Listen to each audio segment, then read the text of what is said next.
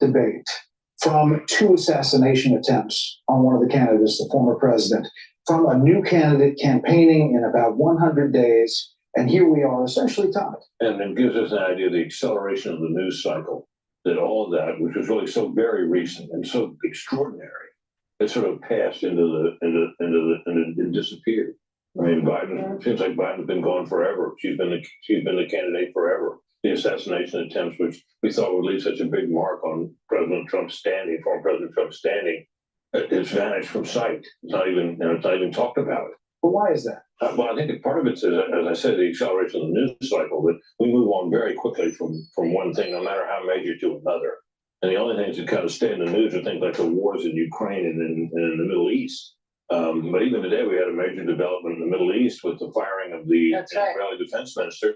And that'll pass without notice tonight. Almost barely gets remarkable. It is stunning, and when Biden dropped out, it knocked the assassination attempts off the top of the news list. But we are going to speak with our panel because we're getting raw vote total in, right? About seconds away from 9 states: Ohio, Virginia, Kentucky, Indiana, plus critical battlegrounds. We're going to do a great job for North Carolina. Georgia, this election right here is a fight for the future. With 97 electoral votes on the line, we have the results as they come in. The moment is here. America is watching.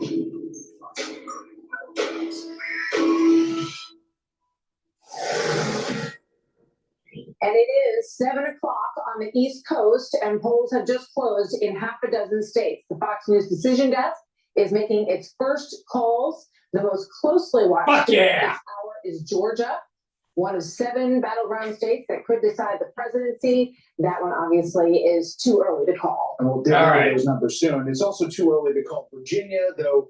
Kentucky looks like it's going for Trump. In our Fox News voter analysis, waiting for the raw vote total to dump there. Fox News can project that former President Trump will win the state of Indiana. So Indiana's going for Trump. Kentucky's going for Trump. And it is too early to call the state of South Carolina.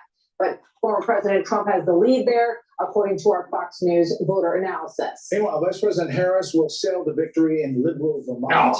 And as we look at the race for 270 electoral votes, that's what it takes to win. Throughout the night, we will be adding up. So we got 2 states going for Trump and 1 state going for Harris. So this is my live coverage of the election. It's November 5th for the ones that don't know.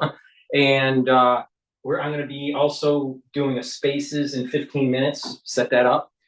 And hopefully people that want to call in and talk about what they're seeing at their polling or in their state, or your opinion about the election, that would be great if you would like to chime in during this live broadcast. Please, if you could, make sure you subscribe to my channels. I have 4 channels on YouTube. I have Brighteon, Bitchute, and Rumble. Please subscribe to all those channels. All the links are in the description box of this video and all my videos. So just go into the description box and click the links and subscribe to all the channels. It's really important to help support my work. In addition, please go to my store, the-studio-reykjavik.com, and get the health supplements. I'll throughout the, when it's a little in a lull period during the election cycle or the election tally here, I'll discuss a little bit about what supplements that you could get on my store that helps with slowing down the aging process, boosting up your immune system, building up energy levels.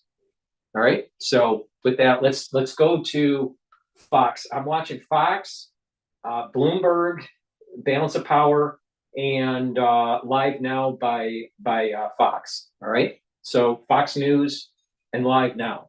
All right, and Bloomberg. So let's. I'm going to primarily watch Fox News. But let's see what happens. And I got it's very interesting BC. because one of the first times in a long time, CNBC in over here. memory, I guess going back to FDR, the late 1800s, we've got a candidate on the ballot where you can compare the number from 4 years ago and compare the number from 8 years ago. So we're going to do this a lot throughout the night. We'll get a measure about how Trump is performing versus Hillary Clinton and versus Joe Biden. So let's go back 8 years now. Just watch his number here with 2/3 of the vote reporting in Florida. This is one county in Jacksonville. So, all right, here we go. Trump was just shy of 50 against Hillary Clinton in that county.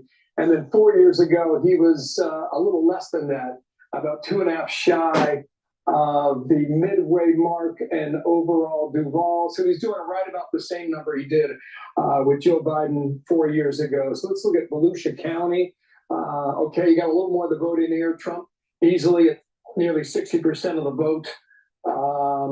77% reporting. Flagler, 86% reporting as well. So we expect him to do quite well in Florida. Let me move away from this because what I wanted to show you in a moment here is we're just getting a flavor right now of perhaps what the suburban vote is doing for Trump versus Harris, and then what the rural vote's doing. And what I did was I want to pick out two places here because there's a county just north of Indianapolis. This is Hamilton County, population about 350, 360,000.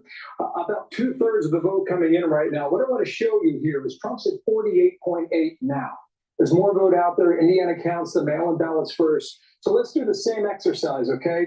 This time, watch the slide come out here, and now it gives us a direct comparison for 8 years ago against Hillary Clinton. This is the weakness in the Trump campaign, right? 8 years ago, he was just shy of 57% in the same county. And then 4 years ago, got slightly weaker, okay? Down about 2 points. And then current day today, okay, so there's more vote out there, so we'll see how it goes. But right now, a little weaker there in that suburb just north of Indianapolis. Conversely, right, Trump's been working the rurals, right? Well, this is Kentucky. You got a lot of the votes still out there, even though we called the race, okay? This is Taylor County. It is rural. It is small. There's about 10 to 12,000 raw votes there. Trump's percentage of the vote is big at 77%. So let's do the same exercise again. Go back to 2016, the percentage of the vote, okay, it was lower. 4 years ago in 2020, same county now, right around 75%. And as of tonight, okay, by the way, raw vote, 93.76, hold on to that number, okay? It's important because he's doing better on a percentage basis, but the raw vote doesn't help him a ton. That may suggest, as we pop around the map throughout the night, that the turnout for this vote could be lower than 2020. It's a COVID year, a pandemic year, a lot of people voting by mail, et cetera. We'll see whether or not we're able to top that number from 2020, but it's questionable and debatable at the moment. If I've got time, I'll just show you Florida. This one more time here, 30% in. Miami is missing. You know, we're waiting for the Hispanic vote down there in Miami, the Cuban vote as well. Broward County, 70% in, heavily Democratic there, but about 60% of the vote right now going for Kamala Harris. The Trump team is saying that they're getting on the radio right now. They're cautiously optimistic. They're doing a radio in Pennsylvania, Wisconsin, and Michigan, all the way at the top. That means the former president telling people there's still time and finish strong. That's the message from Mar-a-Lago right around down here in Palm Beach. Back to you, Brett and Martha. You have time, Bill. We're going to have a lot of time. Okay, so right now, Harris 3, Trump 19 for Electoral College. All right. Now, what I want to do is I want to go to Bloomberg News and see what they're talking about because they're pushing Harris winning Vermont right now, especially after that Ann Seltzer poll over the weekend. I think that it is almost impossible to know exactly who is going to win this race because when we go back to 2020, it was about 45,000 votes that were decided in 3 swing states. Going back to 2016, it was 107,000 swing votes. So if I was sitting here and out of probably more than 150 million people voting, knowing exactly what 10,000 people do in the state of Georgia, you know, it's not really knowable. And until we start getting some of these data that's coming in, I'm looking at a couple of counties in Indiana. We only have 65% in Hamilton County in Indiana, but Harris is up. That's a county that Donald Trump won by 7 percentage points back in 2020. Is that an early indicator? We're going to have to wait until we get a little bit more out of Virginia, out of North Carolina, out of Georgia, before we can kind of see if there's a trend that is being established here. And for months, there was this consensus on Wall and it's Street really that important here. Georgia, right now, Trump is at 54% and Harris is at 45%. Georgia has to go Trump. Trump needs to take Georgia, North Carolina, Pennsylvania, and hopefully Michigan. But it's really important he takes Pennsylvania or Michigan. But Michigan, it's really on the edge there. Really on the edge. Be a 50-50 election that could go in either direction was a bigger call than I thought it was, because it was hard to find any investor who had not been betting on a pretty sizable election by Donald Trump. And most investors were betting on the fact that it was going to be a Republican sweep. So we'll see what the election results are tonight. But part of the pushback I had was, look, this is a lot closer than you think it is. They can decisively break in one direction. So after there's going to be this revisionist history, of course, this person was going to win. If Harris wins, I'm sure I'm going to get plenty of emails saying, here's all the reason it was so clear that she was always going to win. If Trump wins, I'm going to get a different set of emails. It was so clear he was always going to win. But when we look at all of the data, look at all of the information that's available to us at Raymond James, we think it's a toss-up election at the presidential level. We give Democrats a bit of an edge in the House, Republicans more of an edge in the Senate, but we have to wait to see what these votes actually say. If there's any consolation, we'll be playing precisely the same game around this table for weeks. I have no doubt about it. If you are just joining us, welcome to the program. Some early projections and no surprises. Trump wins Kentucky, Harris wins Vermont, Trump wins Indiana. The score so far 19-3. With an update on how the two candidates are spending election night, let's bring in Bloomberg's Akana Gardner and Tyler Kendall with the details. Hey, Tyler. Yeah, hey, John, the energy is high here at former President Donald Trump's election night watch party. You can probably see the stage behind me. We are expecting him to deliver remarks a little later tonight. We are also expecting thousands of supporters to flood into this convention center here in Palm Beach. Now, as the excitement builds, the votes start to come in. I want to drop into live now, see what they're talking about here. Bolton County at the moment. Senate We are getting results in Austin and Riley from Georgia on the presidential level here. Let's take that. All right, so Georgia with 16 electoral votes here. And I can't exactly tell how many of the votes have been counted. Looks like 1,500 for Trump, 1,200 for Harris. All right, so you see Trump there over Harris. So it's still early. What do we make, Austin, of these results here? Yeah, so this is a very small batch of results that have come in. 1,500 looks like for Trump so far, 1,200 for Harris. Polls closing about 11 minutes ago in the Peach State. We're not expecting to get any bellwethers, and I think we just saw the results possibly update there. And what I'll do is I'll pull up that race because Georgia, there it is. So yeah, some more. We're getting Harris is winning Georgia right now. 78,000 votes for Harris versus 63,000 votes for Trump. So we're getting in a little bit more context as to how people are leaning. We don't know exactly where these votes are coming from, but we do know that Harris so far, with only 3% of the votes tabulated, Harris has a 10-point advantage over Trump. Yeah, and of course, also to your point, it is still early. But Riley, if you can, give us a sense. How?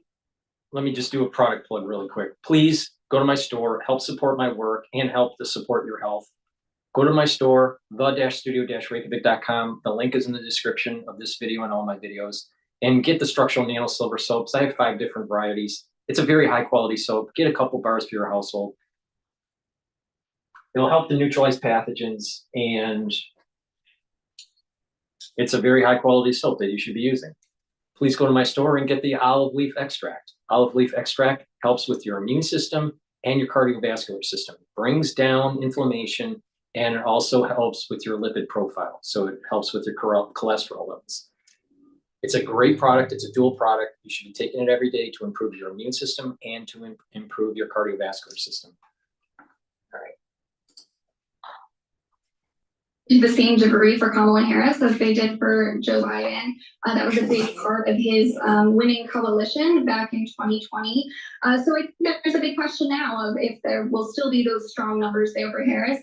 Obviously, Donald Trump's an opening there, or he would not have invested quite so many resources into the state. But yeah, I think that's a big demographic that people will be watching. All right, 84,000 to 80,000. So can you give us context into how we watch these states, these battleground states, over time? What I'm going to put up behind me here, and Andrew, if you can take my screen in full, I want to show. So this is our breakdown of the counties. So, and these are very preliminary results. We will say that up front, but we're starting to see a blue dot in Douglas County. It looks like Harris has a 32-point lead over Trump right now. Can you just lay out how this works? Typically, we see in these major metro areas, that's where Democrats run up the numbers. And then there's several rural counties where Trump runs up the numbers, correct? Yes, that's the case. That'll be the case in Georgia. It will also be similar in Pennsylvania. I talked already about the importance of Philadelphia, but also Pittsburgh. And you'll see the same in Michigan with Detroit, in Wisconsin with Milwaukee. That's typically how this is going to go. So it's really a question of turnout in these big blue cities for the Democrats. So we know that the Harris camp is really relying on turnout, like you said, in Philadelphia. What about Metro Atlanta? Help us make sense of the complexion there. Yes, it's usually solidly blue, but are there any red or purple shades in Metro Atlanta? Yeah, I mean, I think that is really the question. And again, like I brought up, there's a question of where the black vote and black voters are trending in Atlanta, in these, urban areas in these swing states. So, I think that there is a question. There's also a question of whether there's a, hidden Trump vote, a hidden Harris vote. But again, I think there's a lot more questions here than answers about how these cities are going to break down. And I'll just mention that there is something that we're kind of watching. There's this really coalition of 9 counties that we talk about when we're looking at an area like the Atlanta Metro. There's 9 solidly blue counties. There is Fayette County just to the south. That's going to be one that could prove as a bellwether. That's one that's been a little bit tighter as far as last elections go. We've also looked at Cherokee and Forsyth counties. Those are just north of the Atlanta Metro. So there are 9 solidly blue counties that we talk about when it comes to the Atlanta Metro. There are a few that could be competitive, and those are going to be some of the things that we're going to be watching as the election progresses. Riley, one of my questions for you here as we continue on with the evening is how significantly could issues impact turnout in these races? I'm talking issues like abortion, issues like the border.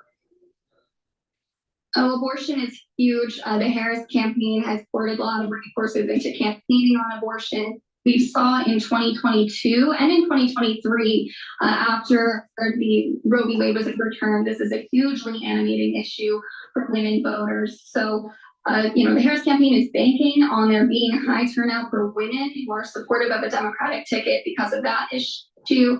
I saw an NBC exit poll clocked the top issue for voters. This is just one exit poll. You should take it with a grain of salt. So right now, oil is trading just a little bit lower than about an hour ago. It's trading at about $72 a barrel. And the S&P 500 futures is trading at, it's trading up. Right now, it's trading at 5,823. So throughout the night, we're going to be watching the oil market and the equity market and the currency market. Right now, the euro to USD is trading at 1.09.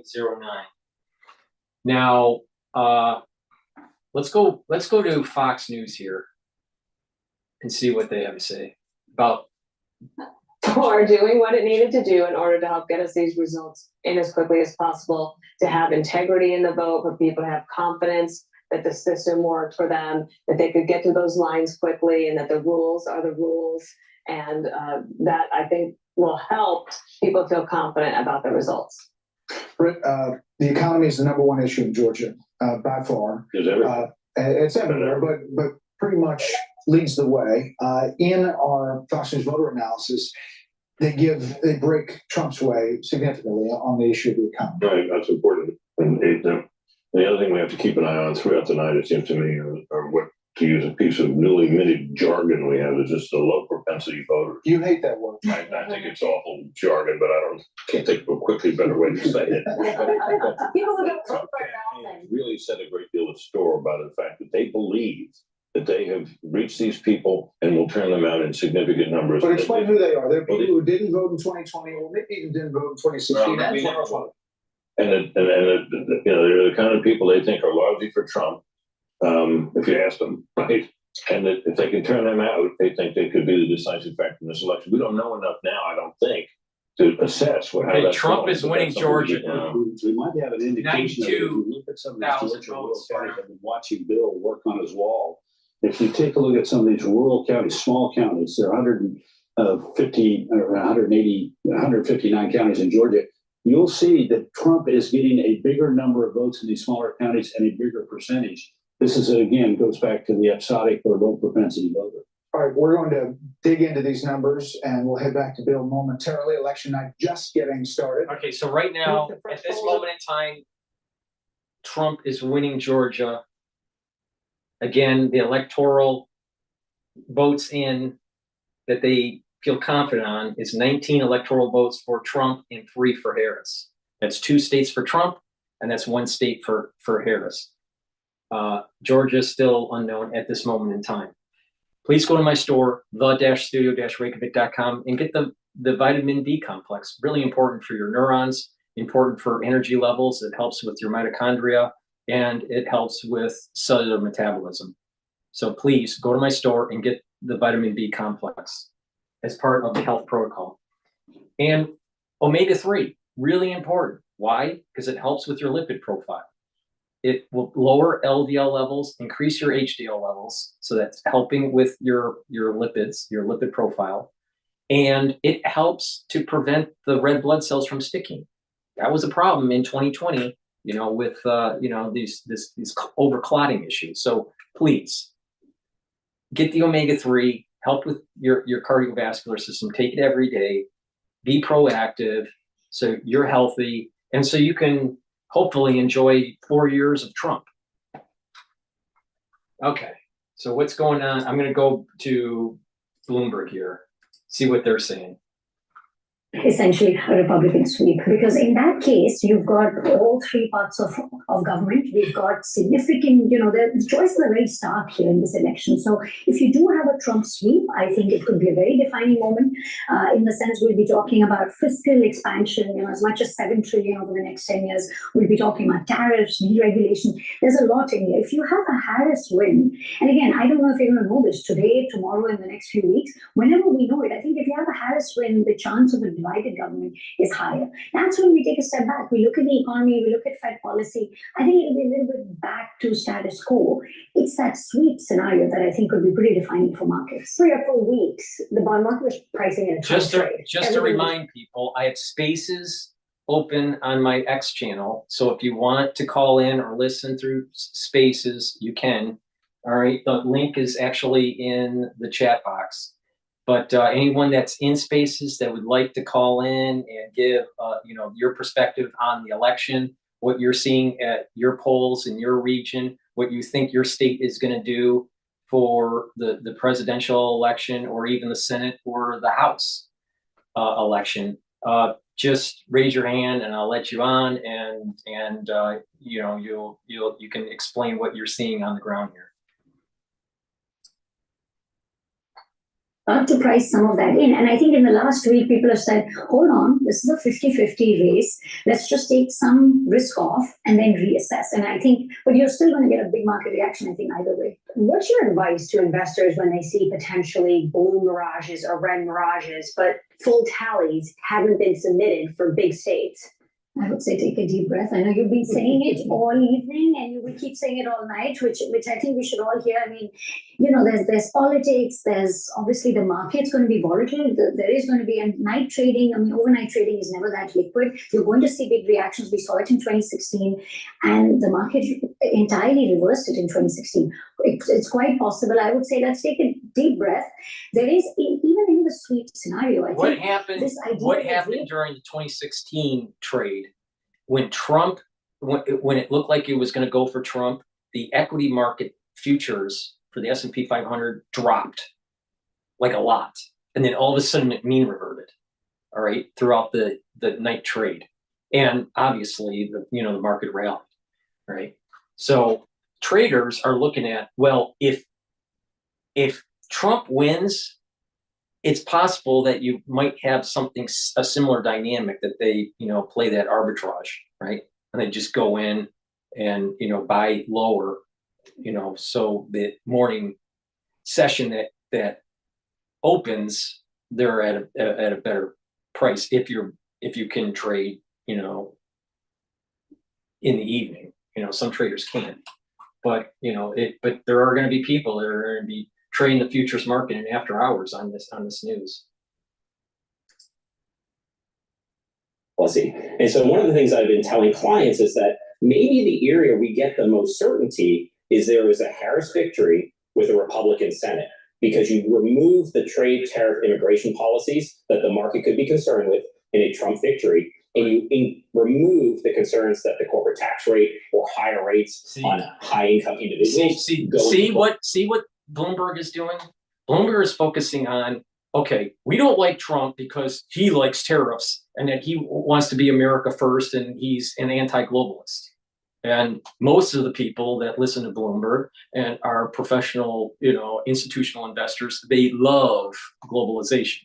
All right. They don't care about the middle worker in the United States. They don't care about American manufacturing. All they care about is their portfolio earning a higher return, and they don't care what they do to the country. All right. So that's why they're promoting globalism. Right. And they don't like Trump. Bloomberg doesn't like Trump because he's an anti-globalist, and he wants to use tariffs as a method to be able to bring manufacturing back to the United States or have better trade agreements. All right. So he's using it as a weapon, but they don't like that because it's hurting their pocketbook, because it's America first policy, not a globalization policy. All right. So they want to get rid of Trump, but they don't like Harris tax policies.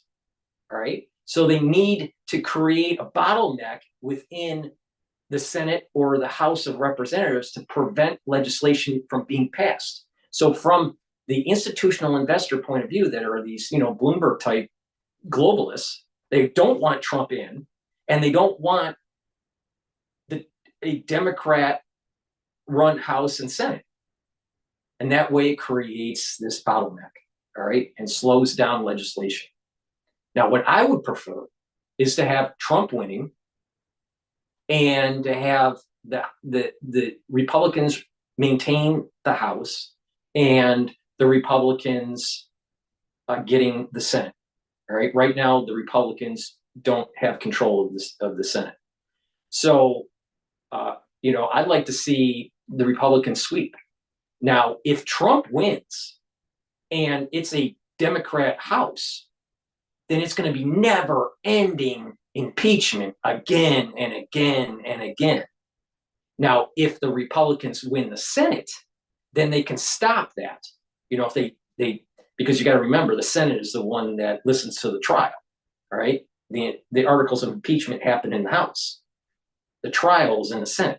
So if the Democrats win the House and Trump wins the White House, then what's going to happen is going to be never-ending impeachment. But the Republicans need to win the Senate to stop that. All right. But if the Republicans have the Senate and the House and Trump wins, you're not going to have this impeachment stuff.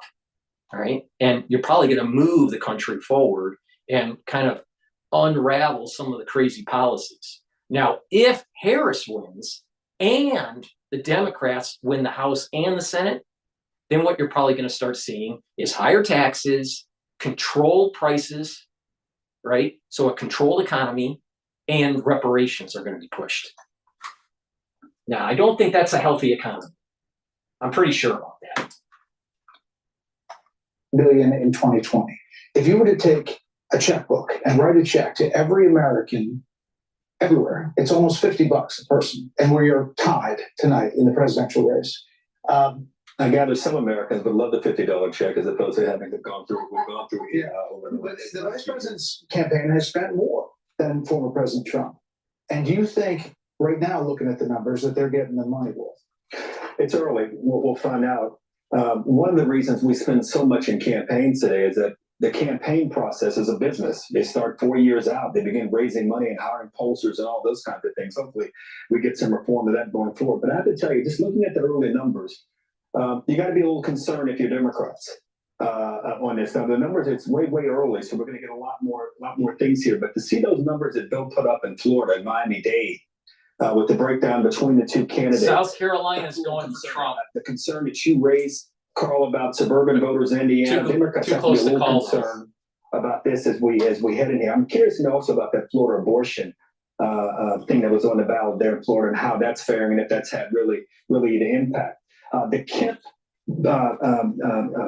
relationship with Trump, it seems like it might have been repaired a bit as you look at some of these numbers early on. We'll have to see what suburban voters. I called with someone who said a little bit about the black voters in Georgia. It was not necessarily black voters in Georgia. It was suburban and rural voters in Georgia that put Biden over, and he even gave the seats to the Democratic senators there. So as we get more and more numbers here over the next few minutes, it'll be very, very telling, because if Georgia and North Carolina stay with Trump, Trump needs that in his math. He can't do it without those states in reality.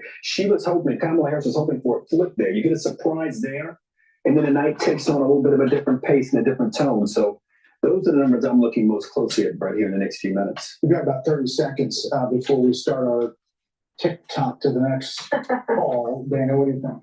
I think that Florida is so interesting because Governor Ron DeSantis is such an effective governor and a great campaigner. And I think also that there are changes in Latino voters and generational changes. But I would also say this: when 75% of the country says you're on the wrong direction, you're going in the wrong direction, and their number one issue is the economy, you should listen to them, because that's what it is. Well, Miami-Dade was flipped by DeSantis. He lost it in his first governor's race, and then he won Miami-Dade in the second. So maybe we're seeing a little bit of that play out in Miami-Dade right now. We'll see. Britt, do you want to do the TikTok sound for us? I'm not sure I remember how. We're coming up on the next poll closing, and it's a big one because North Carolina, 13 seconds. we should start getting raw vote totals right away. North Carolina is one of the fastest states, even despite Hurricane Helene. They're doing a really great job. The Secretary of State's office there, as we wait for the poll closing right now. It is now 7:30 on the East Coast. Polls have just closed in 3 more states. North Carolina is the next state to watch, just like Georgia. It came down to the wire in the last presidential election. It has 16 electoral college votes, and it will be a decisive one, potentially. The Fox News decision desk says it's too early to call. Also too early to call Ohio, but former President Trump has a lead in our Fox News voter analysis. As we mentioned, we're also watching the Senate race there. Bernie Moreno is West the GOP Virginia's candidate going running for against Trump. Sherrod Brown. And we can say that Fox News does project that Trump will win West Virginia. Not a very big surprise there. Obviously, the former governor or the current governor is running for the Senate as well. All right, so Trump right now has 23 electoral votes and Harris 3. So that's beautiful. All right. So Trump, West Virginia, Kentucky, Indiana, and then Vermont for Harris. So Trump's so far doing okay. In West Virginia, as we said, is the Senate race where longtime Senator Joe Manchin is retiring. Democrat, now independent. Fox News can project that Jim Justice will flip this seat to the Republicans. That win puts the GOP 1 seat away from an outright majority in the U.S. Senate, assuming they don't lose any seats along the way that they already hold. Yes, exactly. So the Fox News decision desk says that it is too early to call another Republican target. Ohio, where the incumbent Democratic Senator Sherrod Brown, as I mentioned, fighting for his 4th term against Republican businessman Bernie Moreno. And we're watching that one very closely as well. That could potentially be another flip. It's a toss-up race at the moment. The balance of power looks like this in terms of what we have fed in so far into the data at this point. You've got 40 Republicans, 1 seat flip. That's the West Virginia seat. Jim Justice will be the new senator. He was the former governor from the state of West Virginia. And all right, so 29 right now. Senate is looking in favor of the Republicans at this moment in time. It's really too early, right, to really know exactly what's happening. But perfect world, Republican getting the Senate, Republicans getting back, Republicans winning the House and maintaining power in the House, and Trump winning the White House. That would be ideal. All right.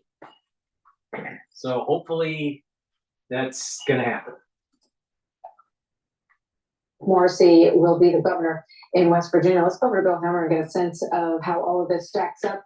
That Florida story is really interesting. Yeah, it is. Okay, what's really interesting here now is that there's in the future market for the S&P 500. All right, in the future market, it has gone up a lot, and it's continuing to go up. So it's at 5,846. for the futures market, this looks very bullish for Trump. So the future, the reason why I'm doing this is that not only do you have the election, but the way it's being digested in the futures market and after hours trading. All right. And my take on this is that a very bullish economy is going to come out of the Trump era, a new Trump era. All right. If Harris wins and the Democrats gain power in the legislative branch, they're going to be really worried about taxes, and there's going to be a market sell-off.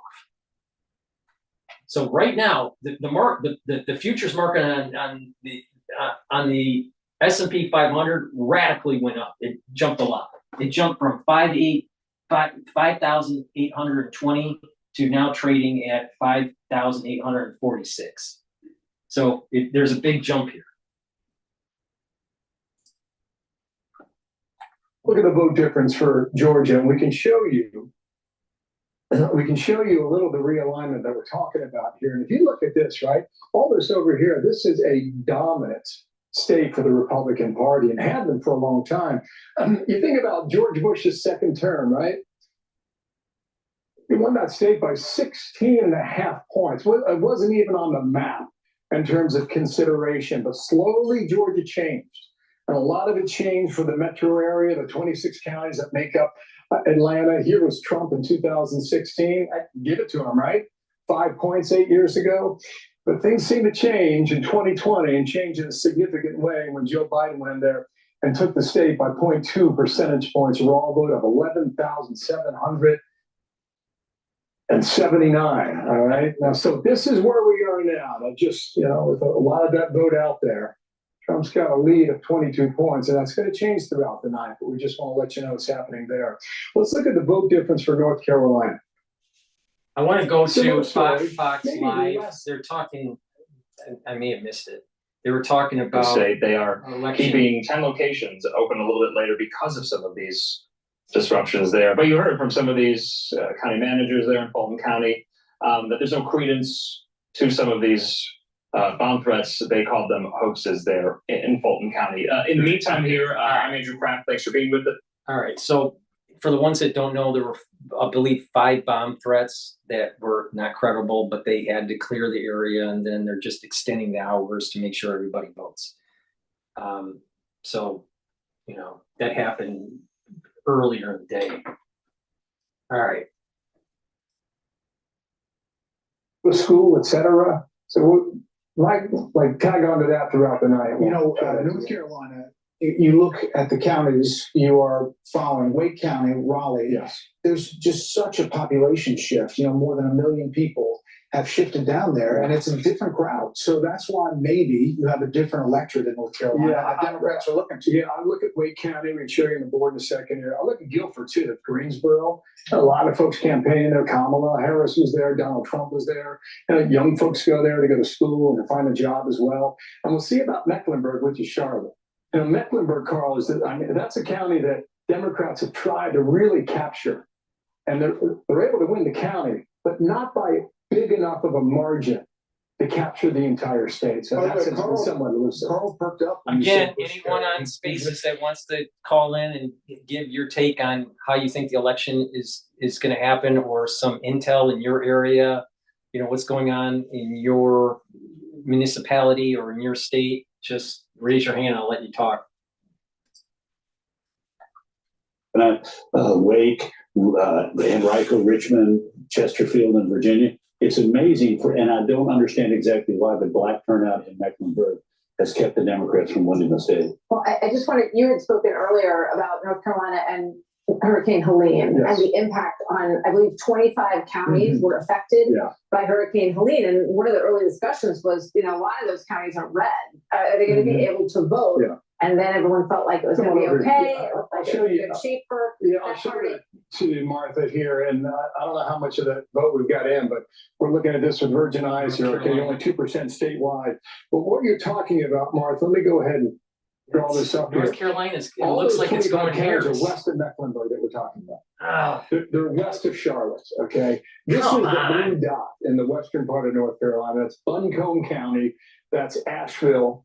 And that helped Joe Biden erase about a 43,000 net gain on behalf of Donald Trump. All the other 25 counties, Trump was up about 270,000. So he came out of these 25 counties that were so wrecked by this hurricane with a net of 43, he lost 43, but a net of 220,000 votes. So let's go and clear this off. How and is- just refresh how our does memories here. Kamala win? Here are the results. I mean, right? Now, Trump won the that's state crazy. I'll tell you, that's crazy. Trump won the state How Senate- does Harris come out ahead in North Carolina with what the Biden-Harris administration lack of help after that hurricane and the flood and everything? How can that be? Trump needs to win Georgia, North Carolina, and Pennsylvania, or Michigan. North Carolina is going to go to Harris? You got to be kidding me. Mobilizing young people. That's what they're sending out, at least now. What do you think? 15 polling places in Georgia have had to have extended hours because of that bomb threat that you guys were reporting on earlier, various bomb threats. And in Georgia, it's DeKalb County, Gwinnett, other key population centers. Will that affect the ultimate result in a place like Georgia? We'll find out. No. But Donald Trump this morning in West Palm Beach looked into the camera and he said, "Stay in line." Like it took him a while to sort of ask for people's votes over this campaign season. Tonight. He's up on X saying, "Stand in line." Yeah, stay in line. Don't get out of the line because the Harris supporters were reporting in Pennsylvania, Lehigh University students, that they waited in line for 6 hours to vote. 6 hours, and that was confirmed by a bunch of other reporting. So people have to, a lot of people can't wait in line for that long. And so that could end up being something that both parties complain about in the end. But, we'll see. Robert? So, as you know, when we were all at the convention together, I said that Kamala Harris was the underdog and that Trump would win. And I didn't shift until maybe with Martha like 2 weeks ago. And the reason was the following. Trump needs to take Georgia and North Carolina. Come on, Trump. Move it. All right. Please go to my store, the-studio-reykjavik.com, and help support my work and help support your health. I offer very high quality supplements. And if you follow my protocol, you're going to slow down aging, you're going to improve your immune system, and you're going to get healthier. One great product that I have, which is way better than anything that Alex Jones sells, is the structural nano silver toothpaste. Get a couple tubes or a few tubes for your household.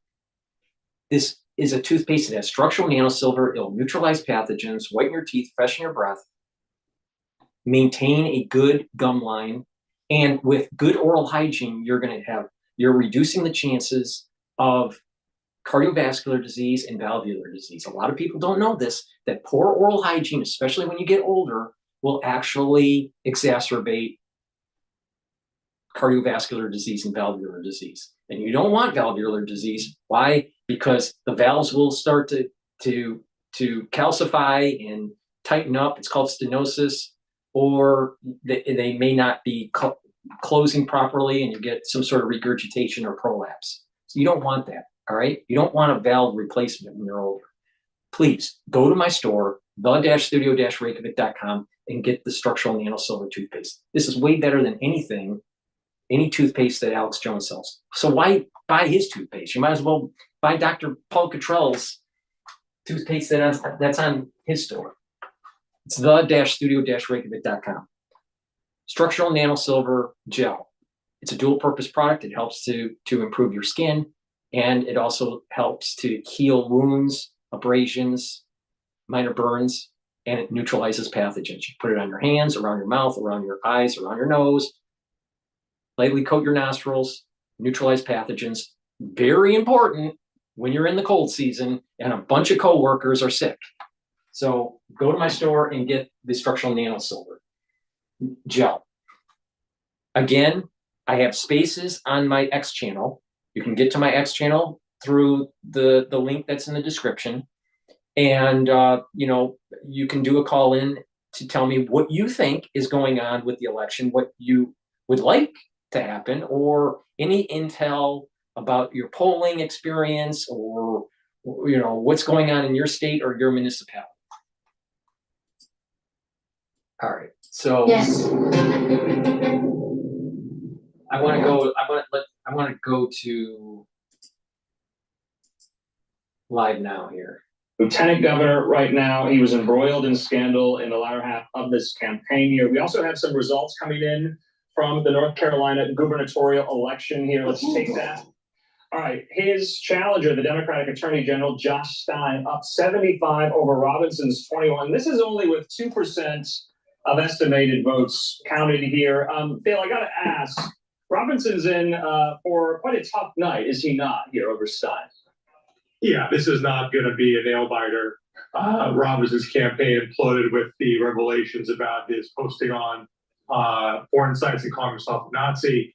The question is, does that drag down Donald Trump in the state? This is or did Trump very interesting here. Himself from Robinson? On Bloomberg, reasons be treated. On Bloomberg, outrun. On Bloomberg, they have Mexican peso is extending slide 1% amid broad dollar strength. Okay. Now, so the dollar's strengthening, and oil is actually going down. It just broke the 72 mark. So that is 71.82. I suspect that if Trump wins, that it's actually going to suppress the WTI price for oil because it's drill, baby, drill. All right. And again, my thesis here is that if you look at the futures market, you get a better idea of what the market sentiment will be for who wins the election. Now, it's not a guarantee, but that's what it's looking like. And the ES, it's still trading, elevated at 5,841, which is the futures market for the S&P 500. So, and Euro USD is trading now at 1.084. And when we started this broadcast, it was trading at 1.09. So euro is weakening, dollar is strengthening. All right, what's going on here?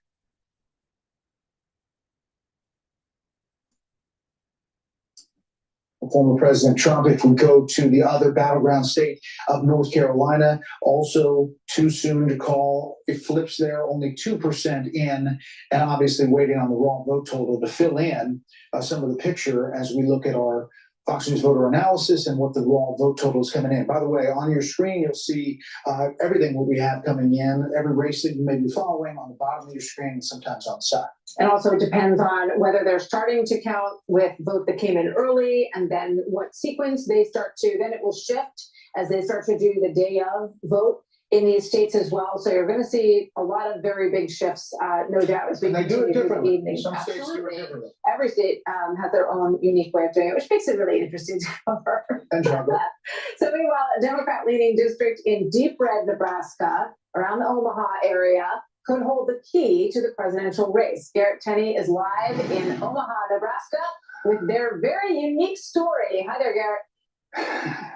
Hey, Martha and Brett. Polls close here in just over an hour, and pretty quickly we should get a sense of where things are heading here in the 2nd Congressional District. Remember, Nebraska is not a winner-take-all state, and here in Omaha, it's known as the blue dot in this deep red state because Democrats won this district's single electoral vote in both 2008 and 2020.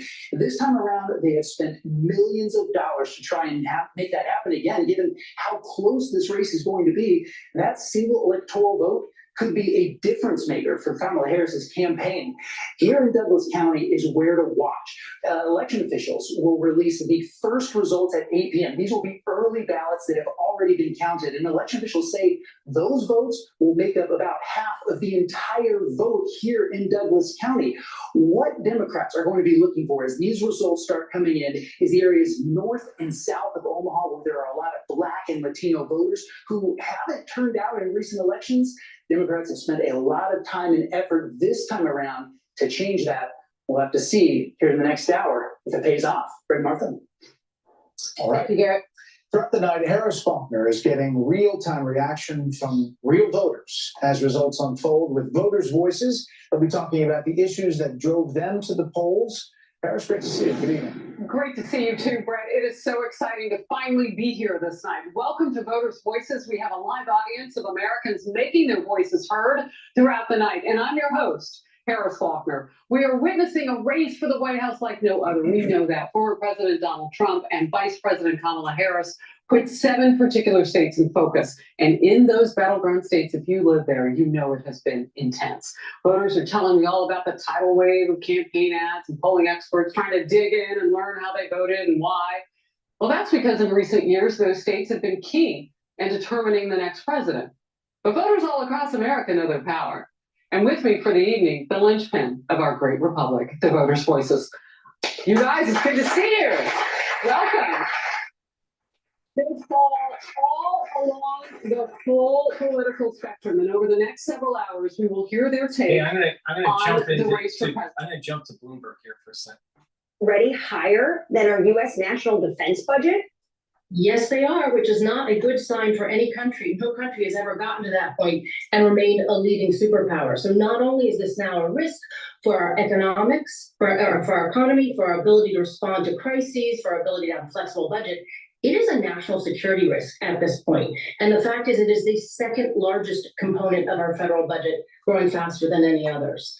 Then you layer on what both candidates have promised. And as you said, they both have put forward promises of trillions of dollars, about $4 trillion in Harris's case, almost $8 trillion in Trump's case. Of course, that's just what they promised. It will depend what the makeup of Congress is, what they can actually get through. But we've seen that even while concerns are growing both domestically and across the globe about the US's fiscal situation, the 2 people running for president, one of them about to enter office, have not shown any real concern with this issue. They've made promises about what they wouldn't do to fix it. They haven't made any promises about what they would do to fix it. So when we get from campaigning to governing, there is a very dangerous mandate that neither one of them will be starting with. Well, Maya, there was a candidate in the primary, Nikki Haley, Governor Haley, who she wanted to talk about this. She was on our program on Bloomberg TV talking about the fact that, you know what, people need to work longer in life. They need to go down to Social Security. Potentially that's where we need to cut some of this spending. And guess what? The Trump campaign clipped that and played it in Iowa. Does polling on the deficit, does this basically resonate with anyone going out to vote? Yeah, I mean, I will say as a political independent, when I heard Governor Haley talking about the realities of the fiscal situation, putting forth actually sensible solutions, I at least jumped out of my seat and applauded. It was great to hear somebody talking about it honestly. But of course, it doesn't appeal to voters when the other option is, hey, I promise you so many things and they'll all be free. Here's trillions of dollars in tax cuts. You don't have to pay for them. And on top of that, I'll give you trillions in new spending. So it's very hard to beat nothing. In fact, You know, that's disingenuous what she's saying. You got to look at the full equation. If you cut taxes, people will have more money in their pocket, so they will spend more. And so and then when you're moving manufacturing back to the United States, you're going to be making more, and you're going to have economic clusters. So in essence, your GDP is going to be going up because of manufacturing and because of spending. So your economy is growing into the rebuild out for our military. You can't do that if you're outsourcing it. You can't increase debt and not have more jobs, because that's going to be really bad for the economy in the long run. All right. So if someone's just saying, well, Trump's policy is going to affect the deficit more because of tariffs and because of defense spending and taxes, tax reduction and all this, right? They're not looking at, well, the other side of the equation is that you're creating more demand because people have more money in their pocket, and you have more jobs because you're bringing back manufacturing. So you're going to have more economic clustering. And so it's disingenuous for them to always try to demonize Trump while not really going, Harris, your policy isn't pro-job. It's not pro-job. It's pro-globalization. It's pro just ship it out, just ship your jobs away. It's not bringing back manufacturing. How are you going to convince a Fortune 500 company to bring back manufacturing in the United States unless you start wielding the tariff weapon? Right? The same thing when there's unfair trade going on, where one country is bringing in lots of, a certain type of product and hurting domestic production in the United States. What's wrong with saying we're going to raise the tariff, right? So it gives the ability for our manufacturing to have an equal footing, or you convince the other country to build a plant and hire American workers, so they're making domestic product. It may be a foreign company, but it's American workers making the product in America. That's exactly what Reagan did with the car industry. He said no to bringing foreign cars into the United States. And he said, if you want to sell your foreign vehicle in the United States, you got to build in the United States. What's wrong with that? That's a good thing, because it creates economic clustering for the United States, which helps our GDP, which brings down the debt to GDP ratio. If you have a high debt and you have low GDP, you have a high debt to GDP ratio. But if you have debt and you are starting to grow your GDP, then the debt to GDP ratio is going down.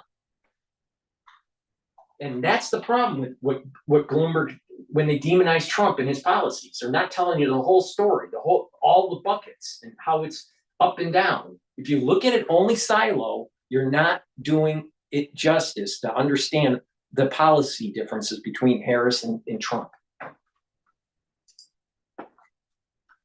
In Philadelphia, he said a lot of talk about massive cheating in Philadelphia, law enforcement coming. We've had a city commissioner here pushing back against that very vociferously on Twitter, saying that it's not the case. He has fielded every request from the RNC. I should say he is a Republican commissioner here in Philadelphia. David Gura, thank you, sir. Appreciate it. I had a feeling that the deficit wasn't popular on the campaign trail, so I'm not surprised. We'll catch up with David again in about 15 minutes' time. Ed Mills, thank you, sir. Appreciate your time this evening. So oil, even though oil trading is volatile, oil is trading at 71.78, so below the 72 mark. So that trade looks pro-Trump to me. By 0.5%, and in the bond market, Treasury's trading soft. Yields higher by 6 basis points. Your 10-year 4.33.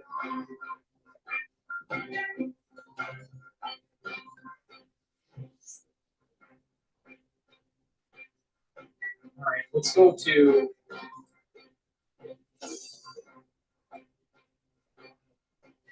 Fox News here. God bless you. We need your help to deliver mortgage-free homes to catastrophically injured service members, Gold Star, and fallen first responders families with young children. Please contribute $11 a month by visiting T2T. They're in their break right now. So please go to my store, the-studio-reykjavik.com, and get the great products that I offer to help you improve your immune system, slow down the aging process, increase your longevity, improve your endocrine system, and just overall health will improve. So I have very high quality products. One product that you should be taking every day is the Max 35 or the Max 14, all right? The Max 35 and the Max 14 is a structural nano silver liquid. You take a teaspoon a day, you swish it in your mouth, you gargle about 20, 30 seconds, and then swallow it. What that does is it improves your oral hygiene. It will neutralize pathogens and maintain the mucosal barrier for your epithelial lining. All right. What that basically means is that you're not going to get sick as often. And that means by neutralizing pathogens on a regular basis, when you don't get sick as often, that means your body can heal and slow down the aging process. Now, unfortunately, people don't pay attention and they get sick 3 times a year. And if you have a minor infection, a minor cold, 3 times a year, it takes 2 to 3 weeks after the minor infection to clear to actually remodel the stress and the damage that it made on your cells. All right. When you have a minor infection, it takes 2 to 3 weeks to heal. If you have a major infection, sepsis or a really bad cold and you know, a real bad respiratory problem, right? And you have it for a few weeks or, you know, a couple weeks, it takes even longer. Now, the average person has a minor cold 3 times a year. That means that 25% of your year is either sick or healing. That means that you're truncating 25% of your year for just other remodeling and helping your body get better and heal. All right? So the whole point is stop getting sick so your body's immune system can focus on other things to heal other tissues. But if you're chronically sick, your body is always fighting that chronic infection. So what's the whole idea is to mitigate. All right? A great way to mitigate is following my protocol. Neutralize pathogens, lower the inflammation, and soak up free radicals by taking strong antioxidants.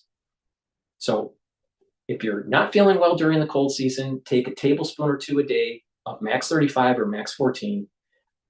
For maintenance dosage, take a teaspoon a day. I take a teaspoon a day.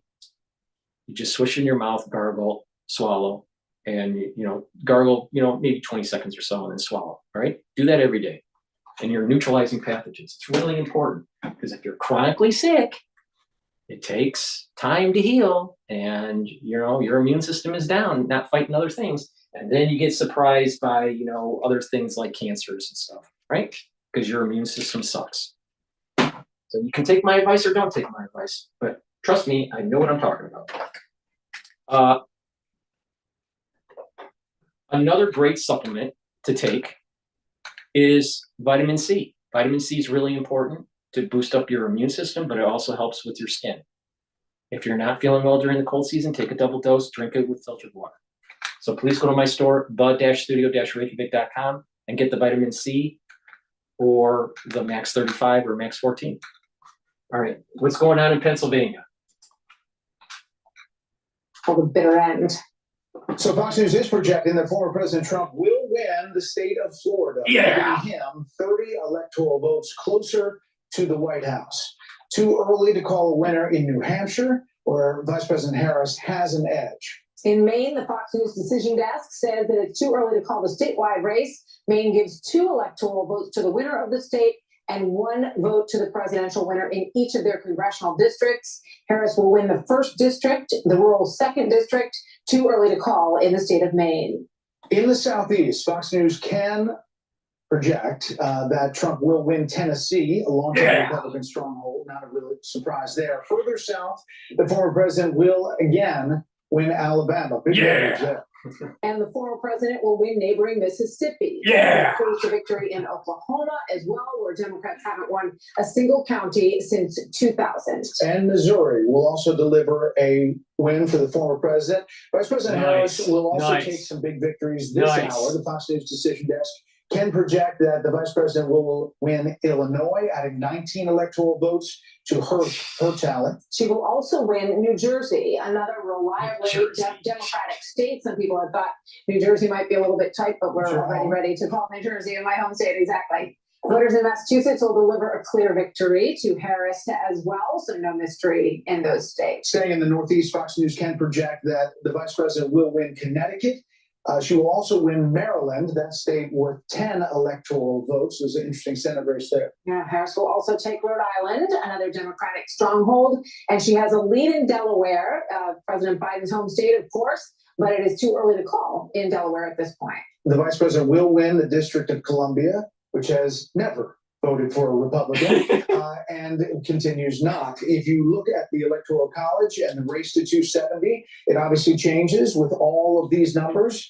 It is in the corner of your screen, 105 to Harris 72, and there you see it full screen. As we start to fill in this map, little by little, we're going to get closer to 270. Remember, there's some big states, including California, all the way out in the west, that'll adjust this number for the vice president. We're back with our panel. Jessica, Jesse, and Kellyanne. We added you. Jesse, thoughts? Are we sure about New Jersey? Oh, that's what next to a guy this morning wearing a garbage bag. So I thought the state was a lock. I guess I was wrong about that. I also just heard from a person who was not going to vote, and then his girlfriend called him and said, if you don't vote for Kamala Harris, we're breaking up. So he just drove 2 hours to the polling station and waited 2 hours in line. So I still don't understand people. And I'm not going to give you the county by county because I don't have that in my wheelhouse. But I will say I was just watching something interesting in Georgia where she's not performing as well with black voters as Joe Biden. And Donald Trump has flipped the script with indies. He's up 11 with independents, whereas Biden had beaten him by 9 with independents. So those are just interesting things to look at. Other than that, if you look at these exit polling or the Fox News voter analysis, you think this would be a runaway Donald Trump victory. I don't understand if only 13% of Americans feel they're getting ahead financially, that Kamala Harris is even competitive. And bravo to the Democrat machine to make this race competitive, because she came out of nowhere. No one knows who she is. She didn't run a very specific campaign, and she is making it, they are making it a very competitive race. And we haven't called anything surprising except for New Jersey. You were surprised. I was. Jesse Charles, welcome. Good to see you. Yes, thanks for having Your me. thoughts so far in the evening? Not surprised by New Jersey, and I'm sorry for you. You have been bragging about that one for months to me. I was wrong once. One time. It's been interesting to see, obviously, what's going on in the suburbs. If this is a harbinger of a good night for Kamala Harris, that's where it's going to happen. Obviously, you need the urban turnout to be huge, and I think Philadelphia was a big story this day, already in the first hour of Election Day polling, that they were smashing records, and we'll see where that all turns up.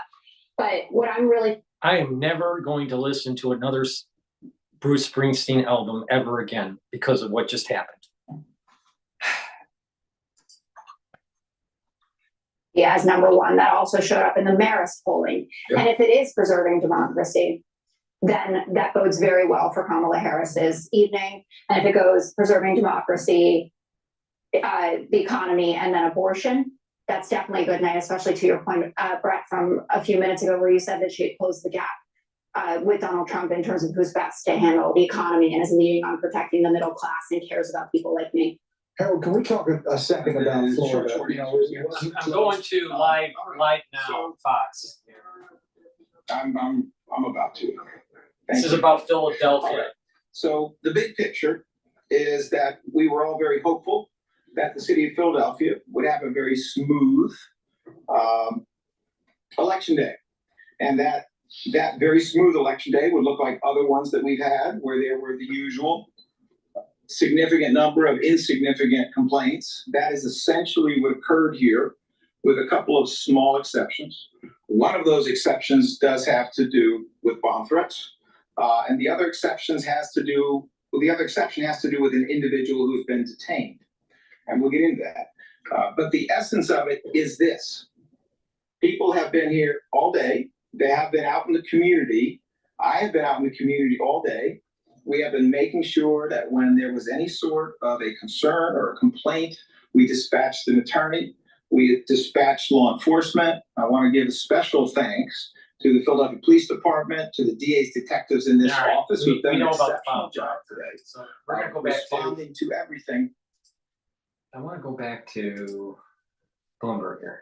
Greece bonds and foreign exchange. Joining us around the table, our guest host for the next hour, Tobin Marcus of Wolf Research.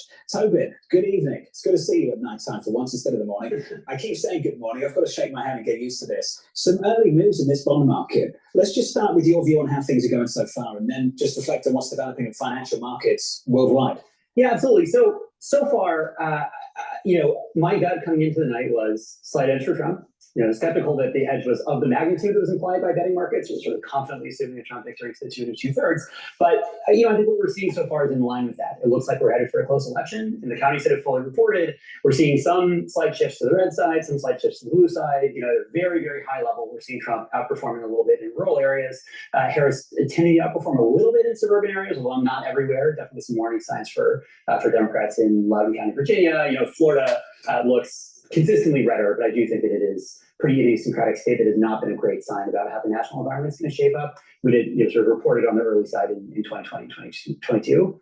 So, Tobin, no surprises. Why is the market picking up on a Trump win? So, I mean, there are no surprises in terms of calls. I mean, to the extent that the market's actually reacting to news in a sophisticated way, my expectation would be that no one is shocked to see, Missouri, Kentucky, these states called for Trump that everyone knew he would win. The question is, as we get down to the county level, as we're starting to see relatively complete reports from some of these counties that give you the cleanest point of comparison in terms of how the environment looks overall in 2024 relative to 2020, to the extent that that reads across the places that actually do matter, that's the question. Are we seeing incremental good news for Trump? You've been giving Trump the edge. Why exactly?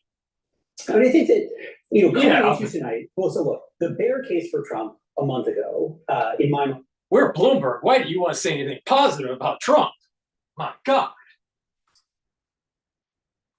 Polling all year long, he was doing better with less consistent voters. He's doing better with younger men, younger non-college men. This is not a consistently high turnout demographic, but in early voting to date, you never want to overread the early voting results. But I think the thing we did see is Republicans were not failing to show up. Like, you were seeing good turnout from Republicans, a little bit less clear for Democrats. So to my mind, coming into election day, Democrats had more things that needed to go right for them than Republicans did. And the polling, looked very, very, very close, maybe leaning very slightly towards Trump, if anything. What's his path? Is it a repeat of 2016? Georgia doesn't look like it's going Trump. If he wins, my expectation he's probably going to win all the Sun Belt states, Arizona, Nevada.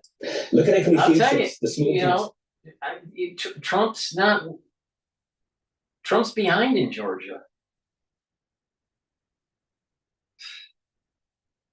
Unbelievable. What's going on? I mean, this is crazy. And Trump's behind in North Carolina. What the hell is going on? It's worth looking at. It's notable. It's worth looking at. It is notable, but it doesn't make sense if you're basing it off of the news that you're getting right now. Because everything you're seeing across your screens in terms of the states that Trump is winning and the states that Harris is winning are not surprising. We need to know the outcome of 7 swing states, and that's how we're going to know who actually had the edge the whole time, who actually won this election. But potentially, what we saw in the past 24, 48 hours after that Ann Seltzer poll, potentially people were starting to dial back. They were concerned about the trade they found for Trump, and maybe now they're feeling a little bit more conviction. Let's get you the update. Votes coming to a close in Florida, as well as Pennsylvania. Bloomberg's David Gura joins us now from Philadelphia, alongside. Man, you know what's amazing is Anna, you've got Bloomberg is just saying 38 for Harris, while one re-election. Bloomberg is saying 38 for Harris, while Fox is saying 72. So Bloomberg is a little behind on calling it. Just want to caution you, there's still a lot of vote out there, but we're going to keep a very close eye on Fulton County starting right now into the night here in Georgia. And Bill, do you have any indication that turnout is a bit lower than 2020? Because that would affect some of what you're doing in these comparisons as well. I can tell you this, Martha. Before Election Day, Brad Raffensperger, the Secretary of State, set up an awesome website. All right. And Trump's now winning. The early vote. I was on there every Trump hour, is now every day, just trying Trump to is now winning Georgia. vote. Don't know about today just yet, but based on the early vote, the African American population in Georgia is about 33% statewide. What the political analysts will argue is that you need, in order to win statewide as a Democrat, you need 30% of that vote. And the early vote indicated that Kamala Harris was just a tick above 26%. So that's another indicator, maybe another data point that we need to keep an eye on throughout the night as to what Brett was talking about a moment ago. Brett, what are you looking at? Well, I've been keeping an eye on this issue that was raised in our voter analysis. It said that fully half of all voters said the future of democracy is the most important factor in their vote. That's a big number, and that's a lot of people worried about that. Now, Trump gets some of those votes. Please go to my store and stop. You don't want to look like this guy, all right? So follow my health protocols, all right? One of the health protocols is to take collagen, so you don't look like this clown, all right? The collagen peptides has a very impressive amino acid profile, all right? It has a big scooper in here. You take it every day. It helps with your skin, your hair, your nails, your bones, and your joints, all right? Take it every day. There's a big scooper in here. You mix it with your food or with water or in a smoothie. What I do is I mix it with hummus. So take it every day. All right. And I also have an anti-aging skincare box that you can get that has other products with this. If you take vitamin C and the structural nanosilver gel, you're improving your skin even more. And if you add C60 and resveratrol to improve the basal layer that helps to repopulate your skin cells, you're improving the health of that basal layer and the health of your skin. So please go to my store, the-studio-reykjavik.com, and get the collagen. It's a dual purpose product. All right. It's helping with your skin, your nails, your joints, your bones, and your hair. So please go to my store and get the collagen. I've partnered up with Rainbow Herbals, and we created these great deodorant bars that are dual purpose. You can get it in peppermint, lavender, and tea tree, or in citrus. It's made from essential oils from the Himalayas. It doesn't have any aluminum and no baking soda. It's all natural ingredients, very high quality. Get a couple bars for your household. This is for males and females. And it will also help to detoxify your body. So you're using it as a deodorant, and it helps to slowly detoxify your body. So it's dual purpose. So please go to my store, help support this great product, either in citrus or in peppermint, lavender, and tea tree. All right, what's going on? Party right next door and still haven't made their way over, and that's because there's a really long security line. They got to go through the max before they get in here. So that is what's holding up the people, the spaces that you see behind me, and why that hasn't built up just yet. I want to just talk about you guys were on the big screen when you called Florida in here, and everybody erupted into a cheer. I was just talking to Congressman Mike Waltz of Florida, the great state of Florida, and he was telling me how it was a record early vote turnout, and that's why. And he thinks that's going to resonate across the country today. People are going to come out and vote for Trump. Back to you guys. Thank you, Aisha. Aisha, thanks. Let's check in with Jackie Heinrich. She's at the Harris campaign headquarters in Washington, D.C. Hi, Jackie.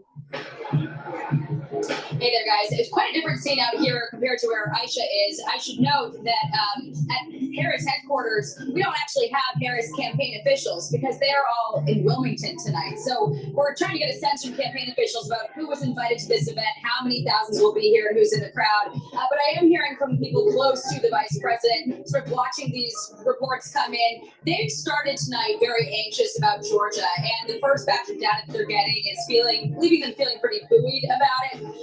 A source close to the VP says that they're seeing really high turnout in the metro Atlanta area, and as of a short while ago, they had a 10+ point lead among women. Odds that Trump would be the president to over 70% odds. A big move notable in North Carolina in these betting markets to his odds going to near 80%. Again, this is a unique feature of the market this time around, that you're not just having assets move, but you're having these betting markets move assets. Is it the dog? Is it the tail? Unclear at this moment, but some of the more retail type proxies for Trump are trading on this itself. You have DJT, that's up some 10.4% aftermarket. Look at Tesla, one that's even unclear whether it would benefit or not from a Trump presidency. He is close to Elon Musk, but of course, will he be good for EVs? That in itself has been ripping higher recently, up 3%. And of course, John, the final proxy for this, perhaps one of the more clean reads, it is crypto. Crypto also moving higher in the last hour, up some 3% for Bitcoin as of now, John. Danny, quite a move. Appreciate it. Thank you. Our next guest now is Cleve Williams of Aiken Partners. He's the former Deputy Director of the National Economic Council and joins us now. Cleve, do you like what you see so far? I do. I'm cautiously optimistic. I think there's reason for the Trump team to be excited about what they're seeing. And the one factor that you all haven't talked about yet, or at least I haven't heard you talk about, that a lot of us are seeing, is we're looking at the countywide data. And we're seeing that Trump is ahead of where he was in 2020 in a lot of these states. So no big surprises at the top level, but behind the scenes, the numbers generally look good. And I think that's what the markets are reacting to.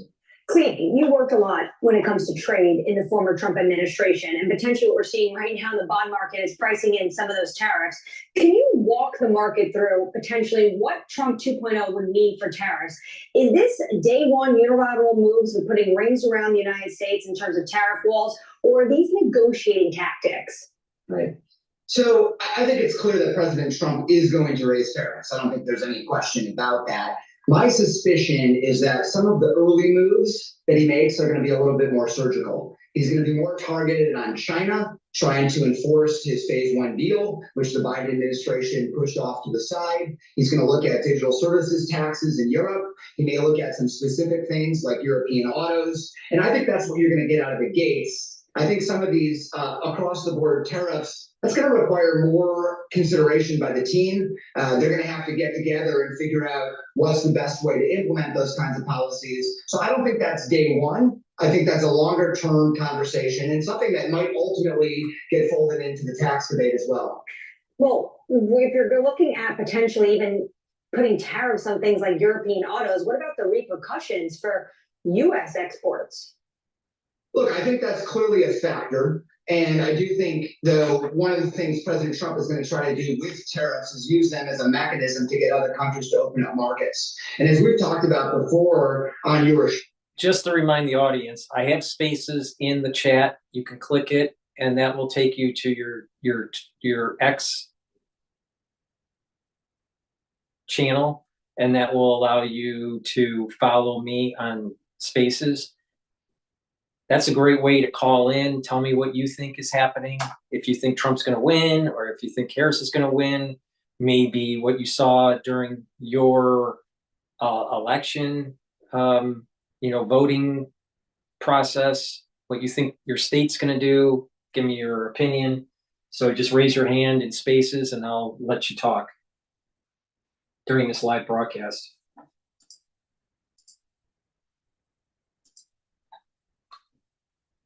Right. I mean, the problems with China are well understood. You've got problems with intellectual property theft, forced technology transfer, excess capacity. So that clearly is going to be high on the list for Trump and the team. On Mexico, though, there still is some concern about the way that the USMCA agreement has been implemented. There's concern about Chinese investment going into Mexico, and then Mexico able to export some of that into the United States. So I think those are not totally unrelated issues. I think both of them will be high on the list. And then the other two places I'm focused on are Europe, where I think the president is concerned about a lot of the things that Europe is doing. He's concerned about the trade deficit there. And then I'm also looking at Vietnam, where you've had a lot of production shifting out of China, going into Vietnam. Some of that may be totally legitimate, Vietnamese companies being able to take advantage of the US-China trade tension. But some of that is also probably Chinese shell companies. And I think that's the kind of thing that the Trump team's going to want to root out. Clayton, appreciate your time, sir. Clayton Williams, thank you. Tobin Marcus still with us. Tobin, I want to go back to the result out of Florida and just work through some information. I think it's probably still too early to start building a narrative, but I want your take on things. Senator Scott keeps his seat. There was potentially going to be a Latino problem after the Madison Square Garden rally of a week ago. There doesn't seem to be one for him this evening. Trump takes Florida. There was potentially going to be some kind of issue, maybe a close race because abortion was on the ballot. Is it too early to read into any of that stuff this evening? So look, Florida, I think, is a very idiosyncratic state that has moved red very quickly. Republicans are very strong there. The Democratic organization is not strong. So I hesitate to overconclude from Florida in particular, but it is in keeping with the patterns that we're seeing elsewhere. Texas are getting results, still early, but looks quite good for Republicans. So, I mean, look, the overall pattern of results does seem to be favorable for Trump across at least the sort of southern and southeastern states. All right, let's go to Fox here. What's going on here? Martha, hey, Brett. Yeah, just taking a look. This is the national level. Before I dive into Pennsylvania, because we want to get a look at how voters were thinking about the economy there when they decided who they were going to vote for. But this is their view on the nation's economy. And as we knew leading up to Election Day, it's pretty negative. But the thing to point out here is when you compare it to 2020, those that have a negative view of the economy, this is about 6 points higher than it was just 4 years ago. I want to look at Pennsylvania and show you what we're seeing there, okay? When it comes to those that are looking for change, we know this is a big part of the story of this election day. Those that are looking for total upheaval, this is Pennsylvania voters, okay? 28%. And you were to break that down by candidate, which we can now do as we work our way into closing time there in PA, 66% voted for Trump. This is a really interesting story. Those who are looking for substantial change, it is about split with the edge going to Donald Trump by 3 points. Okay, so substantial change. Those are people looking for still big change, and it is about even in PA. We've got a lot more we're going to dig into in Pennsylvania. We'll have that for you in a bit. Brett and Martha. Senator, thanks. Let's bring in our Fox Business panel. Maria Bartiromo, Larry Kudlow, Charles Payne, and Kevin O'Leary. Great to see you all. Maria, you know, it's not just the betting markets on the election, it's the markets that were betting prior to this election day. What are we to divine from all of that tonight? Well, I think when you're talking about investors and businesses, Brett, Martha, I think you really have to look at economic policy and tax policy in particular. The one issue that is bothering investors and corporations out there is the plan of Kamala Harris to raise the corporate tax rate to 28%. We haven't seen that in a long time, and the word on that is that cuts into wages. Something's got to give. When a corporation is looking at a 28% corporate tax rate, it's likely that means less money for employees and wages. So that's one of the issues that business and investors are worried about. Her economic policy, of course, Trump has talked about a 15% corporate tax rate if you're doing business. They're going to cut growth in wages, and then they're going to raise prices. That's what's going to happen. So people are going to have less income, and they're going to have to purchase goods and services. It's going to cost more.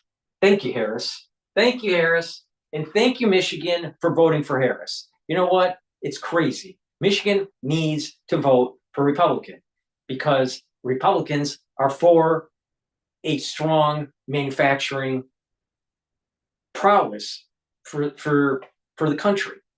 And a big part of Michigan is manufacturing. Voting for a Democrat is idiotic if you want strong manufacturing in the United States. It's so old school kind of thinking now. Democrats need to start. Yeah. It's crazy to vote Democrat. Some good news, but I just don't think there are enough numbers. You know, I agree with the assessment that Maria made on the policy front. But be honest with you, number one, I don't think the stock market yet knows who's going to win or what the policies are going to be. It's watching like a hawk, but I don't think it knows yet. I mean, I don't know. We've got to see what happens tonight. Number two, Trump has this working class coalition. It's a different Republican Party. You know, it started with him in 2015, 2016. It's ebbed and flowed. I think it's closed in high tide.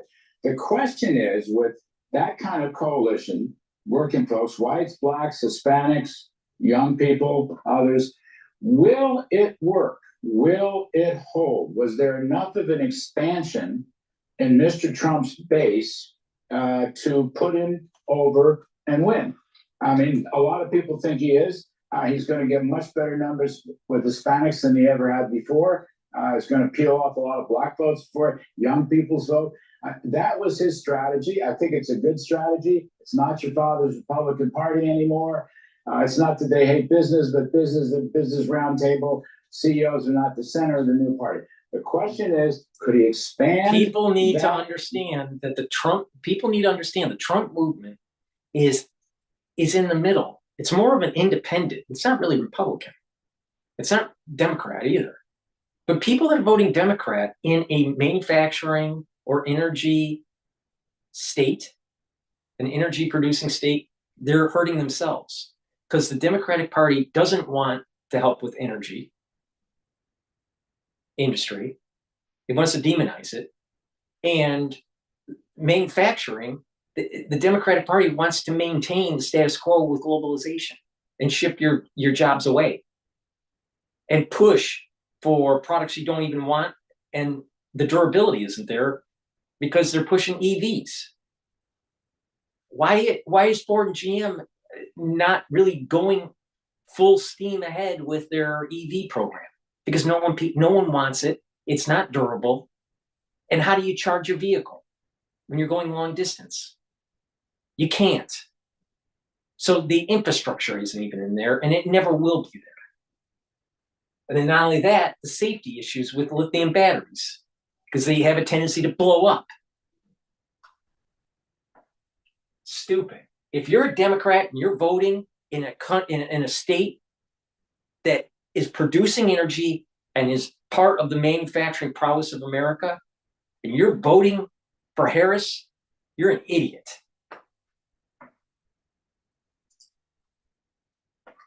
Is that the top 20% of Americans are doing 40% of the consumption. They have made all of the money on their Biden-Harris policies, including flooding our country with cash we did not need. It was fun for regular folks when you got the stimmy check and went to the mall, but now everyone outside of the top 20% suffering big time. May I add one thing, Martha, to the comment on jobs? Because here too, it goes right back to policy, and that is the open border policy. The open border has not just had the effect on national security and our own personal security. The open border is an economic issue. For the last several years, what we have been seeing is an increase in jobs for non-citizens, illegal and legal, and a decrease in jobs for American citizens. That's important. People understand. Kevin O'Leary, just with the quick time we have left, she had talked a lot about being from the middle class. It was the first sentence out of her mouth a lot. President Trump has been promising a golden age in an American economic future. What do you see winning these voters over tonight? Well, I was disciplined when I was listening to both parties and disappointed we didn't get into policy enough because it got crazy towards the end last few weeks. Let's go back to taxation. We compete internationally. It's not like this is just isolated to the US. A 28% tax rate takes us into the bottom quartile of competition. That means capital goes to other places. That's not a good outcome. So I would have liked to talk more about that. The idea of taxing. And maybe the globalists want to support the Democratic Party because they want to gut the manufacturing in the United States. Why? Because by gutting the manufacturing in the United States has a harder time to defend itself and make its armaments. And two, when you have a weak economy, people will have a tendency to just kind of throw away their civil liberties so they can, eat, throw away their constitutional rights so they can eat. The Democratic Party is aligned with a one world order government. So when you vote for a Democrat, you're pushing away jobs in the United States. Now, it's a sophisticated thing. Raise taxes. Companies decide to move their operations overseas because it's too costly. People start to lose their jobs and they have to depend on social programs. And the Democrats come in and go, we'll give you more freebies. So it's the feedback loop. They're creating their own demand. Again, you're a Democrat, you're a fucking idiot. Britt, they're still talking about the economy in another studio. I kind of wish we missed it. Sorry, we just did, man. Well, they're talking a lot more substance than when we heard it on the campaign trail when it came in. They're absolutely right. I mean, we did not have a good debate, for instance, over economic issues, and it clearly is the number one issue on people's minds. Right? We didn't really get into policy. All right, so now it's 72 electoral votes for Harris and 111 There's been a lot of discussion over the past several years about whether the anti-Trump Republican, the Never Trump movement, would end up mattering. Our voter analysis memos tells us that if she wins, that will be the decisive factor. I'm not quite sure I buy that, but it's interesting and I think that what we have here, and the fact that the Trump campaign has made such an effort to turn out these low propensity voters, that is to say, what we might call unlikely voters, that might be how they plan to make up the difference among Republican voters that they might lose. I think that has been the strategy, right? Kellyanne? Sure. Well, we've said all night and all week, we don't know anything. Well, here's what we do know. That the two parties had a primary season and only one party participated in it, the Republicans. We had a lot of strong men and I think at least one woman running in the Republican primary. One candidate and a super PAC spent $250 million to get 9 electoral votes. North Carolina is so close. 97 electoral votes. They spent over $100 million. I like them all very much. I'm glad they're part of the party. Donald Trump has expanded his Pennsylvania party. Good candidates expand their party demographically, geographically. Florida, Iowa, And Ohio. Harris's camp. These are states President Obama won twice with well over 50% of the vote. We don't even talk about them as swing states anymore. He's going to get 1 million extra votes in Florida potentially tonight. So I have to push back a little bit about, is it this disaffected Republican? Every time there's a Republican of note, of name out there that goes and supports Kamala Harris, Liz Cheney and John Kelly, and this, everybody just has to cover, the mainstream has to cover it. They're missing the big story, which is the millions, maybe tens of millions of would-be, could-be, have-been Democrats voting for Donald Trump. They're rank and file people. They don't have big names. They're not going to go on MSNBC and crow about it and go campaign with Kamala Harris. They're showing up today, and they're showing up early. And the fact that he has converted this into the party of the worker, and he has told Americans not everybody has to be stuffed into a 4-year college degree, that the welders, the steel workers in Pennsylvania, the coal miners, they've got a seat at the table. They can work again. It's a big deal. Yeah. And she's not doing that. She's not winning black men votes. All right, I'm going to go to live now here. Through that race call, not a surprise. All right, and Anna, let's get back to some of the Harris campaign, I guess, the vibes within headquarters there on the campus of Howard University here. What does Harris need to do if she has the momentum to maintain that momentum? And what have they done in the last 4 or 5 days to shore up any support here? Yeah, what the Harris campaign has done is it's very similar to Trump's, but they had the closing message at the election on Tuesday. Sorry to cut you off here. We do have Rick Scott as election night watch party. We'll get to that question and answer in just a moment here. Let's listen. Well, Florida, we did it!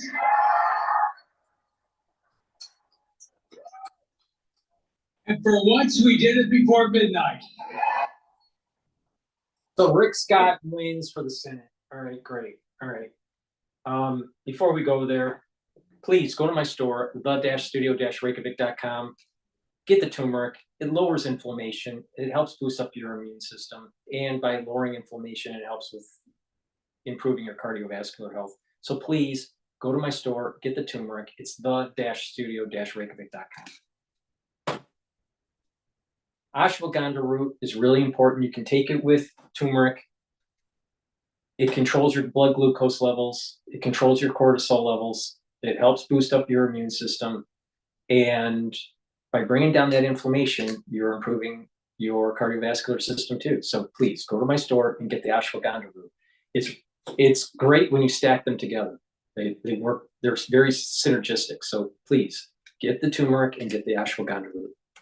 It's part of the second pillar. Remember the 3 pillars: neutralize pathogens, bring down inflammation, soak up free radicals. So this is the second pillar to bring down the inflammatory response. All right. Let's go to Bloomberg because I really don't care about Rick Scott. By 8 basis points on a 10-year at 435. And in foreign exchange, clean sweep for the US dollar in G10. Dollar stronger against absolutely everything.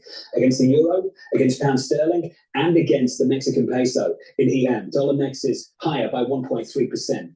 Toby Marcus of Wolf Research still with us around the table. Toby, no surprises from the states that have been called so far, but what are you seeing at the individual county levels when you compare and contrast how Trump is performing this time compared to last time? Yeah, so look, there are a lot of results coming in, a lot of counties that are largely but not entirely completed. So, I mean, broadly, I would characterize the patterns we're seeing are Trump's doing well in rural counties, better than his 2020 margins in rural counties. That creates a hole that Harris would need to fill with some combination of overperformance in suburban and urban counties. And thus far, across the states, largely in the Southeast that are reporting, we are not seeing that overperformance for her. So I think that adds up to a redshift for Trump. Bigger redshift in Florida. From what we're seeing so far in Texas, Michigan, there's some data coming in. Republicans. Hey, I gotta jump over to Fox here. I'm going to be with you. In theory, polls have closed, but that is not the case everywhere. You have Cambria County, for example, a judge there ordered that the poll hours must. Pennsylvania, 69% for Harris, 29% for Trump. 9% of the vote in. I mean, God, come on. also made a legal push to try to keep polls open in Northampton County later. That actually ended up being denied by a judge. That was due to there being very long lines of Lehigh University students there and polling issues as well. So yeah, in theory, polls have closed, but once again, if you're in line, even by that deadline, you're still able to cast a ballot, guys. I'll send it back to you. Thanks. Let's check in with Bill Hemmer. Listen, bounce around. We've got Virginia, you've got Texas, you got a number of things happening. Ohio. Yeah, let's get to it, okay? So this is Georgia. I just want to set this up for a moment here. She's performing slightly better than Biden in Douglas County. There's other metro counties of Georgia, slightly better in Cobb County. I still see a little bit a sticky move here in Fulton County, okay? And maybe that becomes significant because of how many people live there. The problem here is that you've got DeKalb County, nothing reported because the polls were suspended in that threat. So this is the first number I've seen from Gwinnett, all right? You're 16% in. She got about 60% of the votes, so a lot of the vote still remains out there. Let's move away from Georgia as requested. This is kind of interesting, guys. I mean, a lot of you folks live in the Washington, D.C. area. And right now, this is, 40% of the vote in Virginia, the Commonwealth here. Donald Trump's got an edge here, okay? That's 8,000 raw votes. That's 0.4 percentage points. Here's the catch, however. And a lot of this map's starting to fill in. This right here across from Washington, D.C. is Fairfax County, all right? Fairfax County is number 1 out of 133 counties in Virginia based on population. At the moment, you still have at least half of the vote still outstanding. And you see, Kamala Harris was 67%. You would expect that in Fairfax. I'm just making the argument there's a lot of votes still out there, and it may determine whether or not the margin statewide hangs where it is right now, whether or not it changes, okay? So watch that. You mentioned Texas. Let's jump on down there, and I'll tell you what's going on in Texas, all right? Too soon to call. Half of the vote is in. Half of the estimated vote is in at 51%. Trump's got a lead right now, percentage-wise, 5 points, okay? So that's kind of what a lot of pollsters had in Texas thus far this year. I'm going to come back to Georgia in a moment. Let me just see what's happening in Pennsylvania because this is critical too. I said a ton of vote out there, by the way. I mean, there's no conclusions to Keystone State. You're at 11%. I would keep an eye on Pittsburgh. I'd keep an eye on Philadelphia. In fact, if we can, do we have a moment here? Why don't we go ahead and do the vote? Let's go ahead and do that, right? Let's do the vote margin for Pennsylvania. And let's see what's happening here. What we've done for you is we've tried to set up the state in a way where the more prominent counties are more extended than the others. So you see Philadelphia in the east and Pittsburgh and Allegheny County in the west. And the darker the blue, the more Democratic the vote is. The darker the red, the more Republican the vote is. If you see shades of blue, that means the margin in that county is 10% or less. If you see a shade of red, like a rosé, it's happy hour somewhere. If you see a shade of rosé, that's 10% or less too. So those are counties that we want to watch. Let's look at the vote margin now for Georgia. This is interesting, right? So we just went over there on the board. We showed you the metro counties throughout Atlanta. Let's find out where the outstanding vote for Georgia is at the moment. So what we want to do here, the deeper the purple, the more outstanding votes. So you can go to the more populated counties, perhaps like DeKalb County. You can look at DeKalb on the map, 0% in the upper right-hand corner. Can't know anything with DeKalb. What about Fulton? Fulton. You see, Fulton, 70% of that vote is now in. So that's certainly one to watch. What about Gwinnett? All right, still at 16%. Kevin, go ahead and arm up and look at Cobb County, just to the northwest of Atlanta there. This is Newt Gingrich's old district, heavily Republican for decades. And around 2016, it flipped toward the Democrats. And right now, a little more than 50% of the vote in. So Kevin, come on back down here a moment. One county I haven't checked in on, when you look at the African-American turnout, look at Chatham. Chatham is where Savannah is, down there along the coast. You only have 5% of the vote reported. Chatham was one of these counties in 2020 that took forever to get the vote in. I don't know if that's going to be the same way again this year, but we're waiting to see about African-American turnout, as we suggested a moment ago, about African-American men supporting Donald Trump. Let's go ahead and look at the vote margin, rather, for Georgia. The vote margin for Georgia right now, let's go statewide. So we move away from Chatham. We go statewide in Georgia. So Chatham's still at 5%. And for statewide, you're at 44%. So a lot of vote out. But Pete, go ahead and clear this, and we'll get back to this in a moment in Georgia and elsewhere. So, Mark, I think that's really interesting about what's coming in. I think that these states, as these numbers come in, Democrats have had so robust that a top official told the Associated Press that the big day could look like a ghost town at the polls. Biden became the first Democrat to take that state since Bill Clinton in 1992. It'll be interesting to see how this plays out, guys. And Anna, of course, you've spent so much time in Georgia this cycle. Let's talk about it. You saw the vote spread there between Trump and Harris, a little over half of estimated votes counted there in the Peach State. I want to focus our efforts on Harris, too, because we've been showing a lot of the Trump election night watch party. This is the Harris night watch party right now. It looks to be quite raucous there. A lot of performances at the moment on the campus of Howard University here. So if you could, Georgia first, and County, you got Cleveland and Cuyahoga. Those are your three main population centers. They have been blue for some time. I would not expect them to be even a shade. So right now, Ohio is going for Trump, but it's too close to call here. There's not enough votes in. The cities where the progressives and the Democratic movement has gotten me pretty strong, especially in local government as well in that city. This is Franklin County, got Ohio State University there, so you got a strong student vote as well. Greater than 2/3 going to Kamala Harris right now. In 2020, the final vote in Franklin County, which is Columbus, you had 65% of the vote for Joe Biden there. So a little bit.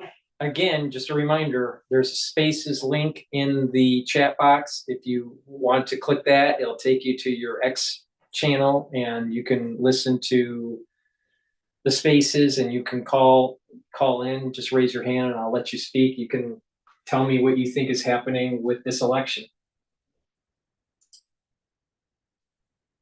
Up, and I think that kind of tells us a little bit about why this number is closer than it's been the last two times. You want to talk to your co-anchor? Well, one of the things I think is pretty interesting is especially when you're looking at or considering the political realignment that we're living in and also the population changes, right? So post-COVID, people leaving the North and the Midwest and going South.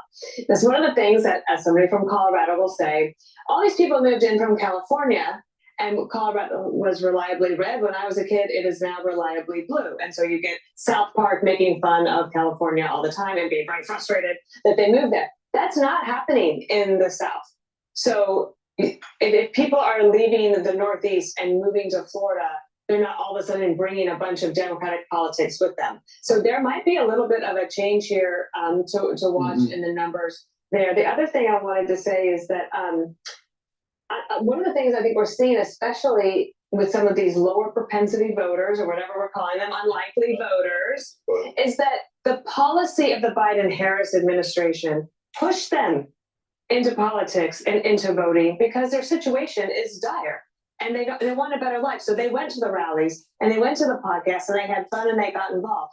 What will be interesting to see is Kellyanne might be able to correct me, but as I understand it, if you don't vote often or if you're a first-time voter, whichever party you vote for the first time, you're likely to vote for that party the second time, and then you might have that voter for life. So the political realignment that is happening and the coalitions that Harris and Trump are putting together could have longer legs. Well, it goes to what Kellyanne was saying earlier about the working element of the Republican Party shifting. And I think that when you look at Ohio, you are seeing a concentration likely coming from the suburbs, which is leaning more to Harris. Something else I see very quickly, and I see it in Virginia. Remember, this is the first presidential election since Glenn Youngkin was elected over Terry McAuliffe on the issues of wokeness and education, just really post-COVID policies, these school board elections. I think we're having a parents' rights All right. elections. Please go to my store, the-studio-reykjavik.com. Help support my work and your health by getting the great supplement lignans. Lignans helps with your immune system. It brings down inflammation. It's also an antioxidant, so it'll soak up free radicals, and it helps with your hormonal health for males and females.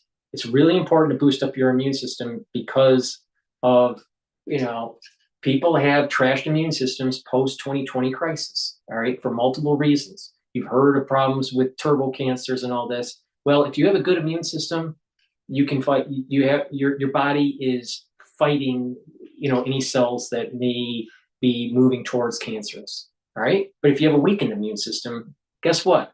It's harder for your immune system to fight the cancer. So it's important to boost up your immune system. And that's through proper diet, proper exercise, proper supplementation, making sure you filter your water and, eat foods that are higher quality. When you do this holistically, you're going to improve your health.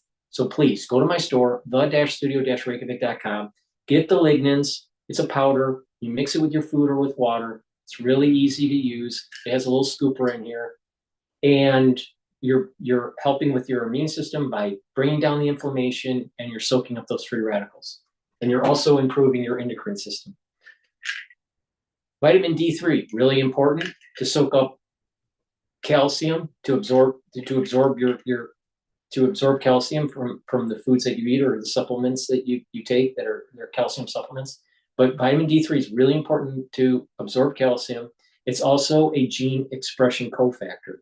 That means that by taking vitamin D3, your genes will be expressed properly in your cell for proper cellular health. In addition, when your cells need to go into apoptosis, for example, if they've been infected, vitamin D3 helps with that process to get rid of those infected cells. So please go to my store, the-studio-reykjavik.com, and take vitamin D3 every day. If you've been listening to how to use this in a stack, you can mitigate cardiovascular disease, and you can help improve osteoarthritis. So please go to my store, the-studio-reykjavik.com, and get the vitamin D3. All right, let's go back to Bloomberg. To everyone is foreign policy, whether it's the war in Gaza or tariffs, things like EVs. Does Donald Trump win over rank and file union voters in Michigan, in Detroit? They should. About what they call the EV mandate of the Biden administration? Yeah, he's certainly been leaning into that message very intensively. I think generally we've seen big disparities between the view of union leadership and union rank and file, where a whole variety of unions have had either non-endorsements or sort of disparities between the kind of top leadership endorsing Democrats based on their policy agenda, whereas the more working class rank and file union members have sided with Trump. What's your call on the Senate seat? This is an open Senate seat. Republicans, Democrats, both playing offense. I would guess that Slotkin wins in Michigan.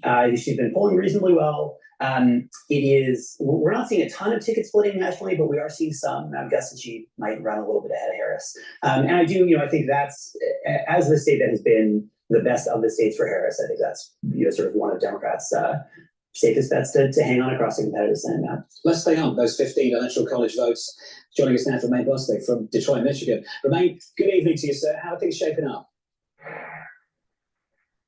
Well, it's going to take a little bit while longer before we have a more definitive result out of Michigan. 7.2 million registered active voters in the state. About 1.2 million of those voters actually took advantage of early voting. Another 2 million sent in mail-in and absentee ballots. Millions more took to the polls today. And as of right now, as I check the numbers, John, only 400,000 plus of those votes have been submitted by the precincts. So it's going to take quite a long time before we have a more definitive picture as to who is exactly leading. You see the numbers there on your board. Harris leading right now by 56 to roughly 42. But again, those numbers will change and will change in a very dramatic way. Largely once we start to get results out of two key counties. And this kind of gets to what Tobin and what you guys were just talking about here. Huge demographic changes have occurred in this state over the past decade or so. The big Muslim American population that now dominates some of the western parts of Wayne County into Dearborn and Dearborn Heights, but also Oakland County, where we saw Doug Emhoff still in the state earlier today, campaigning, stopping at a diner there, campaigning on behalf of his wife, Kamala Harris. Oakland County, of course, had for years been a stronghold, but now huge demographic changes, more folks moving into that county. It looks like that could swing either way, either to the Republican side or the Democratic Democratic side. A little bit further to the left side of the map, you have Kent County, a more working class county here, but also has seen huge demographic changes with a huge influx of Hispanic, non-white Hispanic Americans. A lot of those folks don't necessarily have allegiances to either party. They do not vote in the block. And when you walk around and you talk to those folks, you'll get a variety of opinions here as to who they think is going to be best to lead Michigan and, more importantly, to lead the United States of America. I should point out that while it is past 8 p.m. here in since I was born and raised in Michigan, if you're a Democrat and you're voting in this election and you're picking Harris instead of a Republican, you're an idiot because you are tanking the automotive industry. You're going to destroy the economic clustering of the state.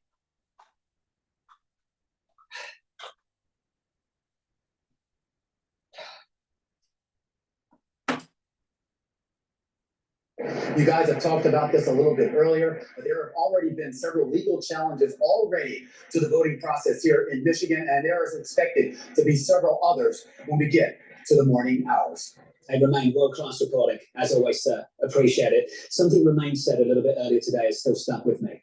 We always talk about the economy, Detroit, auto manufacturing, and he said two words: foreign policy. And he said foreign policy for one of those reasons, EVs. They're talking about this idea of walls going up and more tariffs. Also, you hear from rank and file union members. They are annoyed about this huge transition into electric vehicles and concerned about their jobs. The other thing, of course, you cannot discount what is going on in terms of the Arab American community in Michigan, in places like Dearborn, and the fact that many of those individuals were saying ahead of this that they were going to potentially not vote, stay home, choosing the couch on election night because they didn't want to give Kamala Harris the win because she's part of this incumbent administration. Tobin, we've got about a minute left with you. Just a final word. You've been pretty consistent, slightly towards Trump. Final word from you. Still in that position right now? Yeah, I think a slightly larger lean towards him. They'll call it 60% now instead of 55% heading into election day. But I don't think that it's a done deal. But you'd certainly rather be Trump than Harris at this point. What are you seeing that underpins that view that takes you up to 60? Look, we are seeing a few points worth of movement across. I think there's a slightly more people in the United States that wants America first. Then you have, a slightly less amount of people that wants to have globalization for everybody.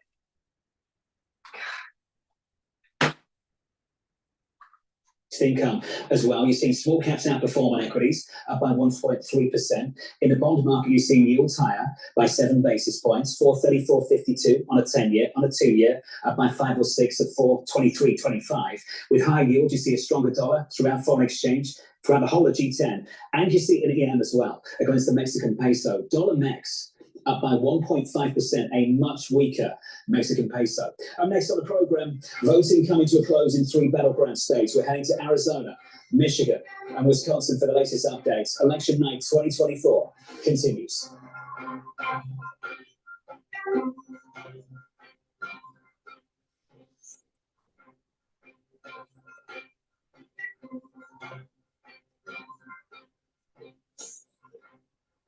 All right, let's go to Fox here. Now, that's a math problem that you have to overcome with unprecedented day of voting, which Democrats are not used to doing. I've checked in with a lot of people that I trust, a lot of people that I think have a lot of knowledge in individual states. For example, Reince Priebus, long conversations with him. He feels that the turnout was so massive for Republicans in the lead up to today, and that the Democrats did not show up in the numbers that would be needed to overtake that early lead that was built up in the early voting. And that's also backed up by Mark Halpern. If you took a look, he's been doing a really good job analyzing numbers, I think. Now, in Philadelphia, I'm trying to get an answer that I'd like an important question to. I did notice other networks, they kept showing Temple University and a massive line of students. Okay. The only problem was, if you go back to early voting in 2020, the Democrats had a 1.1 million vote lead heading into election day. This year is about 400,000. So that's a 700,000 vote decline in a year. That would mean today they would have needed massive turnout. They would need massive turnout. Yes, at the universities, it seems like they got it. but there's about 25,000 students that go to Temple. There's about 10,000 that go to Penn State. There's about 6,000 that go to Lehigh University. Okay, that's not making up 700,000 votes. So then we look at traditionally, who else is voting in Philly? African Americans, a lot of union workers. Did they show up in the numbers? There are people reporting that it was a massive turnout in Philly today. I just got off the phone with the Trump War Room in Philadelphia, and they said they don't see it. Now, it's either one way or the other. The fact that they don't know the answer to that is a little surprising to me. If those numbers aren't there, that means Pennsylvania is a state that is in the state of play big time tonight. It may not show up early, but it'll show up as the night evolves, just like Wisconsin will. I would just mention one other thing about college students is that there's been such a focus on young men, and these podcasts are the podcasts that college boys are watching and listening to. Theo Vaughn, Joe Rogan, Jake Paul, all of these guys. So, just because they're in college doesn't mean this time around that they're necessarily voting the way that you think college students vote. We also welcome Kaylee McEnany, Trey Gowdy. Kaylee, the interesting thing I mentioned earlier was Florida. We've already called that state for the former president, but inside those numbers, there's a massive Puerto Rican turnout in Osceola County and other places. Yes. In other places, the media would tell you that MSG rally really upset the Puerto Rican vote outpouring, but Trump won that overwhelmingly with a massive Puerto Rican turnout. I'm not sure it affects things one-to-one, but it is interesting to look at. It is. So Osceola County, as you point out, a big Puerto Rican population. Listen to this. Joe Biden won Osceola County by 14%. With 95% reporting currently, Donald Trump is leading by 1. Now, what other national lessons can we take from Florida? Miami-Dade County, a huge Latino population. No presidential candidate has won that since 1988. Ron DeSantis, of course, won Miami-Dade as a governor. But currently, Donald Trump in Miami-Dade County with 95% reporting is plus 11. Yeah, thank you. The electoral vote count about to go up. Stay tuned. Seconds away from 15 states, including New York, Colorado, Texas, plus critical battlegrounds. We are going to win the state of Michigan. Arizona, we need to fight this battle on every front. With 163 electoral votes on the line, we have the results as they come in. The moment is here. America is watching.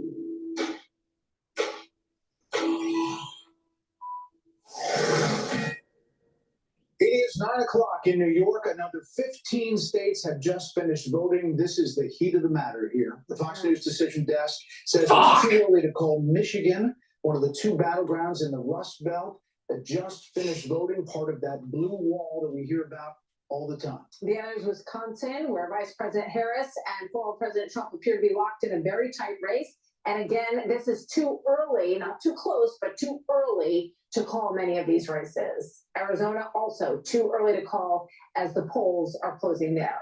Fox News can project that former President Trump will win Texas. That locks 40 more electoral votes into his column. Former president also has a lead in Iowa.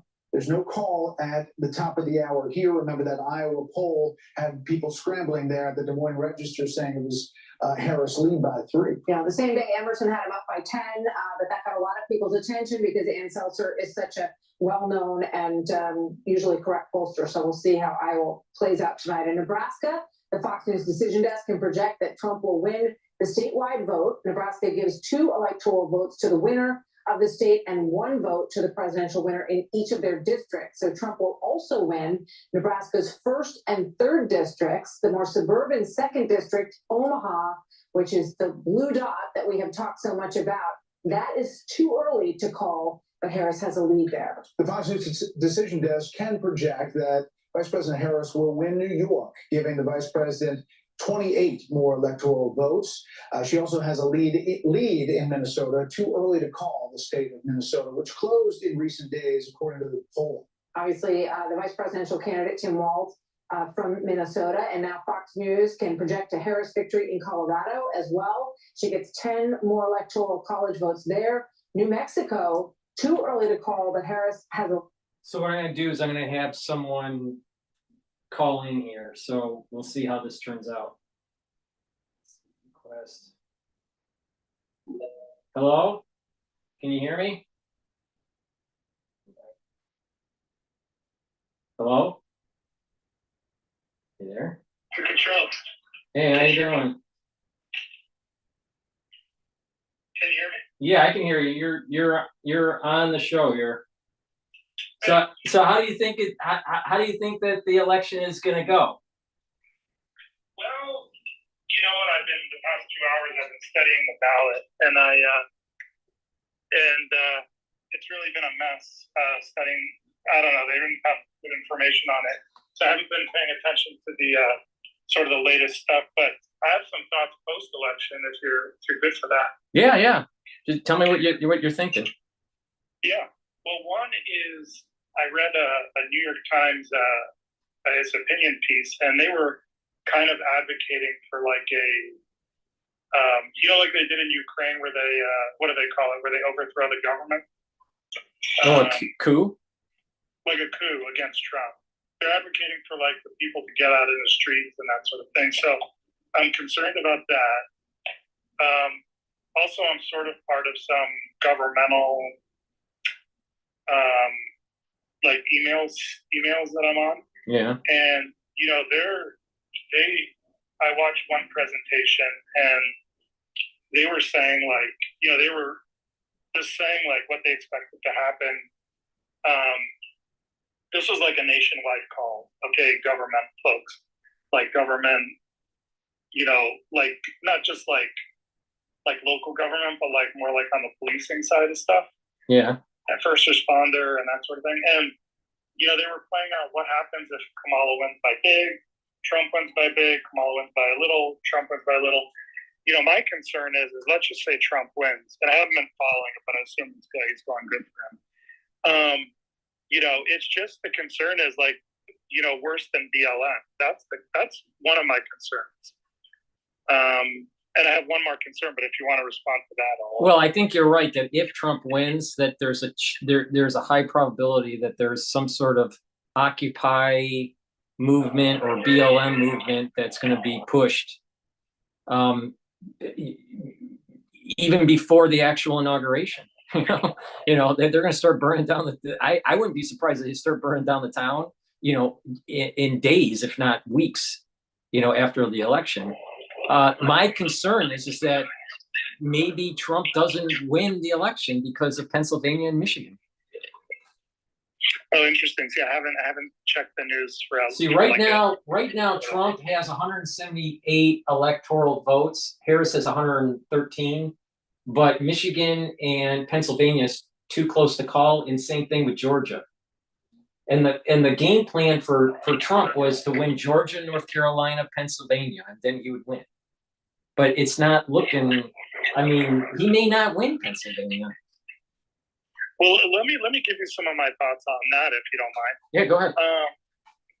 One thing that's really bothered me about Trump is, and I voted for him in 2016, and it's interesting how I sort of got introduced to him in like about 2015.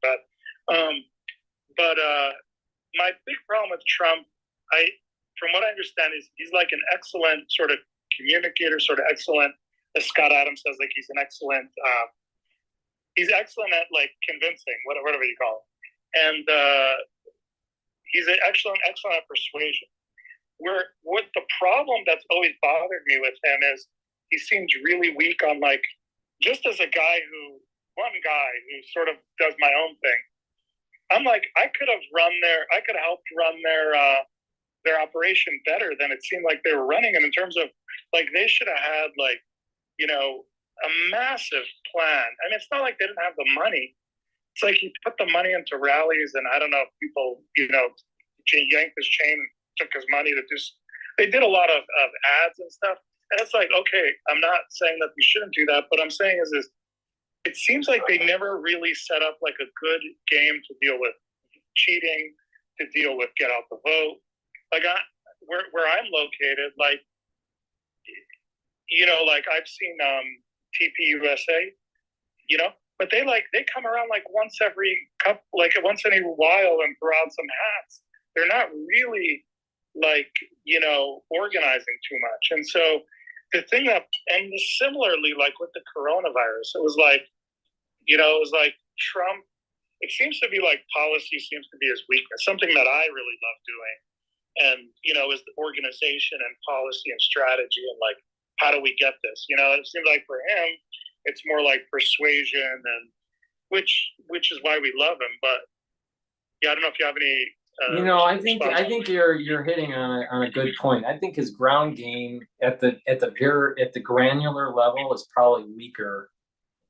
Now, you know, my brother, you know, he's in Michigan, and he was saying that you know, the Democrat game was always, you know, always knocking on the doors, trying to convince people to vote Democrat in his area. But a few weeks into the, you know, a few weeks ago, you started seeing more Republican kind of, you know, boots on the ground kind of thing. But I think what it was is that Harris had a lot of money. She raised like $1 billion. A lot of it came from Hollywood. And most of the donations that were going into the Trump campaign were, you know, small donor funds. You know, $10 here, $20 there, $50. Didn't really have big donors like Harris had. So she was able to spread that money around at the local level. But what is interesting is that they had to bust people in to go to her rallies. Well, you know, they didn't do that for Trump. So it's just a different. There was a different ball game that they were playing. There were different strategies. But I do think that you're right. That, you know, maybe at the granular level, the actual street by street, house by house game was probably played a little bit better by the Democratic Party than by the Republican Party. And it's probably because they didn't. They were short. My understanding is that Trump only raised about $300 to $400 million. Versus the $1 billion. So I mean, you're talking about $600 million. You know, $600 million to do ads and to have a ground game. But you know, I think it's a little bit deeper though. I think that with these blue wall states, you know, Michigan, Pennsylvania, you know, and Wisconsin, Ohio, you know, these states, they're historically have been blue collar because of the manufacturing base. But the thing is that the Republican Party has changed. It's no longer a neocon Bush type or Cheney type party. It's something new that's tied to kind of like the Tea Party movement. Or if you remember Ross Perot back in the early 90s, you know, so there was like this. So the Republican Party has changed, but unfortunately, there are many people that used to vote Democrat in Michigan or Pennsylvania that I don't think they've woken up yet to the fact that the Republican Party is more in line to their values now than before. And the Democratic Party has moved away from their values because they're about globalization now, and they're not about strengthening, you know, jobs in these states. They're about shipping the jobs out. I mean, look at what happened with NAFTA. NAFTA came out of Clinton. You know, so I just, you know, I say, unfortunately, people in Michigan and in Pennsylvania need to wake up and realize where their bread is buttered, and it's basically manufacturing. And the Democratic Party is not helping people in the manufacturing community. It's not. It's slowly deteriorating and shipping it overseas. Oh, absolutely. Yeah. But going back for a second, if you mind, to the Trump strategy, like, you know, Trump is a likable guy, and those rallies, nobody begged people to go to those rallies. People love Trump, and that's why they went. But you know, what was Trump's strategy? You know, do these rallies, and then like they gather all the data from the people that enter their data to go to the rally, and then they like hit them up with text messages and whatnot to get out the vote, which I think is good. But what I'm wondering is Trump had 4 years to like work on fixing some of the cheating stuff. Why it seemed like he never like it didn't hardly put in any effort into working on that stuff, you know? I mean, he could have said, hey, could have gone to these different legislatures and said, hey, we need to do paper ballots. Even Right. 4 years is a lot of time. Right. And then, right. so before we even get to like in person, before we even get to the ground game of door by door, which I'll get to in a second, I'm like flabbergasted. You know, he keeps somebody like Ronna Romney McDaniel as, you know, it's like, I just think like Trump, and don't get me wrong, like I'm for Trump, but like, you know, his weakness is, you know, remember what he said before 2016 or in 2016? He said, I know everyone, good ones, the bad ones. And then he got bamboozled. But he's saying the same thing now. Oh, I've had more time, but now I know the good ones, the bad ones. I think he's weak when it comes to choosing people because, like, there's, you know, I think still he's being bamboozled by his inner circle is what it looks like to me. And, you know, so he didn't address the you know, the fraud. And I don't know if you want to address that, but then I'll get to the door knocking next. Yeah, well, I agree with you. I think that I think that people need to understand there's a difference between certification and audit. And I don't feel that the whole electoral process is properly randomly audited to make sure that the voter rolls are correct, that people that are supposed to vote, you know, aren't voting. I think that needs to be a serious audit and a purging of those voter rolls to make sure illegal votes aren't happening. And illegal votes can be happening in multiple ways. People that aren't citizens voting, or individuals that are citizens that are voting, but voting multiple times, you know, and how prevalent that is. And, you know, doing statistical analysis and doing random tests and doing a full audit, you get, you know, a better understanding of the improprieties that are taking place on the voter rolls, but also doing an audit process, because my understanding in the United States is that there are some areas that have paper ballots. There's other areas that have only screen input on a machine with no paper ballot. And then there are other places that have a paper ballot with a scanner. Now, where I vote in New York, it's a paper ballot that you bubble in with a pen and then you scan it. Now, you know, so it's not uniform across the country, and maybe it shouldn't be uniform. I don't know. But the thing is that if it's a screen ballot or a paper ballot that is scanned, how do I know that a machine is actually counting the vote correctly? And, you know, so, you know, without, you know, so in New York, there's a paper trail, but when they release the count is from the computer, from the scan. No one's counting the paper ballots and matching them. Now, maybe someone in the background's doing that before the certification, but not on election night. I don't know.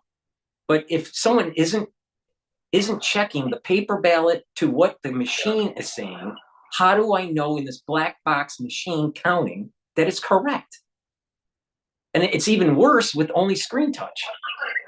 So, you know, I just feel that people need to audit the process more to feel confident before the certification. That just because it's counted and it's certified doesn't mean it's correct. Absolutely. You know? And like I was at I'll give you an example of how they do voter fraud, okay? Because I was at a university. This is what it was in California. This is what they did, from what I understood, okay? So every election, they do voter registration drives on the campus. And so they get tons of students to sign up for ballot, like mail-in ballots or whatever. So then, well, those students, when they graduate or move out of the dorm or whatever, they don't update their new address or that they moved out of state. So then those ballots still keep coming to the dorms or to those apartments. Right. So from what I heard was these students, so this could be happening across the whole country. Right. So what I heard is from a local guy who was running for county supervisor, his sort of person on the ground was telling me this is how they cheat, is they get these stacks of ballots to these apartment buildings or to the dorms, these gigantic stacks, and then they just will fill them out fraudulently, you know? And like, what's the chance of somebody being caught? Very small, if not. Right. So that's like a simple, you know, when they claim that there's no cheating happening, you know, on the media or stuff. there's many ways that cheating happens, and that the way I explained is a very easy way. No, I think you're right. The thing is that there is two types of cheating: material cheating and non-material cheating. Meaning, the non-material cheating is that it really doesn't affect the vote. It's such a blowout, and the cheating is so minimal. It's not material. But the thing is that by auditing the process before the certification, you can get a better statistical understanding of what's really going on. And this is just more proof positive why it's important to do voter ID. Someone has to show an ID before they go and get their ballot. And maybe we should eliminate the whole idea of mail-in ballots. I agree, but I think you're getting to a point now. I didn't look into this deeply, but I saw some clips or whatever of Georgia or something where they didn't want to release the paper ballots, I guess, to be audited or something. So it's like, if I understood that correctly, even if they have the paper ballots, maybe if they're like Fulton County or something where they're more left, well, they don't want it to be audited, so they fight. They don't allow.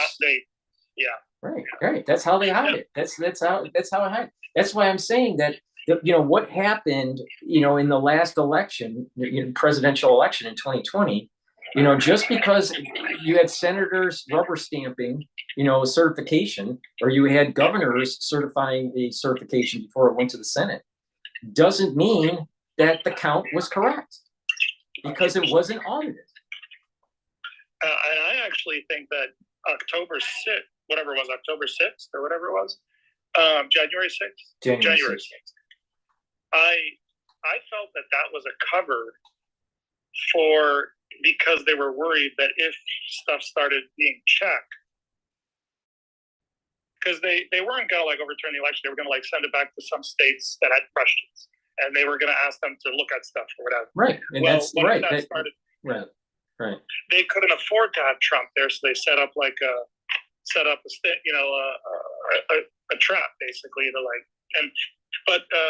Paul, let's move to one other thing. Let's go back for a second to the door-to-door thing. Now, I'm in a West Swing state, so Elon Musk, I saw some of his operation, but he came in very late. Like you said the person that you were in touch with in Michigan said there were some Republicans that came in late, but similar from what I've seen. And I signed up. Okay, I signed up to go door to door for Trump. Okay, now I never actually did it. When I went to go meet with the guy, he was a total jerk, and I was just okay. It just seemed unprofessional, and it's and so so there's two different ways of looking at how do you win an election, and the Democrats are doing it the right way. They're saying, at least partially, they're saying, okay, we look at ballots as dollars. If you're a businessman, you want to get as much dollars as you can. Where they're looking at every ballot as they're putting that ballot in their bank, So they're concentrated on numbers. We're going to get them from abroad. We're going to get them from mail-in. We're going to get them every single way. And they're very strategic. They're doing it in a way that makes sense.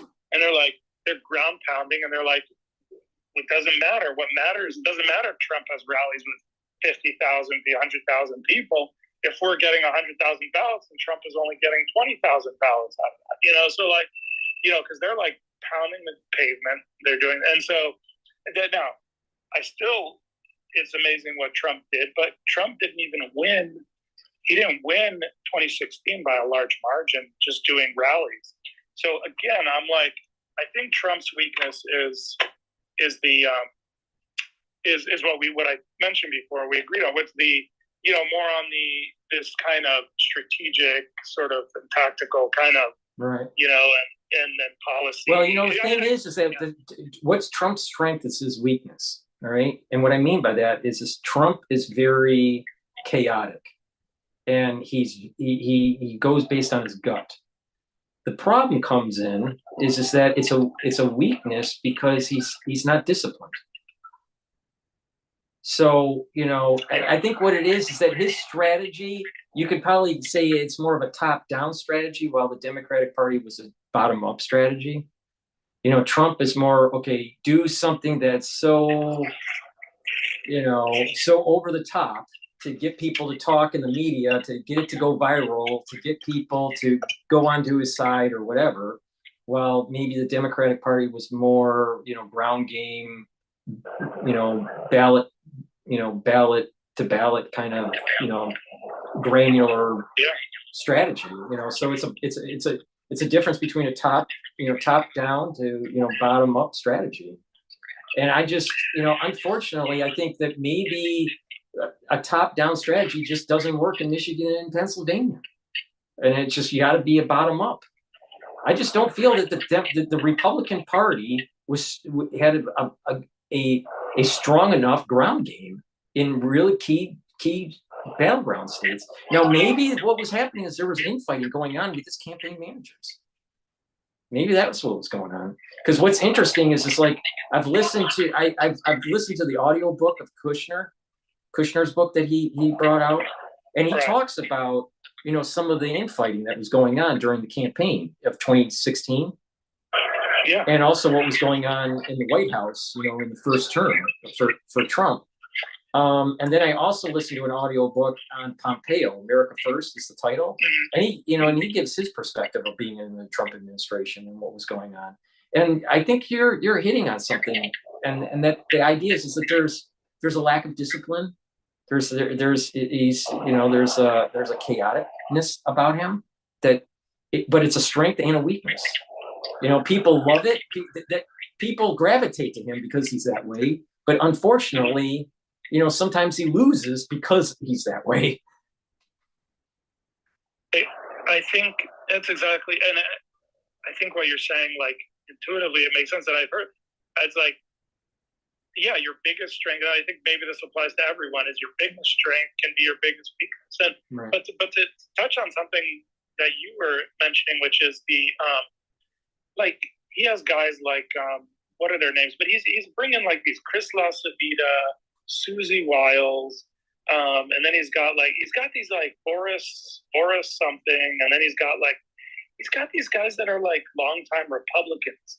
He needs guys that are like alternative thinkers, Mm-hmm. It's like, Mm-hmm. and he calls like these Republicans like his smart people. I'm like, look at them, I'm like, from what I understand about who these people are, these ain't the smart people. It's like, well, when he says the smart people, I think that he's being facetious. Yeah, I think that he's really thinking that he's not happy with them. Yeah, but yeah.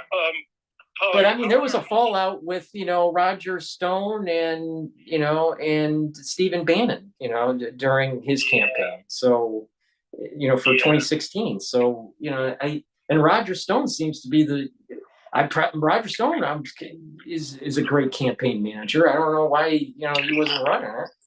But the thing is that Trump does surround himself with, unfortunately, people that may not have his best interests in mind.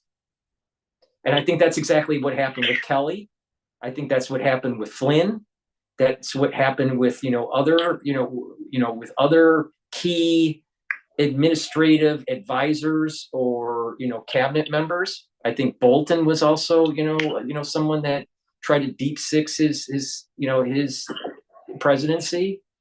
He does surround himself with, unfortunately, with people that are neocons that aren't really for America First. They're tied to the whole military industrial complex, and they're of the old Republican Party and not this new party that's emerging that came out of Ross Perot and the Tea Party.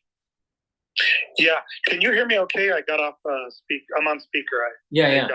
Okay. Yeah. Paul, how late are you going to be on Spaces for? How much longer? I'm going to be doing this until about 11 or 11:30 Eastern Standard Time. So that's like. So right now it's like It's 9:30 right now. So like 2 hours. Yeah. Okay, I'll try to get back on. But Paul, one last thing before I go. There's a book I just purchased, and I'm about halfway through it, and it's called Al Qaeda 2.0: The Upcoming Attack on the United States and Europe Unveiled.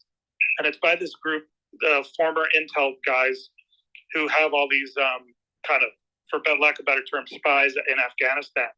And their group is called the Transatlantic Intelligence Consortium. which is they call themselves like counterterrorism think tank. Anyway, and these guys are saying that, Biden, I guess because if he was to say that things are going bad in Afghanistan, like the terrorists are training there and they're like have all these, training, that they've set themselves up there, it would look really bad for his administration. So that's my guess why he's not talking about it. Mm-hmm. But these guys are saying that like they're planning, that they've reset themselves up there, Al Qaeda, the Taliban, ISIS, all these guys, Iran, and they are planning a massive attack, like 100 times, like something like October 7th times 100. So like 100 different groups of people, doing an attack, but like basically like in cells of like around 10, and then 100 groups. So like it's like a Tet offensive that happened in Vietnam. Oh, interesting. And so what they're saying is from their intel sources, they're saying that they plan on doing it in 2025. So I guess the thing is my other concern, or the thing I'm watching out for, is even if Trump wins, it's like what I feel like is just like there was, because you wonder, was that coronavirus, it was so convenient for China. It was so good for China because you got rid of Trump.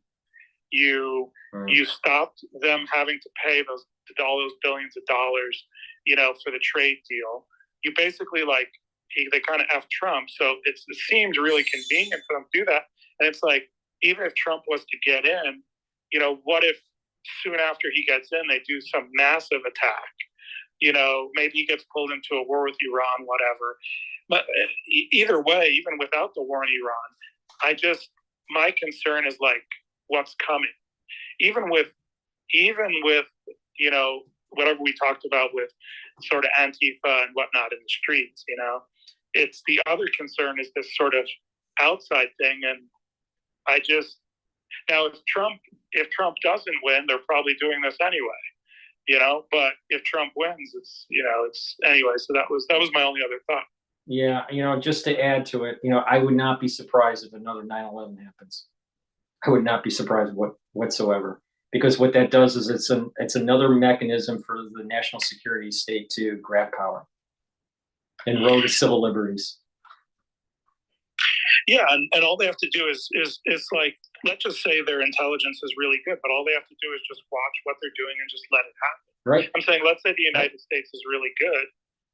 They don't even have to even necessarily take part in it. They just have to let it happen. Right.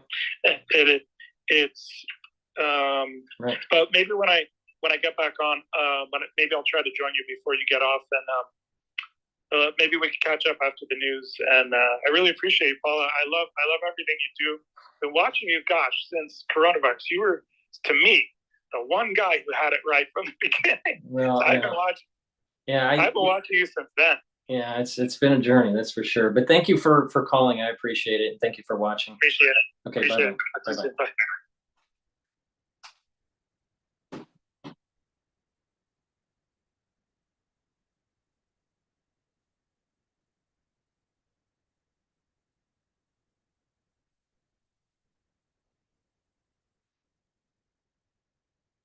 Okay, so what I'm going to do is turn back on Fox here. What's going on here? Can't get the 1% there in Erie County, but in all likelihood, you're going to see the T's start to form here in Pennsylvania, and the T's going to be all red. And we're going to see what happens on both sides of the state. And they're going to be blue. The question is, how blue will they be? So we'll watch that here. You guys had mentioned Virginia. We'll just pop on down here because it seems like there's a pretty good race going on right now, right? Trump has just upped his margin here, right? So he's got about a 2-point lead statewide. Too soon to call, I should say, with more than half of the vote in. Here's where you need to look, all right? This is Washington, D.C. This is Fairfax County, #1 populated county in all of 133. There's 40% of the vote that has not yet been tabulated into this, okay? Biden, sorry to interrupt. Sorry, what's that? Where was it for Biden? Go ahead. Yeah, I'll show you. Yeah, I sure will. So a lot of that's 40% outstanding is going to go for Harris, but we just don't know how much in the most populated county, okay? So go back 4 years. This is 2020. This is Joe Biden, 70%. Okay, so Kamala Harris, she has time to make up for that, given the fact that that vote is still out. And I would say, just looking at Georgia a moment ago, Fulton County looks to be somewhat similar. And the reason is, I'm going to explain this to you, okay? Fulton County is the most populated county in the state of Georgia. You're going to get a lot of Democratic votes from out there, all right? She's up by 46 points, all right? Pretty good margin, by 202,000 raw votes, okay?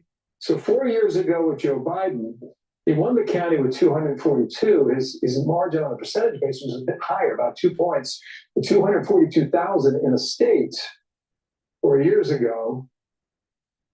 Sorry, excuse me, I apologize. Let's go statewide here. And a state that was determined by 11,779. Let me go to my cheat sheet here, guys, all right?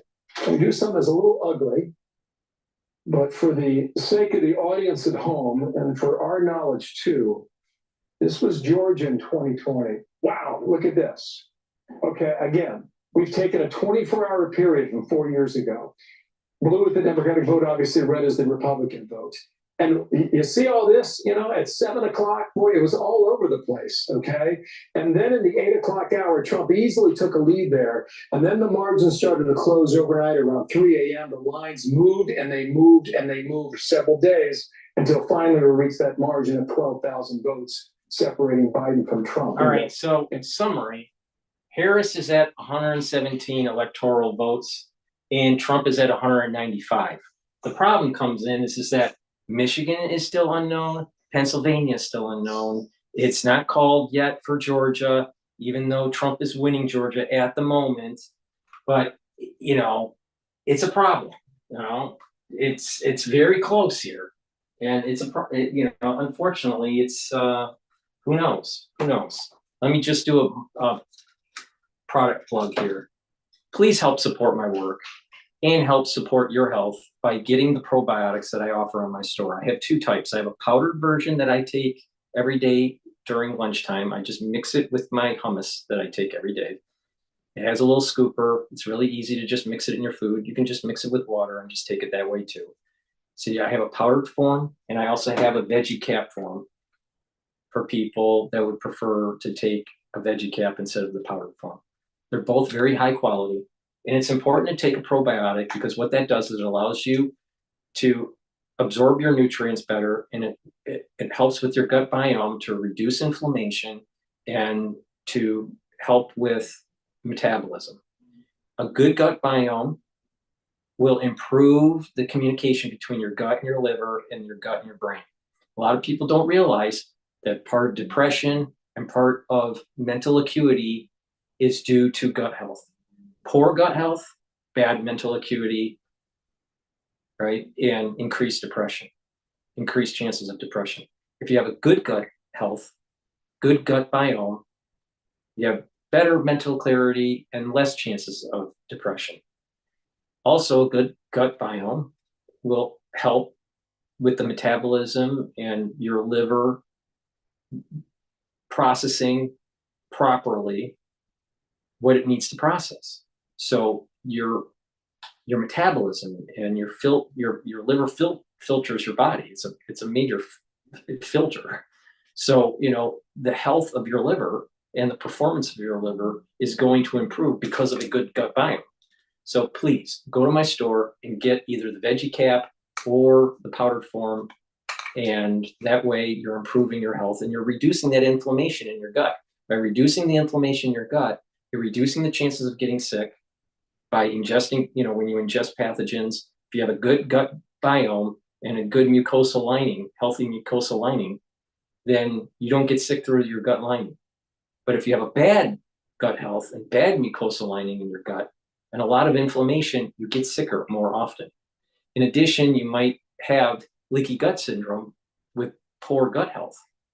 And with poor gut health and a diminished mucosal lining, you can get DNA damage in the crypt cells in your gut, and that may lead to colon cancer. So you just need to realize that good gut health helps with your liver, your brain function, your metabolism, your overall health, and also your skin. People don't realize that skin, bad skin, or poor issues with your nails or your hair could be related to poor gut. So please go to my store and get the probiotics. Help support my work and help support your health. Get the probiotics at the-studio-reykjavik.com. The link is in the description of this video and all my videos. All right, what's going on with Fox right now? Hitting the suburban marks that Joe Biden did. You look at Hillsborough County, Florida, that is Tampa. It's almost urban, if you will. And Hillary won by 7, Biden won by 7. At this hour, you have Donald Trump leading by 3 in Hillsborough County. And let me say this is, I think, should be discussed, hasn't been discussed, but it might have bigger implications for the Republican Party moving Florida. And that is the fact that the Republican Party has lost every pro-life ballot initiative post-Dobbs until tonight in Florida, when you see Amendment 4 went down. And the difference was you had a leader, you had a Governor DeSantis, who owned the issue, who talked about the issue, who was out on the airwaves on the issue. And I'm told by some sources familiar with these 10 initiatives happening across the country, they're hopeful in Nebraska. Why? You had Pete Ricketts lean into the issue. So that might be a lesson that's instructive moving forward to the party. You've got to speak on this issue, because hiding from it thus far has not worked. Let's just say this, Trey, that both of these candidates at this hour still have a path to 270. It is wide open. There's a number of different ways to go. Who would you rather be right now? I'd probably rather be him, because he is underperforming where Biden was in states that are very close. I'm also watching the Senate, because what does it profit a person to win the presidency if you don't have the Senate to get your cabinet? Nebraska is interesting to me. Who is he going to caucus with if the independent wins? I don't think he will, but who will he caucus with? Because if Donald Trump wins the presidency, you got to get around Lisa Murkowski and Susan Collins to get your desired cabinet.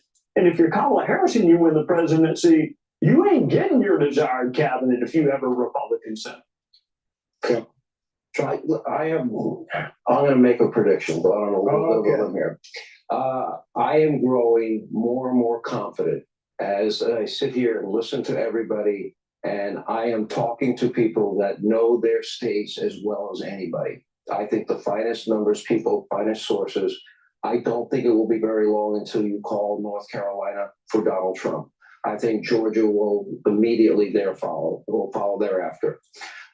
Then we would be at a point. I also believe Arizona is baked in. Immigration was a big issue out there. That now means that would bring us to a point in this race. If I am right, if I'm wrong, everybody call me out. Hannity was wrong. We'll have T-shirts. I'll sell them on DonaldTrump.com. Okay.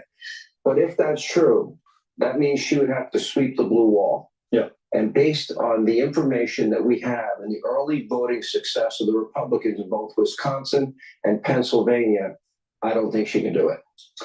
So with that prediction, we're going to take a quick break. The race to 270 continues. We're about to get our first look at the state of play in the battleground state of Nevada. All right, so right now, Harris is at 117. Trump is at 195 electoral votes. It's still too close, way too close. Please help support my work by boosting up your health by getting the products from my store, the-studio-reykjavik.com. We're in the cold season in the United States, all right? That means that you probably have coworkers that are sick.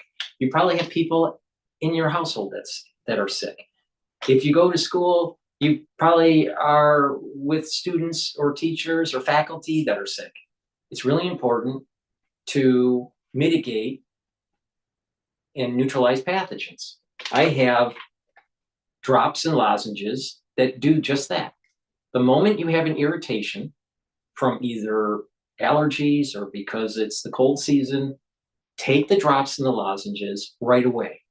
The moment you start feeling a little bit of irritation, these are very high quality. They're made from structural nano silver in different flavors.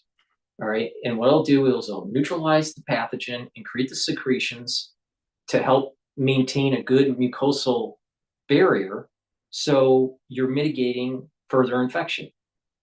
and irritation. You're mitigating that irritation because it's through irritation of the epithelial lining where you will get further infection. So you want to mitigate that. So make sure that you buy a couple bags of these drops and lozenges for your household so you're prepared, right? So I have it in cherry in 100 count, blueberry drops in 100 count, and also honey and lemon in 100 count. Very high quality, all right? It's made from structural nail soil. And I also have Manuka honey lozenges that are a little larger in a 21 count, all right? Get a couple bags for your household. So just in case you start getting that irritation, you can mitigate the problem right away. So you keep that infection at bay. Go to my store, the-studio-reykjavik.com. All right, what's going on over at Live Now? Not find much though. How much trouble is Tammy Baldwin in? Should Democrats be worried? Could be. This is okay. So we were talking earlier about split ticket voting. This is one of the strangest things I've seen this election. Tammy Baldwin has put out some mailers or advertisements where the Democrats was talking about supporting Trump trade policies back when he was in office. I mean, the political bedfellows this cycle are some of the strangest I've ever seen. Now, she could be in good shape. One of the things, on the 24 site podcast, the Ground Game podcast I run out on 24 site with my friend Patrick Kingston, we had on Charlie Sykes a little while ago, and he was talking about how Republicans used to have a very good ground operation in Wisconsin. Scott Walker, Reince Priebus, back in the day, about a decade ago. Democrats have usurped that and have done a lot better under Ben Wickler, Democratic Party chair in Wisconsin. Ground games, turnout, operations, those things matter, especially in tight races like this. So, it's not unforeseeable that she wins and Trump wins too in Wisconsin. That's not out of the realm of possibility here. Let's back up here. Let's go back to Political Science 101 for a minute, Tom. Explain to us why we're talking so much about the balance of power in the Senate and the House. How does that dictate how powerful of a president we're going to be working with? Well, I'll tell you, you hear voters complain a lot about how Washington doesn't get anything done and need to return to normal order. It is incredibly hard to pass legislation through Congress and get it to any president's desk these days. And certainly a lot of that has to do with the Senate. You need to be able to break a filibuster. And, with the exception of the courts, it's 60 votes. And, neither side, the traditionalists in the Senate, have wanted to touch that. Okay. So in a strong sense, no matter if you get a Harris presidency or a Trump presidency again, it's not a guarantee that you're going to be able to move things. Now, where that comes into play is those nominations and whether you're able to get actually confirmed the judges, but also the secretaries, the cabinet. If you're able to get them confirmed, that gives them more power, and that's really important here. And Senate Republicans could be. I mean, they look to be in a very strong position right now. And if this goes as it looks, it might go with John Thune potentially becoming the Senate Majority Leader. And again, a lot of things still yet to play out within the Senate Republican Conference. That would give Senate Republicans and Senator John Thune out of South Dakota a lot of power. Yeah, Tom, speaking of who would be in charge of Senate Republicans, who would be the leader there, we aired Rick Scott's victory speech last hour, and almost in the same breath, he moved on to yet another race he's waging, and that is for Republican leader in the Senate. He's thrown his hat into the ring. He's been very critical of current leader McConnell stepping back, but will remain in the Senate here. So I believe those elections take place internally for Republicans on the House and Senate side, November 13th. We won't put the cart before the horse here. We'll focus on today's election. But I just want to get your sense here. Let's focus on the Harris-Trump campaigns right now. And Tom, you got a lot of sources within the Trump campaign.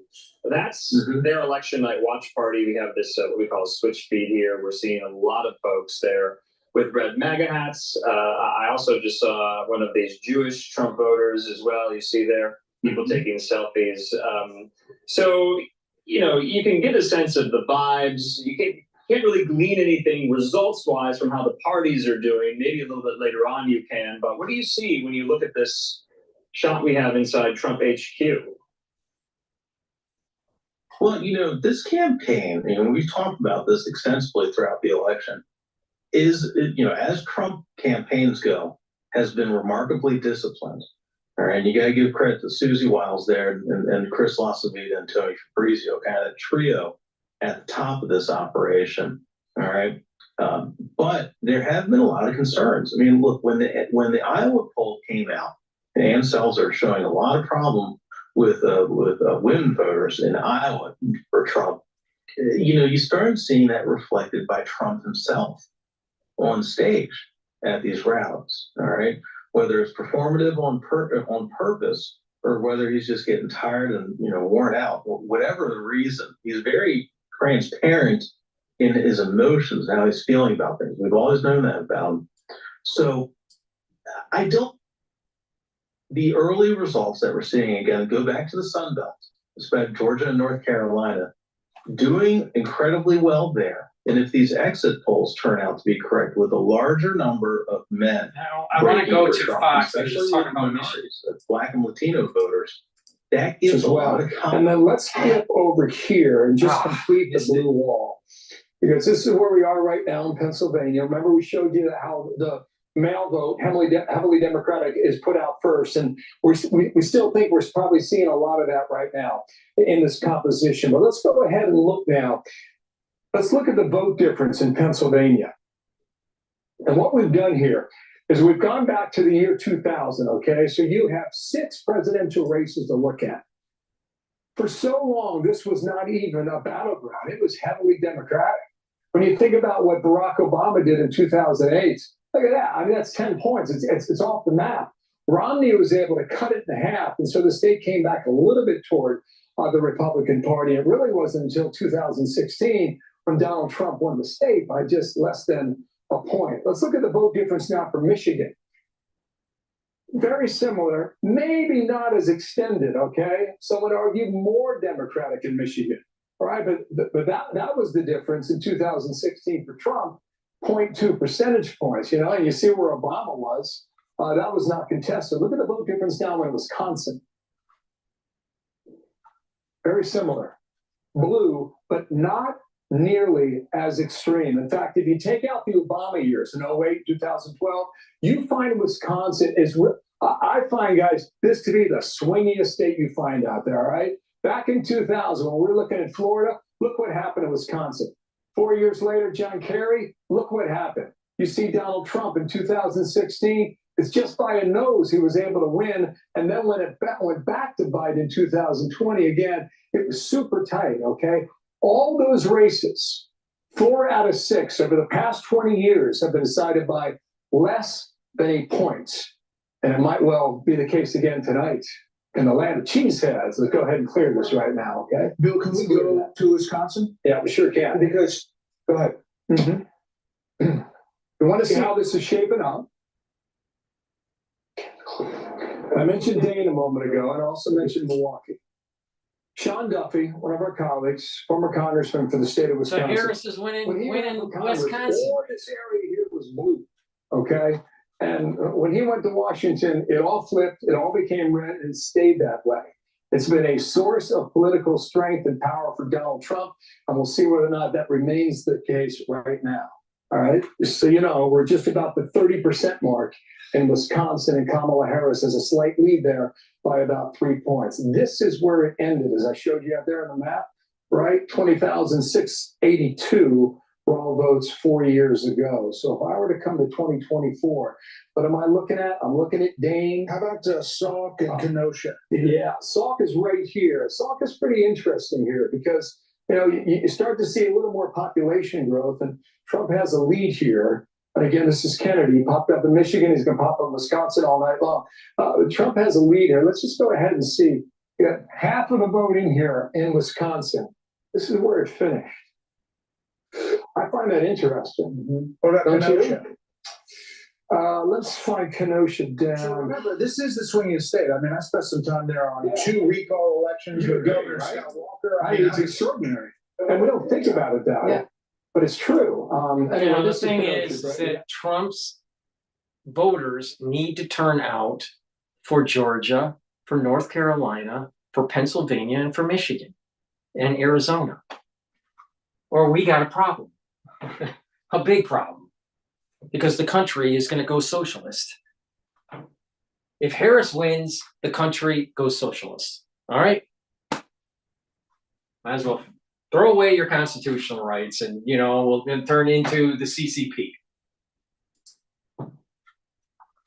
Excuse me. And then you get into Washington, and then you get into over in the lake is Ozaki here. So let's see what we're doing right now. Trump at 53.5. All right, comparison point 2020. Okay, so a little bit under right now in that it's suburban county north of Milwaukee. Let's pop on over here to Washington and see what we're doing. 70% is an impressive percentage. All right. From 4 years ago, what do you do? So a little bit better right there in Washington County. Then we'll move over here. This is the most populated of the three, Waukesha, just west of Milwaukee, just shy of 60% raw votes, shy of 40,000 from 4 years ago. Okay, all right. So he ended up with 55,000 net.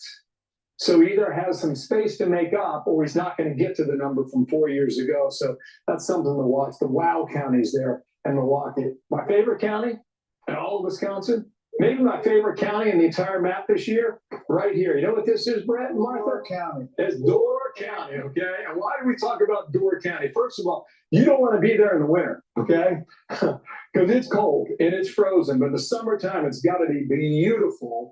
Half the vote in. Trump has an edge here. 4 years ago, you see what happened here. Biden won it, all right? Go back to 2024. Let's go statewide. Watch all the map go into play here, okay? This is a flipper county in Wisconsin, all right? The shade of blue is just very slight, okay? So it shows you how close it was. So we'll keep an eye on it because sometimes those are the bellwethers statewide, and we'll see whether that develops there in Wisconsin. All right. Thank you, Bill. Bill, Wisconsin for you. Quick trip to Wisconsin. Yeah, sure. To Door County, in the Great Lakes, and obviously this is going to be an area that is going to probably tell the story of this election, that in the Sun Belt, of course. So we're getting close to 10 o'clock, right around the corner. That is when we will get full closings in Utah, Montana, and Nevada. This is our special coverage, kicks into high gear, and the electoral count continues to load in. Let's jump over to Bloomberg here. Will be trending towards in that direction. But again, if this is more definitive for Trump, then then we may know when we wake up. Another projection, this time for Trump. He wins Kansas. And once again, no surprise here whatsoever. The score's right now 194 to 102. Libby Cantrell of PIMCO. Bitchute of the Canada Securities. To the both of you, thank you. It's good to see you. It's good to see you both. Coming up on the program, it's almost 10 p.m. on the East Coast. Polls closing in another 5 states. Our special coverage of election night 2024 continues.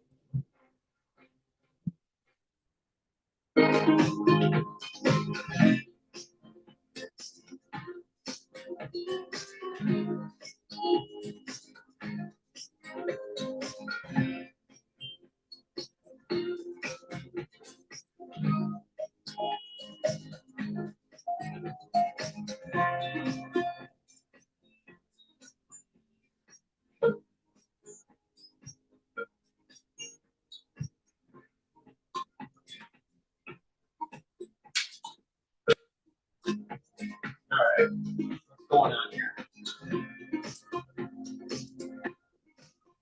These $2 are reaching. I got this barbecue smoking for $26. And shipping is always free. Go to dealdash.com right now and see how much you can save. Okay. Since they're on commercial and they're going to release some more state data, please go to my store, the-studio-reykjavik.com, and get the multivitamin. This is an easy to digest multivitamin. You need multivitamins to take every day because they are cofactors for enzymatic activity. This is a very high quality multivitamin. Go to my store, the-studio-reykjavik.com. Take it every day and follow my health protocol. Lower inflammation, soak up free radicals, and neutralize pathogens. And lastly, digestive enzyme complex helps to break carbohydrates, lipids, and protein. It lessens the load on your pancreas. That's important when you get older because our pancreases don't work as well. So we need to take supplements to help with digestion. When you take this, it'll break down your nutrients and it'll allow you to absorb those nutrients easier. In addition, if you work out, taking the digestive enzyme complex is actually going to help you recover after your workout and to fuel your muscles. All right. In addition, this has bromelain in it. Bromelain is a fibrinolytic enzyme to break up clots. So this helps to break up clots. In addition, the proteolytic enzymes that are in here will help to break up glycoproteins. So this was very important to take during the crisis of 2020. So improve the health of your pancreas by taking the digestive enzyme complex. Please go to my store, the-studio-reykjavik.com. All right. What's going on? Looking at Senate candidate Sam Brown, and what's going on there? Hi, Jeff. We'll be there in a little bit, right when it starts. But right now, we are outside, maybe one of the biggest and most expensive polling centers in the country. This is the Allegiant Stadium, home of the Las Vegas Raiders. And one of the things I want to mention to you folks at home is that people are still showing up here to cast their ballot. We are a minute away from polls closing, roughly a minute away from polls closing. And under Nevada law, if you are in line by 7 o'clock, you have the right to vote. We are hearing about some instances where there are some pretty long lines throughout the state. Also keep in mind that they will not release any results anywhere in the state of Nevada until the last person in the state votes. So we could be looking at a very long night ahead of us here in the state of Nevada. Martha? All right, Jeff Paul, thank you so much. We're waiting now for these calls at 10 o'clock, and we're looking at basically a scenario where the Democrats are putting all their hope in the blue wall. The question is, what happens when we make a call in North Carolina and Georgia? If you believe Sean Hannity is coming soon, we'll see if it does. It is time to see how many more electoral votes will fall as we get ready for our next calls. 18. We are seconds away from 3 states, including Montana, Utah, plus the critical battleground. Together we will fight to win Nevada. Nevada, we fight for the future. With 16 electoral votes on the line, we have the results as they come in. The moment is here. America is watching.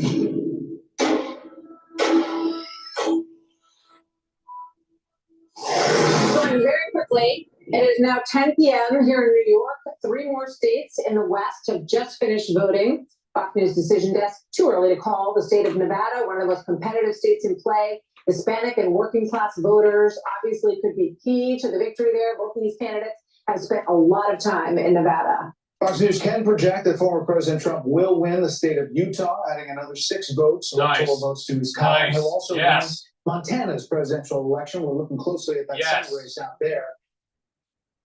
Ad-lib. Oh. Yes, you will. I just did that. All right, so let's take a look at some of the places that are too early to call, and let's get you an update on the total count. President Trump at 205 right now, 117 for Harris, and waiting on Georgia, waiting on North Carolina, waiting on Pennsylvania, waiting on Michigan. And, just keep in mind that in all these places, there's a lot of city vote, a lot of high population concentrated Trump vote has to win Georgia, North Carolina.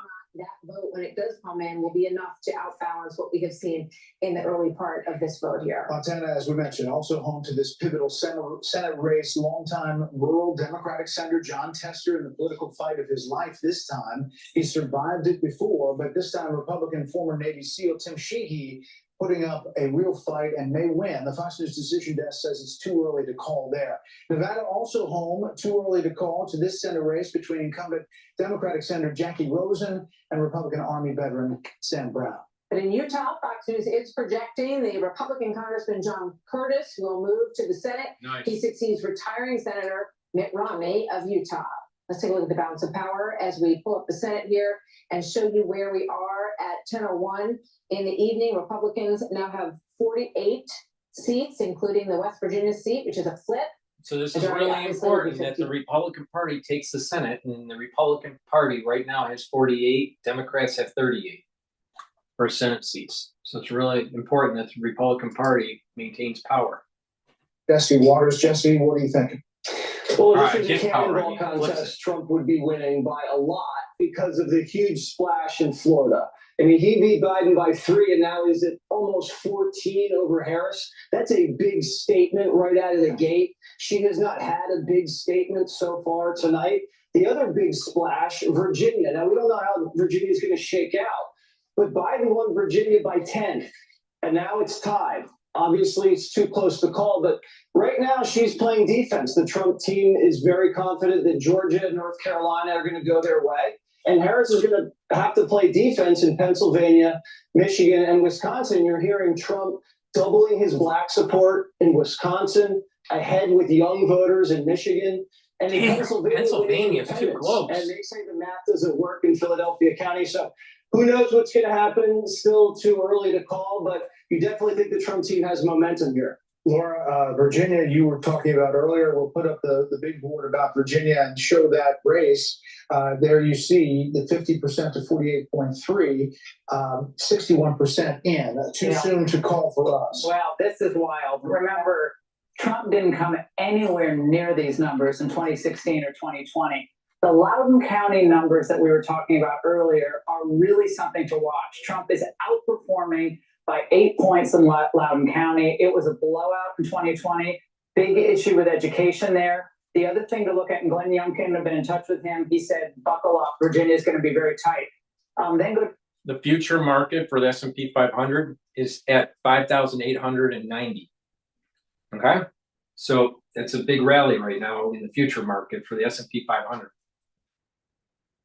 And remember, for the ones that have been watching my show, by year end, I said that the S&P 500 is going to be somewhere in between 5,800 and 6,000. slowing down with reporting. I think you can't really blame people for being a little bit concerned about the way we do reporting in elections. Yeah. I have more of a question actually for Laura, if that's okay, if it's permitted. On Loudoun Yes, County, yes. in Loudoun County, can you talk to what is the issue? Is it the economy or is it the cultural issues? Yeah. We've been having a little debate. I think that the cultural issues cut through the new immigrant population in Loudoun County. There's an enormous influx of Indian immigrants, Hispanic immigrants, and Muslim immigrants in Loudoun County. And if you talk to them, and some reporting has been done on this, a couple of issues of the gender curriculum, some of the trans issues, but also in general, just this idea that the new immigrants coming to this country want to be able to start small businesses and make a decent living. And I think both issues are really hitting hard tonight. And Loudoun County is a kind of place where you think it might be fertile ground for Democrats almost in perpetuity because of where it is. It's in the exurbs of Washington, but it is very close to that huge number of people who work in the Dulles technology corridor. And that looks like the kind of young, tech savvy people who would be prone generally to vote Democrat. And the fact that it's seems to be going the way it is tonight is I think, a lot of credit to Glenn Youngkin and obviously Donald Trump for the way that state was handled. They were smart to go there late in the game. It's interesting to look at Virginia, and sometimes these things sort of take hold over a period of time, right? So Glenn Youngkin won his very close race, all about education really, against Terry McAuliffe and parents' rights. But then in the midterms, Virginia did not get the seats that they wanted to get, and Youngkin was sort of trying to get them over that edge. So if this does, and we're can't call it obviously yet, if it turns into a win for Trump tonight, it will be a very big time. We have not called North Carolina. We have not called it yet, but nor Georgia. I'm sure there are good reasons for that, but others have. I understand. Do we know what's outstanding? Let's just talk to Bill Humphrey because he's at the wall. Yeah, I can do that for you. Don't mind me. This is Roanoke County. Why do I have that on the screen? That's Salem, Virginia. That's where Trump went for the rally the other day with Glenn Youngkin. Okay, so as you guys were talking here, all right. So this is part of our Fox Insights. Anytime we see an outline here, we go in Loudoun County. We mentioned this, right? Now this is a 16-point advantage for Kamala Harris.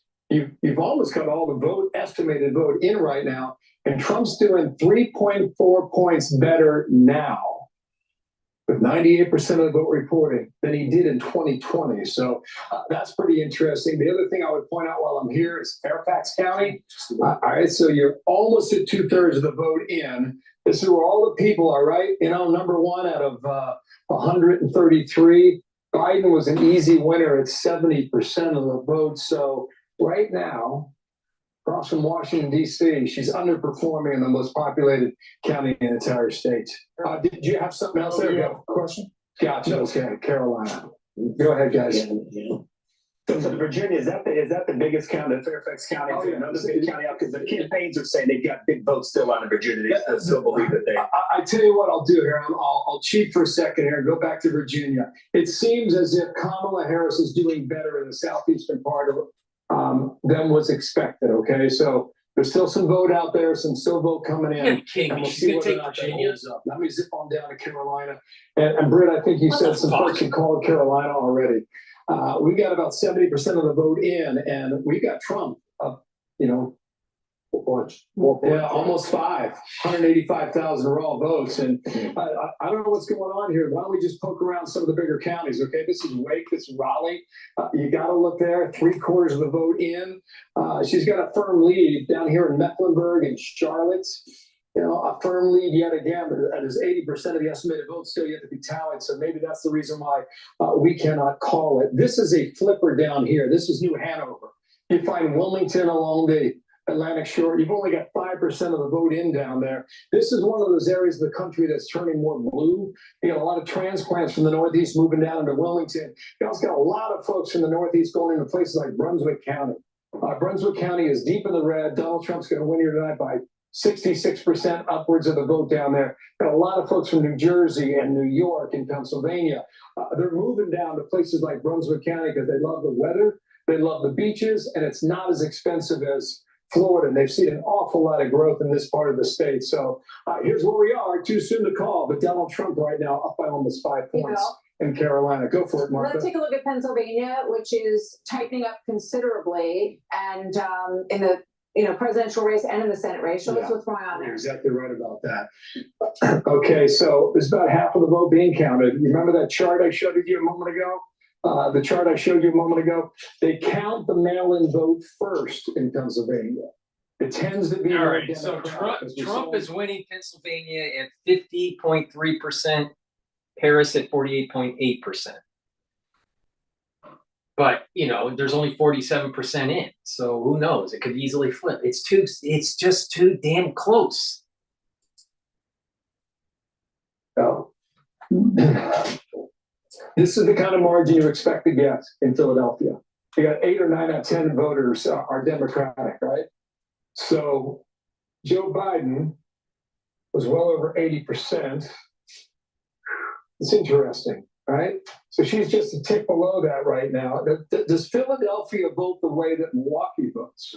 Right? We saw that difference in Milwaukee a short time ago.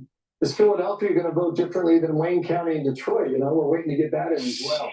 These are the collar counties. They're heavily blue. I would expect them to change somewhat, but we'll see as we go through the night. Just to check the bellwether here. This is Northampton. That's about as close as you get, guys. Difference of 300 votes, 303. Biden barely won it by 1,200 just 4 years ago. So that's where we are at the moment. Well, if Harris wins Pennsylvania, we'll probably have war, all right, in the United States. And even if Trump wins Pennsylvania, the Democrats will probably want to burn down the town with the BLM movement. Please go to my store, the-studio-reykjavik.com. You're going to need to build muscle because we're going to probably have World War III soon in the United States. And you're going to need to build muscle because it's going to be, street warfare. Please go to my store, the-studio-reykjavik.com, and get the Myotrol. Myotrol will help to build muscle, maintain muscle mass, and improve your mitochondrial health so you have ATP. You need ATP to maintain muscle, build muscle, and be able to move around. With all kidding aside, when we get older, we start to lose muscle mass, and it's harder to gain muscle. So if you take Myotrol and other supplements that I sell on my store, the-studio-reykjavik.com, and you do a little bit of resistance training, a little bit of cardiovascular, training, a little bit of running or rowing or, doing, fast walking, calisthenics, that sort of thing. And you do some resistance training, do some balancing and stretching exercises. You do that on a regular basis and you take Myotrol. You're going to be building muscle. So when you get older, you want to maintain your muscle mass, maintain your energy levels. So taking Myotrol is going to help with that. If you are an athlete, take Myotrol to have further gains in muscle. All right. And also for recovery, because it's helping with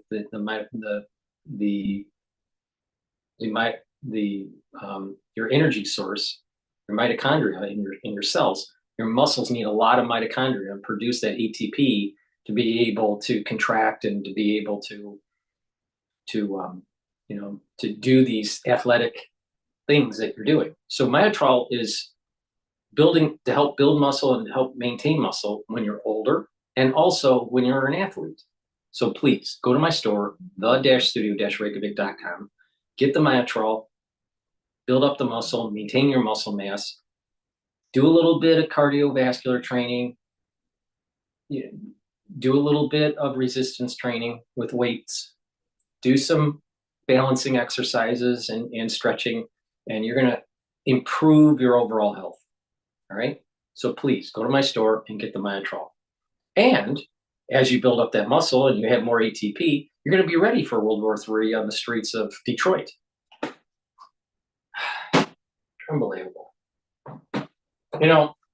If Harris wins the election, you're not going to be able to sleep if you're a Republican. And if you're a Democrat and Trump wins, you're not going to be able to sleep. So please go to my store, the-studio-reykjavik.com, and get the Goodnight Formula. So you can get 3 cycles of REM sleep no matter who wins the election. And when you get 3 cycles of REM sleep and deep sleep, you are detoxifying your central nervous system. You're going to be well rested when you wake up, and you're consolidating memory. Sleep deprived people, chronic sleep deprivation means you have lack of energy, lack of mental clarity, lack of consolidating memory, and you're not detoxifying your central nervous system. That's bad. And when it's chronic for years or decades, what can happen is that you can get early onset dementia. You don't want that. That's bad. So please go to my store, the-studio-reykjavik.com. Link is in the description of this video and all my videos. Get the Goodnight Formula just in case Harris wins or just in case Trump wins and you're the opposite party and you just can't sleep anymore. Go to my store, get the Goodnight Formula. I'll take care of you. All right. It has tryptophan and melatonin. All right. What's going on? Yeah, it's a big board, and I'm watching the ever brilliant Bill Hemmer, and they needed numbers in Milwaukee that every source I know in Wisconsin is telling me they did not get today. And we're now at a situation where for Kamala Harris to have any opportunity to win, she's going to have to sweep that blue wall, those blue wall states. I don't see it. Do you see it? I don't see it either. And if you look at Philadelphia, for instance, everybody was bragging this morning about how well turnout was in Philly. But if you look at Philly, South Philly is Italian. That's Pat's, Geno's. They love Trump down there. Big Eagles territory, big. You know the problem with Fox News is they're counting the chickens before they hatch. Trump needs to win Georgia. Trump needs to win North Carolina. Trump needs to win Pennsylvania or Michigan. And I'm really concerned of Trump winning Michigan or Pennsylvania because I don't feel that his ground game was strong enough. Enough right now in Philly and Pittsburgh to just overcome Trump's red county. Let me just put the caveat in there. Britt, we sat on an election desk in 2016, and there was a betting odds that you were quoting that had Hillary Clinton winning 90% chance that she was going to win. The evening began. And then it started going down, and we started doing the what if scenario, and her pathway started to narrow. It is flipped, to Sean's point, that the early vote gave Republicans an early boost. Right. And the question is what the day of vote's going to show. Well, Is her path narrowing as we get more into the I night? think she started out with a narrower path. You know, we could figure out more ways that Trump could win. She had a narrower path. And the betting odds, by the way, are now up to 83% for Trump. And it started at 58%, and it's climbed all through the evening to 69. Don't count the chickens until they hatch. Anyway, and there are other models are now predicting him well, and he said Stock market futures are also heading higher as well. Just to go back to this Milwaukee point that we were talking about during the break.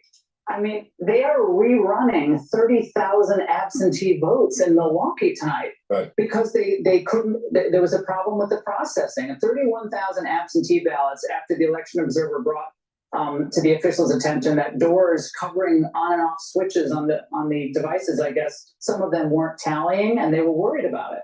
So just for integrity purposes, they're rerunning all those ballots. So we might not hear the full and final accounting from Milwaukee until tomorrow. AP Votecast has Trump winning 23% of black men. That's staggering. Nationwide. I'm sorry to hear what you said. Where's that from? AP Votecast. And that has to That's be consistent with a our complete stuff. defeat for the mainstream media, who's just destroyed Donald Trump as a racist for all these years. And if you double the support with black people, and then you go up double digits with your support with Hispanics at the same time, and then run up the numbers with Jewish Americans here in the Northeast, that's a complete rejection of everything that they've been telling us about Donald Trump, and would explain why he's very competitive in the popular And the vote. news cycle for how long went on and on about the Seltzer poll in Iowa. Trump, it looks like he's going to win Iowa by 8 to 10 percentage points.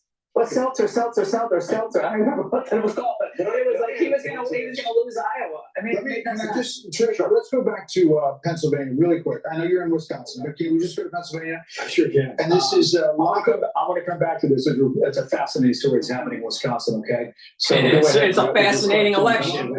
County. This is County. You got it. Let me come back to current day. Right, it's 2024, isn't it, guys? Yeah, I do believe. Okay, so I'm kidding. So this is Lackawanna. This is Scranton. Okay, so she's got an edge. Go ahead.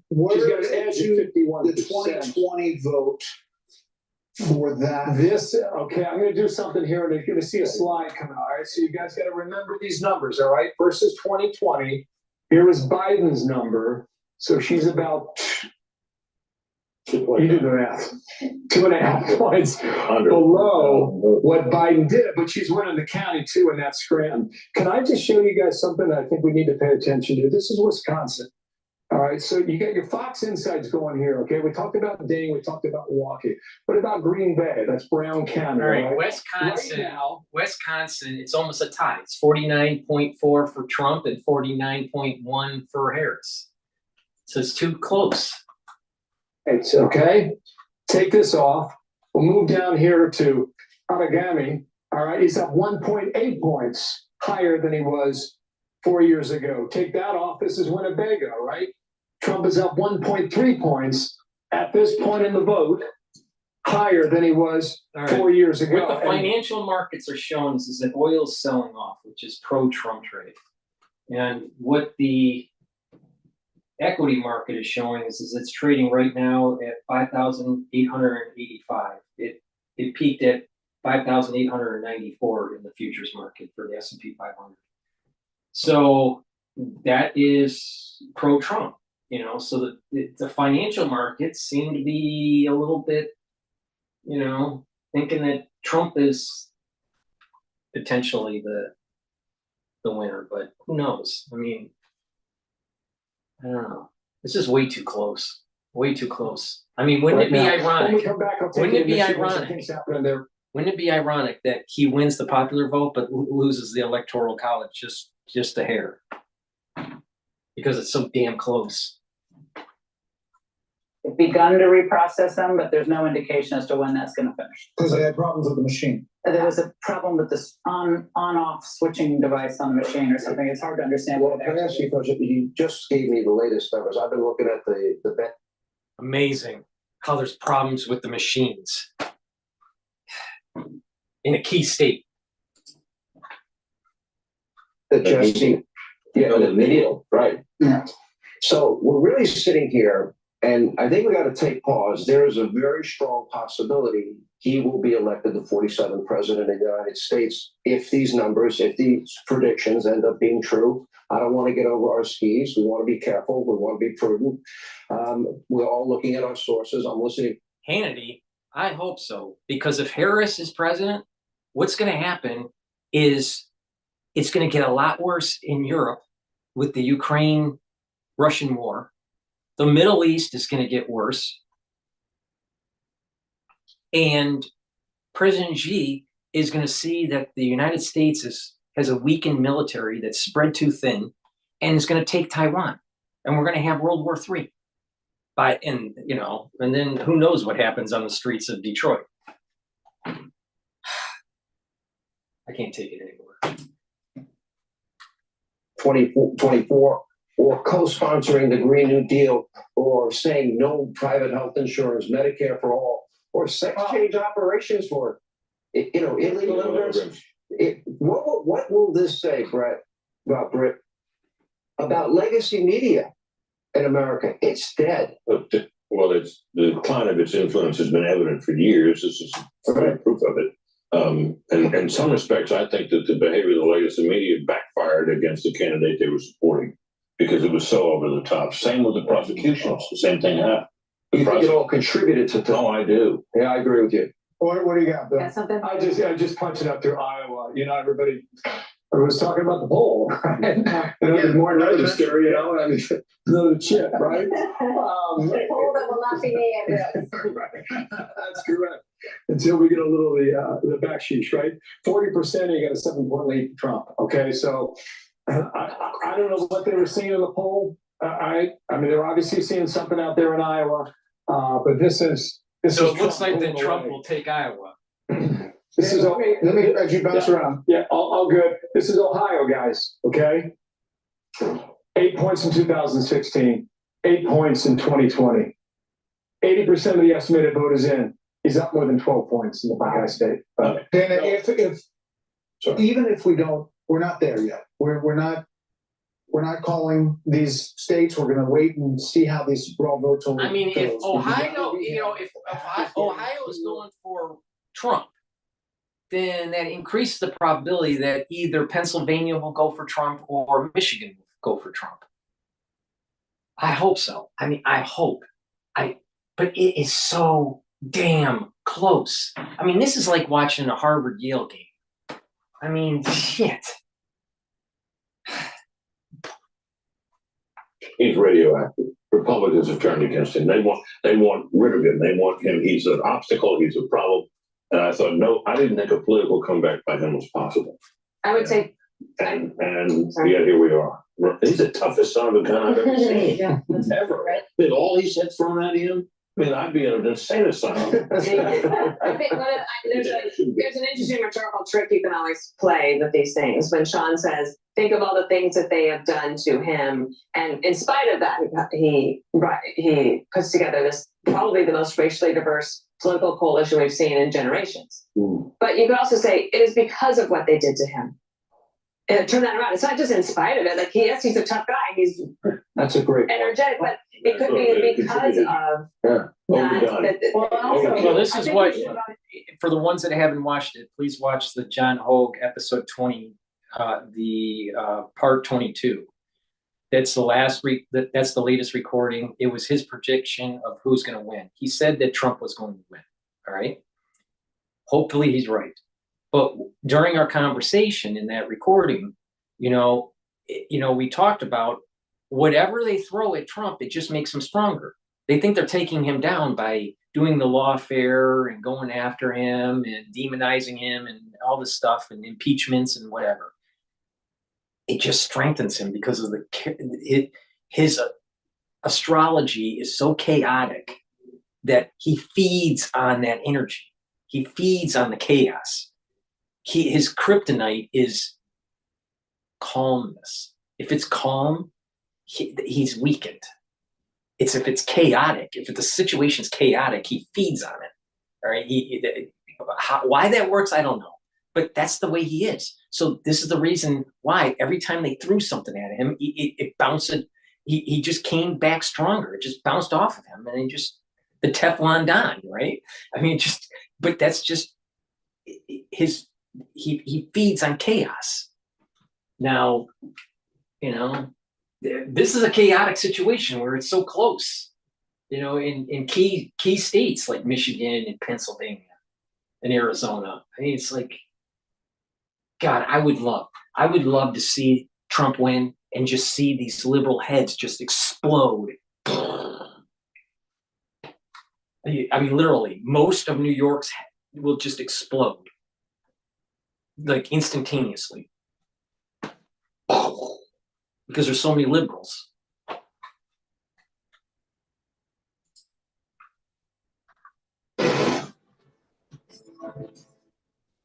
Election night on Fox News Channel is brought to you by Simply Safe Home Security. All right. So before we cycle back to another commercial with Fox News, please go to my store, the-studio-reykjavik.com, and get the resveratrol. It's an antioxidant. It helps to get rid of senescent cells. That's really important to get cells that go into senescence stop dividing. Okay, because their telomere lengths get too short and they just stop dividing. But they collect toxins and just garbage, and the cell just doesn't. It's not as robust as when it was younger. So it's important to get rid of those cells. And sometimes in certain tissues, if you have adult stem cells, if you get rid of the senescent cells, then the adult stem cells are signaled to produce new cells. So your tissues are regenerated. All right. Resveratrol helps with that. So it's a antioxidant. It helps with mitochondrial health. So it helps with increasing energy levels, but it also helps to get rid of senescent cells. So that's really important, right? It stacks really well with C60. It stacks really well with ubiquinol and NAD+. I'll talk about those later in the show, but resveratrol is something I've been taking for decades. And again, it stacks really well with strong antioxidants. So please go to my store and get the resveratrol. All right, let's go to live now because there's a Harris County clerk that is talking. I don't know what's going on in Texas here. Okay, let me clarify. Meaning, if someone's in line by 7 p.m. tonight, how long could it take the last voter to vote? Well, we're going to find out tonight, right? This is election day. I can guarantee you that there's going to be plenty of voters in line by 7. We will take as much time at those vote centers as possible to vote all those voters. So buckle up, because it's going to be a long night, right? I'm going to go ahead and say that probably at least 10 or 20 times. We will process those voters. I imagine there's going to be more than a dozen locations that will still be voting voters. Could be 9 o'clock tonight. Could be 10 o'clock tonight. We will make sure that we're getting real-time information to know about how many are online, if there's additional support needed, additional, workers or anything of that nature to kind of help those lines. But it's hard to say. Those are the things, unfortunately, the county clerk can't predict. All right, she says, buckle up. It's going to be a long night. That seems to be the sentiment for many clerks and election officials across the U.S. On this election day. This happening out in Harris County, Texas, moments ago, giving that election day update in the Texas area. On the right side of your screen, that top right box, a live look out in Philadelphia as ballots are being processed on this election day. And then that bottom box, a live look out in the Big Apple of New York City, a voting location there, as people are coming out on this Tuesday, November 5th, to exercise their right to vote. 12:57 is the time here on the East Coast, so let's go to our final 2-minute commercial break of the hour. We'll be right back. All right, we're going to jump over to Fox here. At the Harris headquarters. Who's in this crowd? What is their connection to the vice president? Which groups were invited? We've posed these questions to the campaign and not been able to get any answers. And I've also spoken to some sources close to Harris who are at watch parties nearby in the city. Friends, family, and donors had receptions at 2 big hotels in the area. They're now making their way over here. They'll be hanging out in the basement somewhere inside the building. But even they don't have confirmation that the vice president is going to come here tonight. We don't have any program for the speakers. And right now they've just been piping in CNN behind me. So we are waiting for anything substantive. The updates that we do get are over email from senior officials that are giving us sort of broad strokes. Is it that Harris is not going to show up just like Hillary Clinton in 2016? I hope so. And with young. All right, But Jackie, let me just ask. Why did it shut down here? Come on. There we go. Well, they're responding to us, but what we ask, the answers we get are like, well, let me check on that. Literally, I asked how many people are in this crowd, what's their connection to the vice president? And that was an hour and a half ago. The person responded, let me check, working on it. I checked back, still working on it.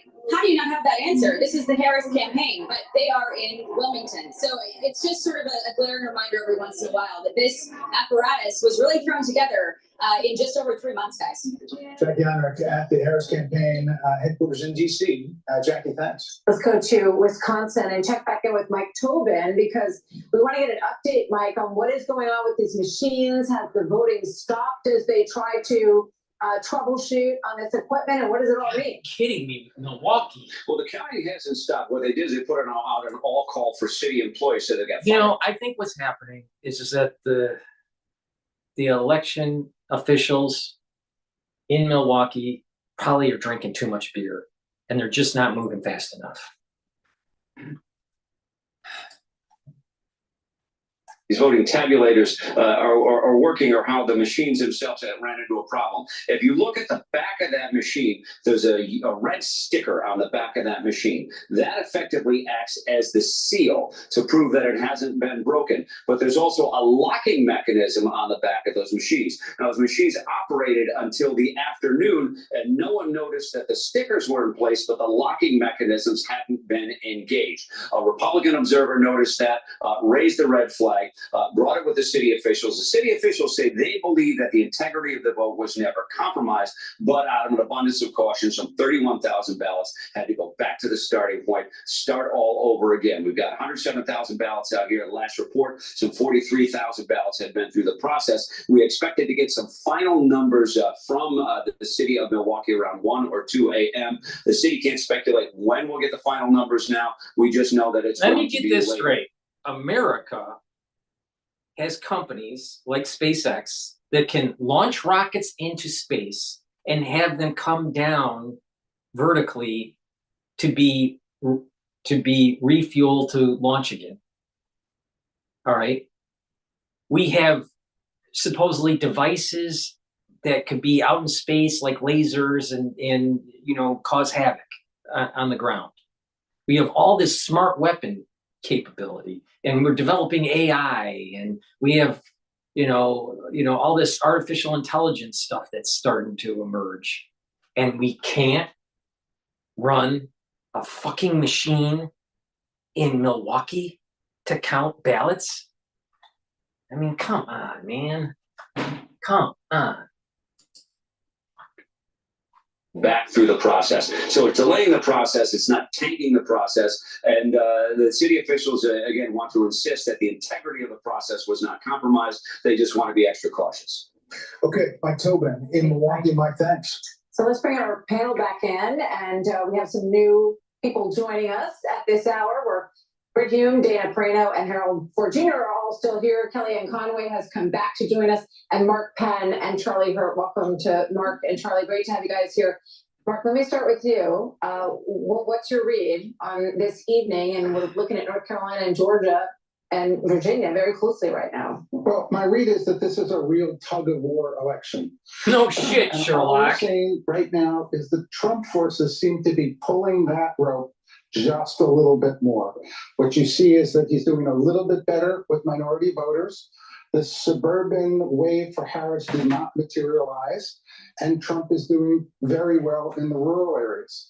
So there's just infinitesimal change. Whoever wins, we're going to have a very divided country. The polls were right. We will be divided between the elites and the working class and what they think the direction of America is. But right now in that tug of war, Trump's forces seem to be pulling a little stronger. And the elites appear to be on, you know, at least. And because of that tug of war, and we're a divided country, you need to get the goodnight formula, because no matter who wins, there's going to be half the country that can't sleep. go to my store, the-studio-reykjavik.com, and get the Good Night formula. Get the 3 cycles of REM sleep that you need for to be well rested and to consolidate memory, because you don't want to forget this night.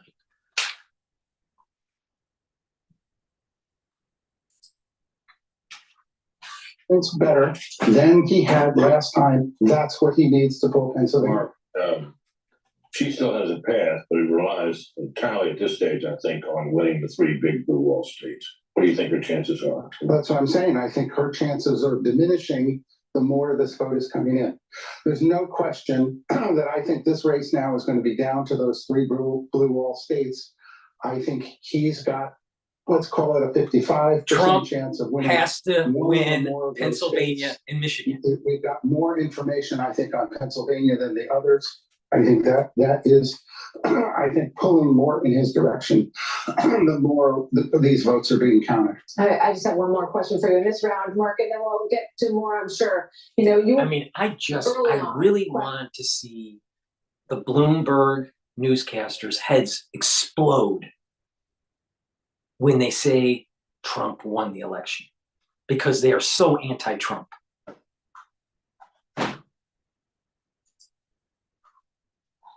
A very credible race. She is getting the Democratic constituency, probably doing better than Biden would have done, because Biden was really collapsing. She is getting the Democratic constituency. This is awfully close no matter who wins.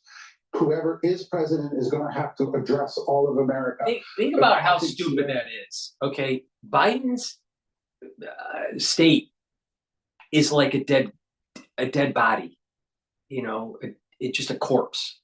So if someone says, wow, our candidate that's running for the Democratic Party is doing better than a dead corpse, isn't that amazing? I mean, that doesn't mean much.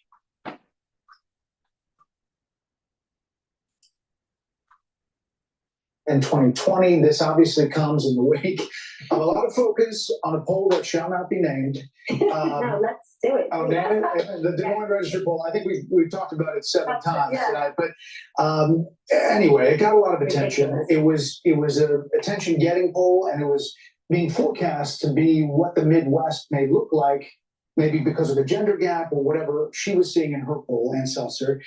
We are now calling Iowa for the former president. Yeah, I mean, it was, described as a bit of a jolt when it came across. I think all of us, when we saw that, Ann Seltzer, because the reason is she has an excellent reputation. She's called a lot of things well. In fact, she called the Trump lead in 2016 in her polling, and everyone thought she was crazy. She had him at +6 or something like that. But she also had winning the caucus in Texas. Yes, so she had a good reputation. Iowa just called Trump on her screen, because clearly Iowa is in the Trump column. Harold, thoughts about what's developing? So you think about what everyone's saying. This blue wall, there are 44 electoral votes there in Michigan, Wisconsin, and Pennsylvania. If she loses Virginia, Nevada is 6. That gives her 50. If she wins Virginia, that gives her 57.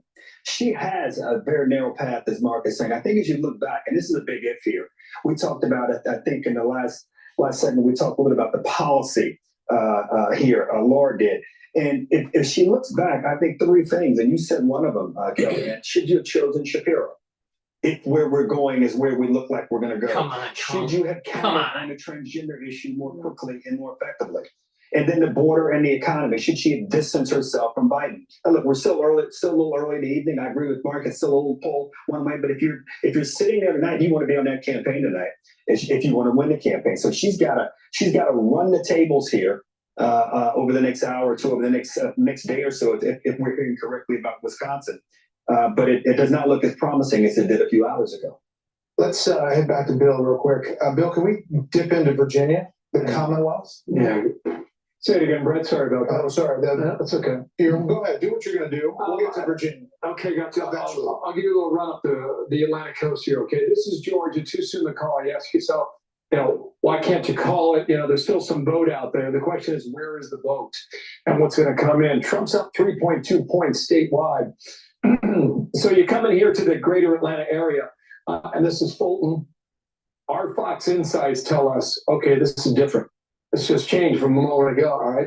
At this point in the night, with 82% of the vote reporting, in Fulton County, the largest of 159. Trump's up 0.6 points from where he was 4 years ago. All right, I'll clear that. Let's come back out statewide. This is Cobb County. We talked about that earlier. Okay, at this point in the night, our Fox Insights tell us that Harris is up 1.3 points better than where Biden was at this point from 4 years ago. We'll clear that. We'll also go to Douglas 2 here, okay? At this point, it's all greater Atlanta, a lot of population throughout the area.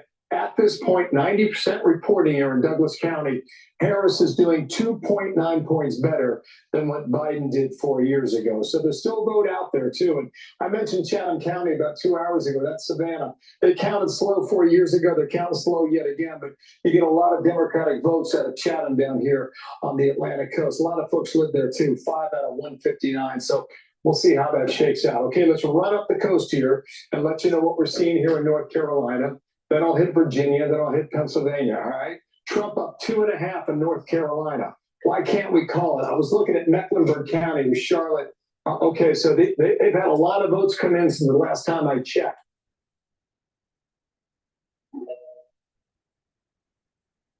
Hello?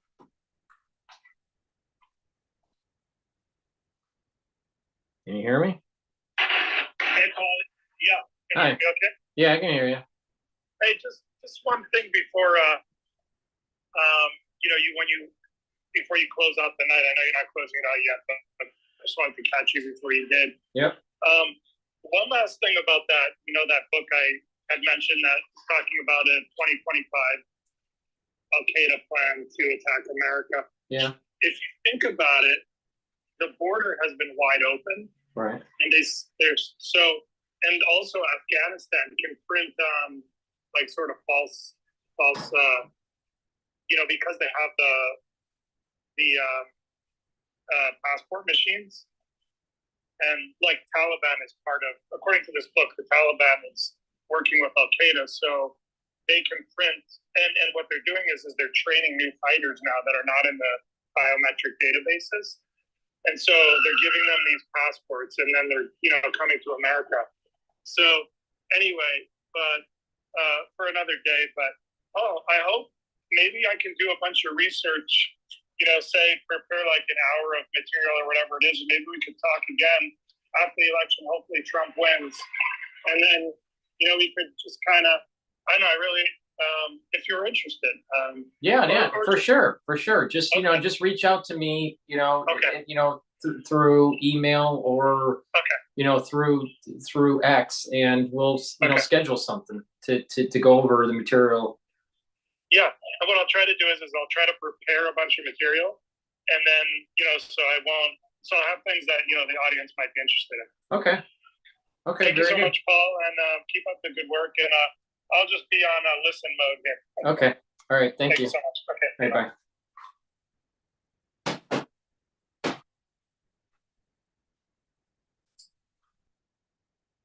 And whether it changes the dynamic.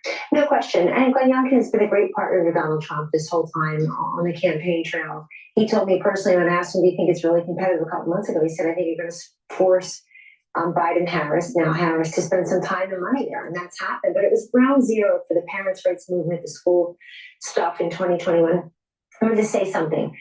Kamala Harris's team was smart and strategic to go for the 3 states in the blue wall. Since they've gone Democrat from 1992 to 2020, 28 straight years with the exception of 2016, they went for Trump. They've always voted as a bloc, but they also ran out of choices. I would have thought she'd do better in those more racially diverse Sunbelt states like Georgia, Arizona, Nevada, and even North Carolina. She's in the very white states trying to become president of the United States. Here's the problem I see for Harris and the Democrats right now. Demography is not destiny. That's what I think of this electorate. We think we're only going to get women by talking about abortion. We're going to get Hispanics if we talk about immigration. That's how Trump is getting it. We're going to get African Americans if we talk about this. Whose big idea was it to over-prosecute Donald Trump with all these cases? You think a lot of black men in this country didn't stand up and say, I think the system has been against me. I think that's unfair, to say nothing of the fact that they want economic upward mobility like everyone else. They're school choice voters. They think that people coming over the border are taking their jobs. And you got Barack Obama telling them, you're not right. Stop telling us who we are, what we think, how to eat, how to vote. This is the election where people are turning on its head. Last point, young voters.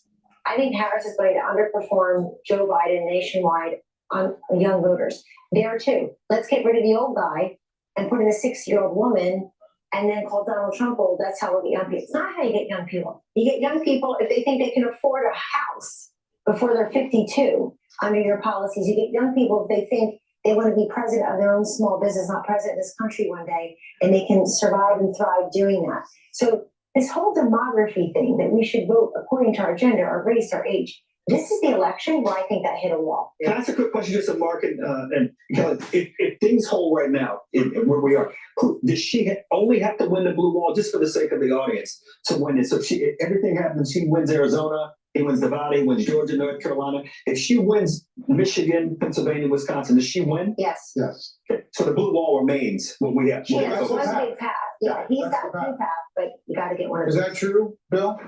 Pretty much, yeah. Because it gets her to 270 with the 3. Yeah, with the 3 plus Nebraska too. I think it's too early to start filling this thing in here. I want to start just yet. I don't know, kind of warming up the fire. She got 181 now. Just show the 3. Yeah, for her it would be Nebraska 2. Well, we got to go a long way. So just he's doing. It's gonna take a while to get He's there. just doing hypothetical. So she would have to win all the usual states here. It's just too many to fill in, right? Oh, gotcha. Boom, boom, boom, boom, boom. Yeah, let's just pretend that she's gonna win. Kemmer, come on. Nebraska, Hawaii, the film. Oh, yeah. Okay, so that's why I didn't want to do it because we got to go a ways. But maybe like another half hour, an hour or so. We'll fill in a few more. If you got time, I'll take you to Arizona unless you got something else to do.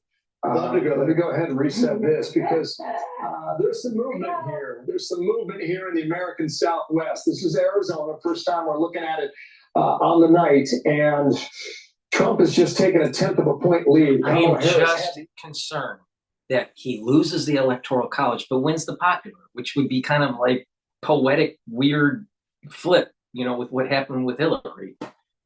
I mean, God, come on.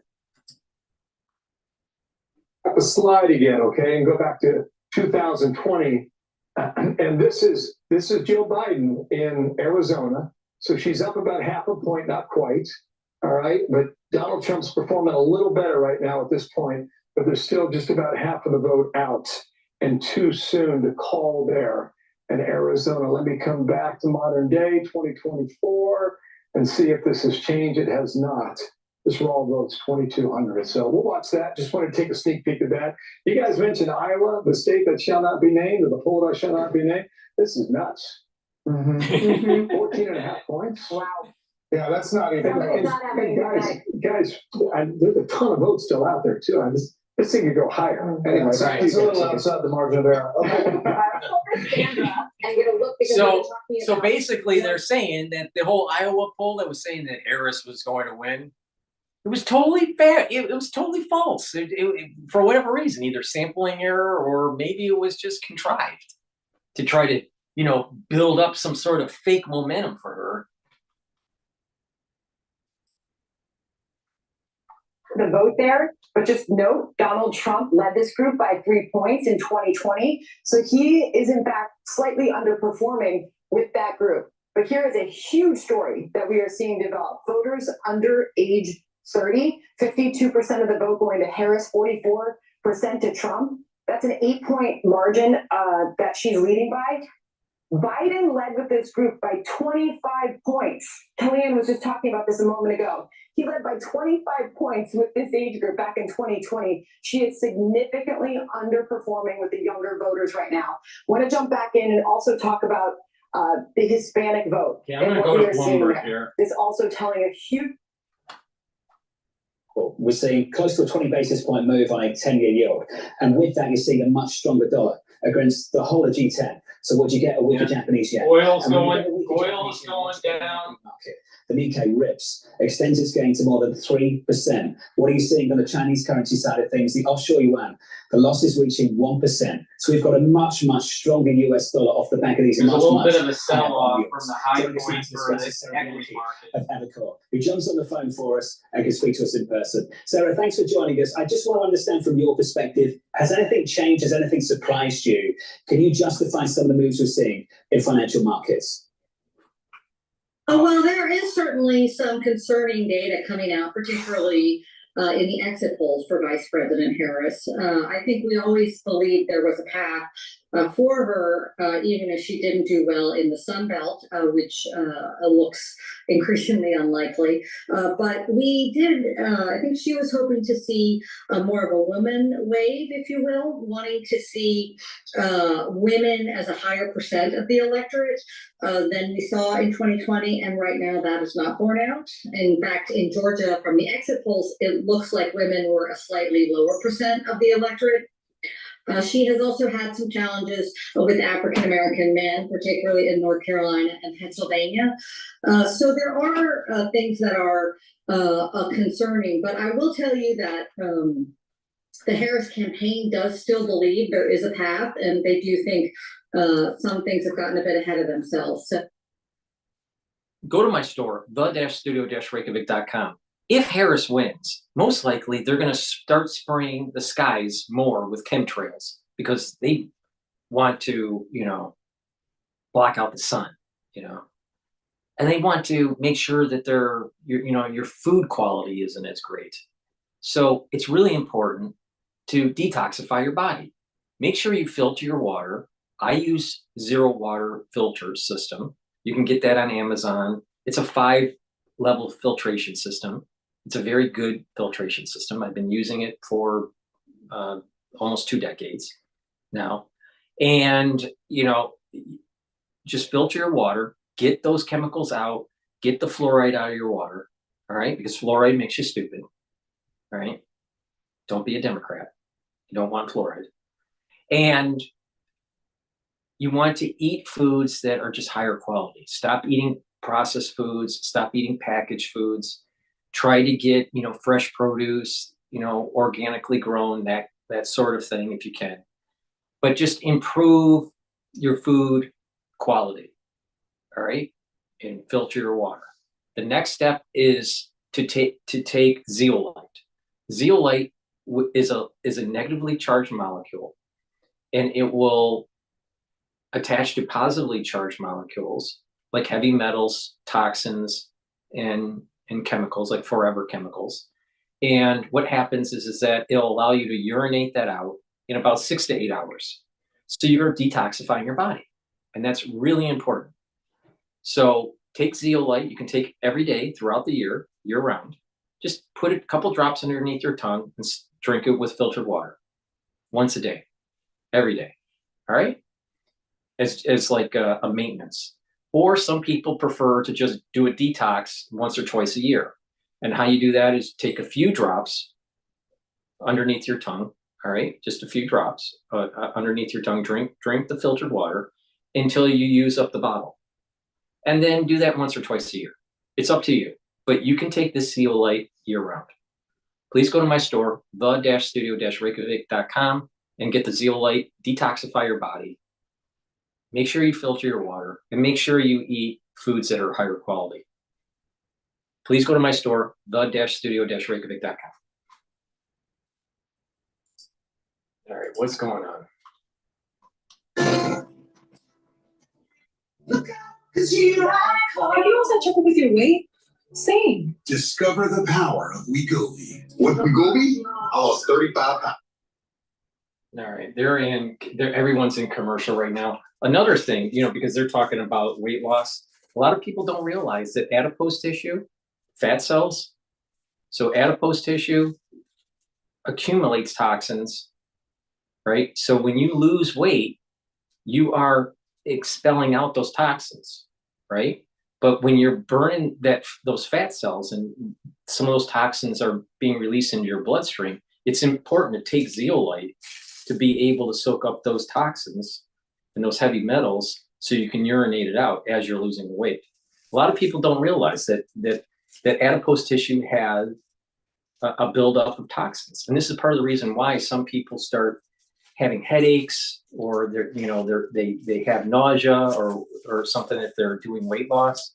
That it's not the only reason, but that's part of the reason why people may have headaches when they start to have weight loss, or they may not feel as well when they're having weight loss because they're releasing these toxins that have been built up in their adipose tissue for years. So, that's another takeaway is that you want to do weight loss, but also soak up some of those toxins that have been building up in your adipose tissue over the years.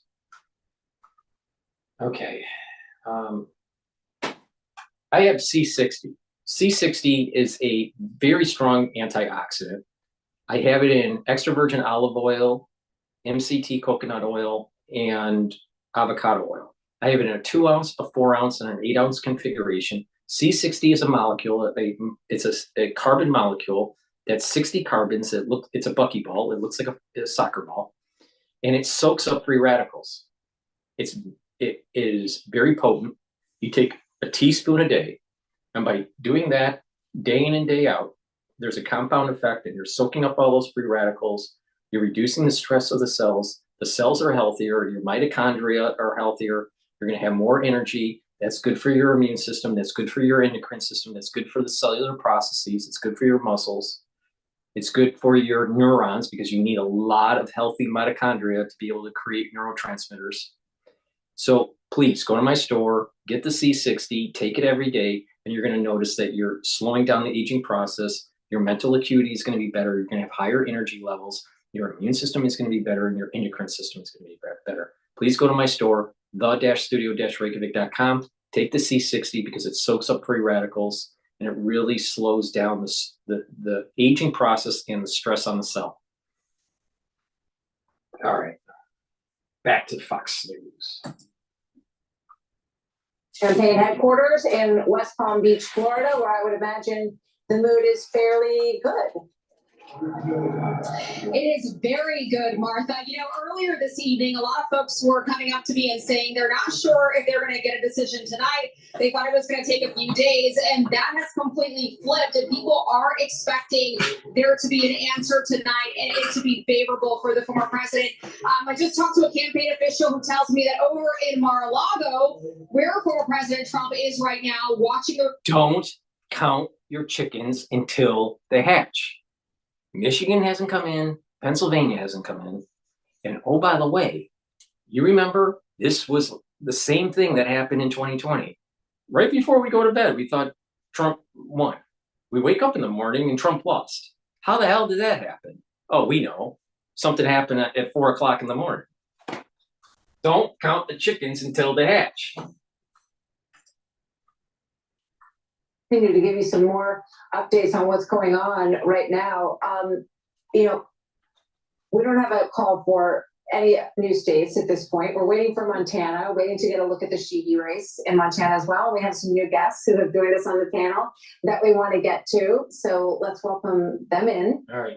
And as we get ready for the top close of the in 9 hour, seconds. we'll make some new calls. Calls first, and then we'll get right to you guys. Wow, time is going so fast.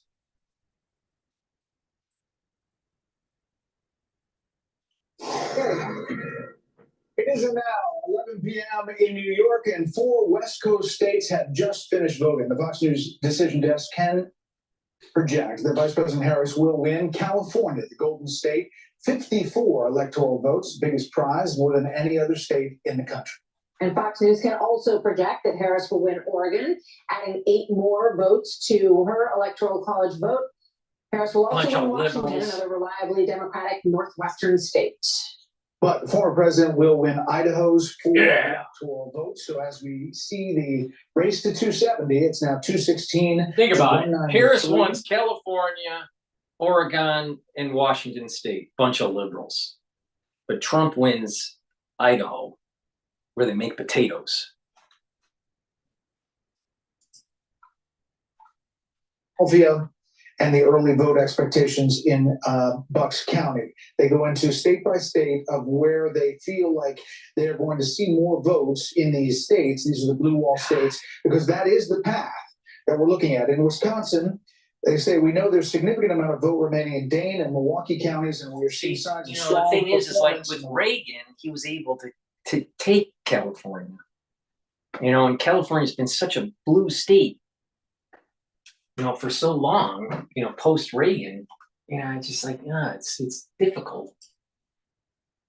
This thing would be over if Adam Schiff California will went win Republican. his race against former Major League Baseball player Steve Garvey in that Senate race, and Washington's incumbent Democratic Senator Maria Cantwell will win her 5th term. Not big surprises on that front this evening either.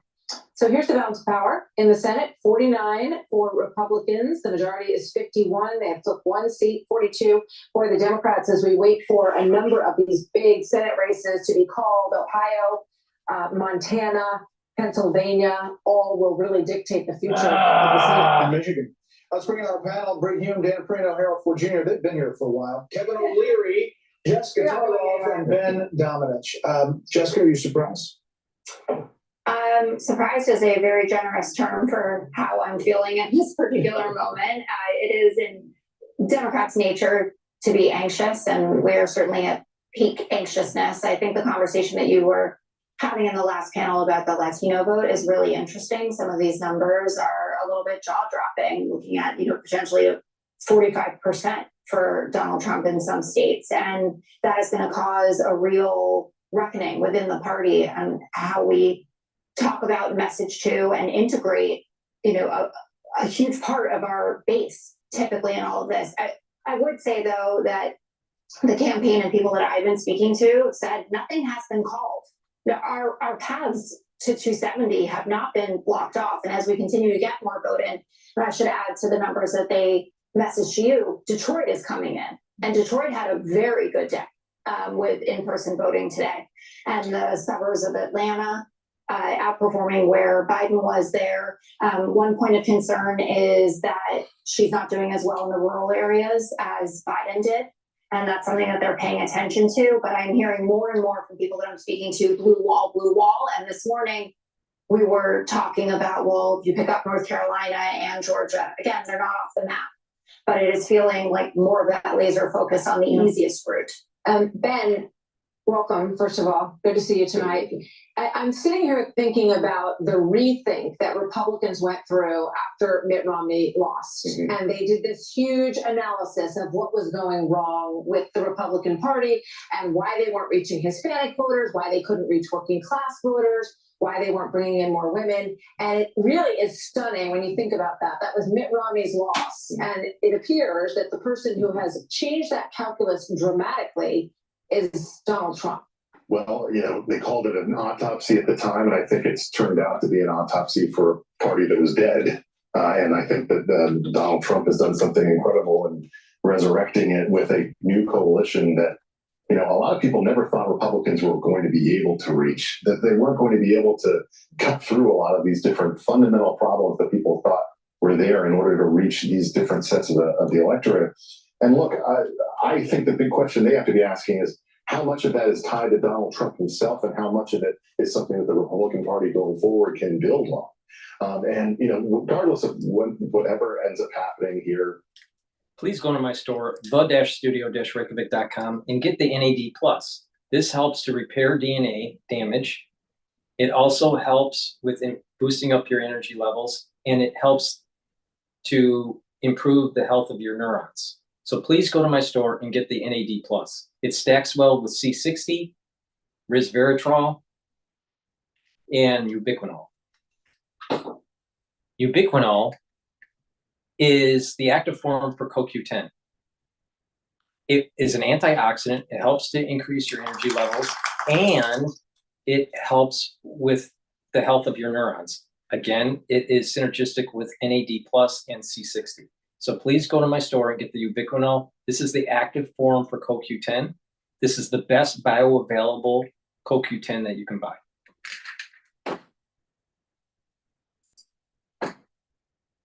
I was very troubled just over 100 days ago when they circumvented the democratic process and anointed somebody. The analogy is easy to a Super Bowl. You arrive at the Super Bowl game, and by any measure, this is the Super Bowl of global politics, the presidential race. Your quarterback, by Biden is injured. He's taken out of the game. You don't bring a quarterback in that's never, ever, ever won any game anywhere. You run a process, and they missed that opportunity. This is a chance for them to, I'm not saying they're going to lose, but I'm going to those percentages and saying they get to reboot. They get to go back to the center. They get to scratch this whole thing, and the influences of a Schumer or a Pelosi or a movie star or an Obama deciding to anoint somebody, those guys are gone in 4 years. They won't have that kind of influence. This could be great for America because I'm an investor. I have to work with who's ever in the White House in January.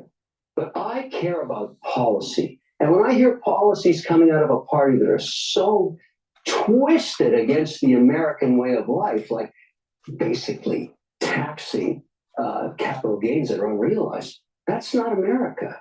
Or price controls, that's not America. 28% tax rate takes us to the bottom quartile competition. That's bad. We can't do that. That would hurt the country. And all I do is work with entrepreneurs who want to build businesses. There's a reason people come here under barbed wire and drown in rivers to get into America. It's the American dream. It's the only thing the president has to do is to maintain it. Those policies are against the American dream. And I have nothing against Harris. I mean, look, she did a masterful job of getting to where she is. Virginia here. It would be good for them to lose tonight. It would reset. 14th. The last time that records were sent to registrars was October 14th. Michelle Hankerson, do you have a question? This is Virginia Department of Elections.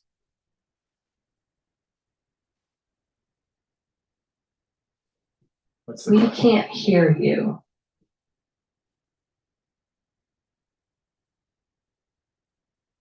Okay, I'm going to go to Megan Polly. Do you have a question?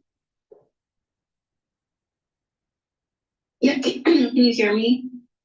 Yes. Yeah, we can. Okay. Okay. Just to follow up, just to clarify, so the October 14th, can you explain, that was the last time, what did you say exactly? And if you're hearing from anyone this morning about, you know, people who've had their registration canceled, if people are reaching out to you. So again, every eligible voter in Virginia, we want them to vote today. If they have any issue with their registration, they can do that at their polling place through same-day registration. That is available to everyone who is an eligible voter in Virginia. To explain the process of what happens at the DMV, an individual walks into the DMV as part of their jumping out of the whole Virginia Department of Election press and jumping into Bloomberg here. What's going on with Bloomberg? Every time he clinches a state, the same thing actually happens too when Republicans clinch some critical down ballot races, because as you've been covering all day on Bloomberg, this is just as much about whether or not we will get divided government. Now, we are still expecting former President Donald Trump to come out and address the crowd later tonight. They have put out his podium. We know as of right now, he is currently at Mar-a-Lago, which is about a 10-minute drive from where we are at the Palm Beach Convention Center. He did say earlier today that he didn't prepare multiple speeches, that he knows what he's going to say if he wins, that he doesn't want to think about it if he does not. Now, John, sources familiar do tell us that right now he is surrounded by some big donors as well as members of his inner circle. Those names include people like Elon Musk, Scott Bessent, Steve Wynn, and Trump's co-chair of his transition team, Howard Lutnick. Thank you, Tyler. Kayla, I'm looking at this memo the Harris campaign has sent around to staff. They're saying they continue to see data trickle in from the Sun Belt states. They've known that along this entire time, their clearest path is going to be the blue wall states. What is the Harris campaign looking at right now when it comes to Michigan, Pennsylvania, and Wisconsin? Well, I can tell you here at the headquarters, supporters have been anxiously watching the Jumbotron stream, showing results coming in real time. They've been cheering every time Harris has been showing in the lead, but throughout the night, those margins have been getting closer. We saw Democrats really enthusiastic coming into tonight about the early vote. Republicans tend to vote day of, and those margins are starting to come in. And I've been on the road with Harris the past couple days, and she has really been stressing. She wants her volunteers, she wants her campaign to leave it all on the field, and we're just gonna have to see in the days to come, in the hours to come, whether or not that push was successful. successful enthusiasm we've seen in fundraising, on social media, with their ground game. The bottom line is this. Michigan and Pennsylvania need to hold the line for the Republican Party. This is our Gettysburg. This is it.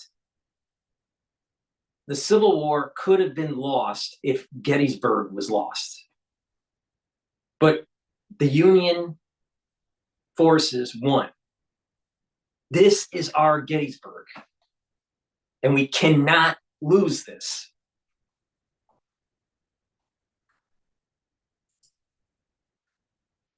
Coming out of exit polling, he's outperforming his 2020 map. So that bodes well for him. Now, does this bleed over to the blue wall? Unsure. Charles still thinks that she can still carry those 3 key states. Which is why you might have to stay up a whole lot longer from here. Equity futures right now, the S&P 500 higher by 1.2%. The small caps absolutely ripping. Earlier on, they were higher by 3%. Right now, we're higher by 2.4%. In the bond market, treasuries lower, much cheaper, much weaker, yields much higher, up 17 basis points to 4.44. The moves are global. The dollar's stronger. The Mexican peso is weaker. Dollar Mex up by 2.6%. The Chinese currency weaker. The yen weaker. The equity market moves global as well. The Nikkei 225 rallying by 2.5%. More on the markets, on the scores. The score right now, 214, 187. Trump leads Harris with more still to come. Coming up next, the latest in the race to 270. Election night 2024 continues.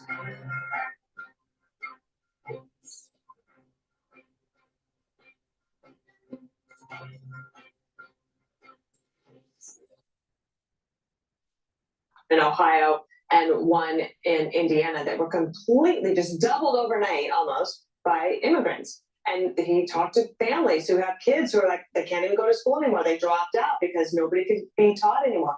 No one can find a place to live. I'll be very interested to see what Sandra Smith pulls out of that state of Ohio.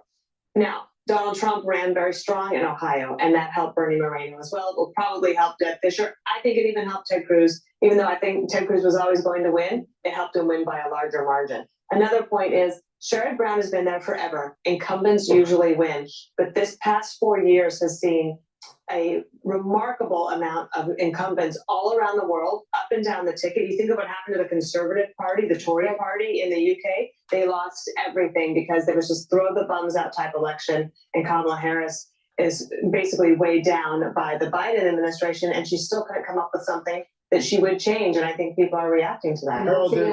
You have a state like Ohio where Sherrod Brown was able to hang on, even though it has been basically a red state for quite some time. Yeah. And sometimes the migration of this kind of party move in a state takes a little while, takes a couple cycles. Surprised by this one? That Sherrod Brown, there were a lot of Democrats who thought like you thought, that the way you posited the question, that he's held on for a long time, he's running tough races, and that he had appealed to enough Republicans over the many years. But Moreno was a great candidate for them. He hung in there, and what it goes to show also is this issue of energy security. And it's going to be interesting to see how this continues to play out in Pennsylvania this evening. Ohio and Pennsylvania both, and even Montana, where energy is a big, big issue. These 3 Democrats may have run up against a challenge that they can't overcome. This shows you a little bit of break in the blue wall. If Ohio's 10 points and Bernie Moreno takes off Sherrod Brown, don't you, as you're looking at Wisconsin, Michigan, and Pennsylvania, say there are similar issues in these states? That's what I'm saying. No, Brett, the answer is a resounding unfortunate for me. Yes, I think you can begin to see that where that crack could come, if not a whole collapse. Let me make one last point. $161 million spent on the Bernie Moreno race by the Senate Leadership Fund on McConnell's basically the pact to keep the Senate majority. $161 million. And in part, that's because they understand. If we have one more of these things flip, think about what that does to the Supreme Court and the decisions that will be made by some of the justices there. So oil keeps on trading lower. It's at 71.31, and the dollar relative to the euro is strengthening. Euro USD is at 1.076, and we were at 1.09 right at the beginning of the election night. Only 6% in. Yeah, it seems like it's down. Just getting going a little bit there, right? Yeah, 14 point. But I mean, that's in line with what has been the expectation. But listen, if you look at Ohio, it's a similar issues to Mike Rogers in Michigan. And there's similar issues in Pennsylvania for Dave McCormick. We're going to take a quick break right here. The race to 270 slowly taking shape. 270 is the electoral votes needed to win. The vote count changing by the minute. Check out that popular vote. Check out the popular vote. Our special coverage continues after this.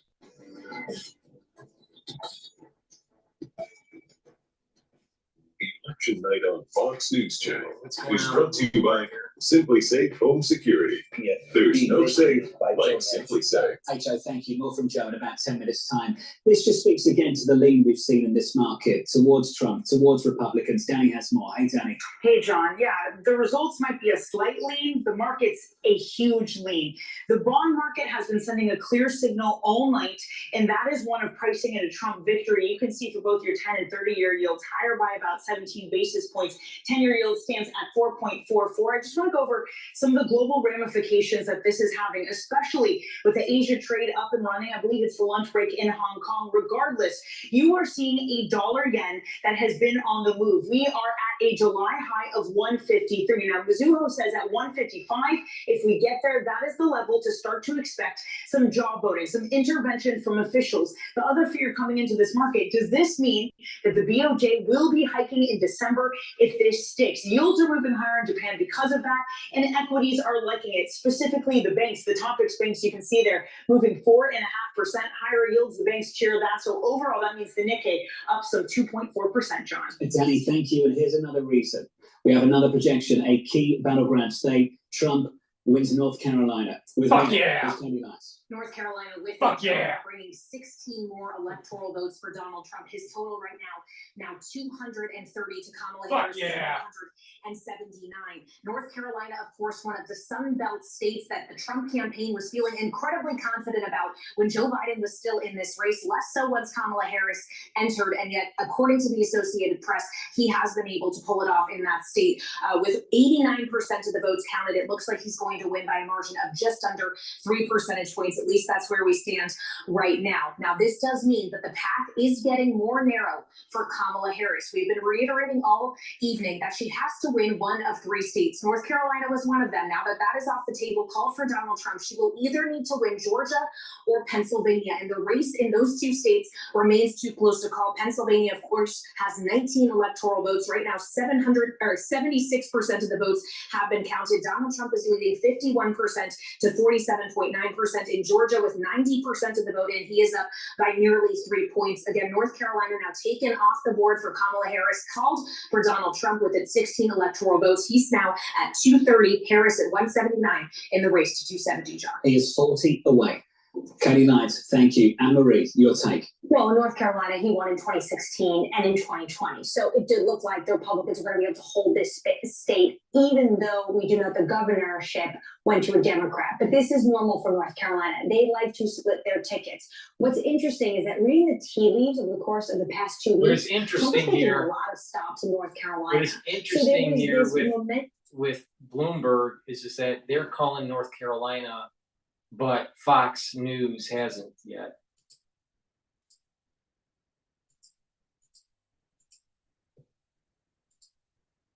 Why? Why is that? Let's see.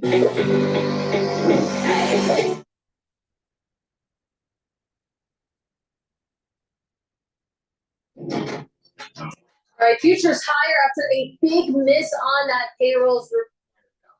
To a global audience, where we are at 230 to 187. How narrow is the path now for Harris? Look, she's got to win the blue wall. She's got to win Wisconsin, Michigan, Pennsylvania. She'll win the congressional district in Nebraska, but she still has a path. You know, again, I remember 4 years ago, exactly at this time, the markets had moved, the betting markets and financial markets had moved to a Trump reelect, and we didn't know the result till Saturday. I don't think it's going to take that long, but we're not going to know the result tonight. I think she's still definitely in the fight. Again, as I said earlier, I think the mistake on her campaign's part was creating an expectation that was too high that she was going to win North Carolina, and it would be. You know, the problem with the Democratic Party, the problem with the Harris campaign is that the expectation of her even running, they should have never had her run because she wasn't battle tested. Please go to my store, the the-studio-reykjavik.com. The link is in the description of this video and all my videos. Get the NAC. I've added this to my daily routine, my daily protocol. The reason why I added it was that many anti-aging gurus and longevity experts were getting positive results from NAC. The way it works is that it boosts up your glutathione levels. Glutathione is another pathway to soak up free radicals. It's synergistic with C60. By increasing your glutathione levels, you're soaking up those free radicals in another way, and you're bringing down the stress on your cells. In addition, this helps to bring down that sympathetic nervous system overactivation. A lot of people have too much anxiety, right? So this helps to calm that down, to calm that sympathetic nervous system down. And NAC can help to detoxify your liver and your kidney. So please go to my store, the-studio-reykjavik.com, take NAC, boost up your glutathione levels, and soak up those free radicals. It is synergistic with C60. And vitamin K2, MK7, this is a dual purpose vitamin. This will help with your bones, but also for your cardiovascular system. So please take vitamin K2. This is the MK7 molecule, and it stacks well with vitamin D3. So please go to my store, the-studio-reykjavik.com. All right. Why hasn't Fox News called North Carolina? Very strange.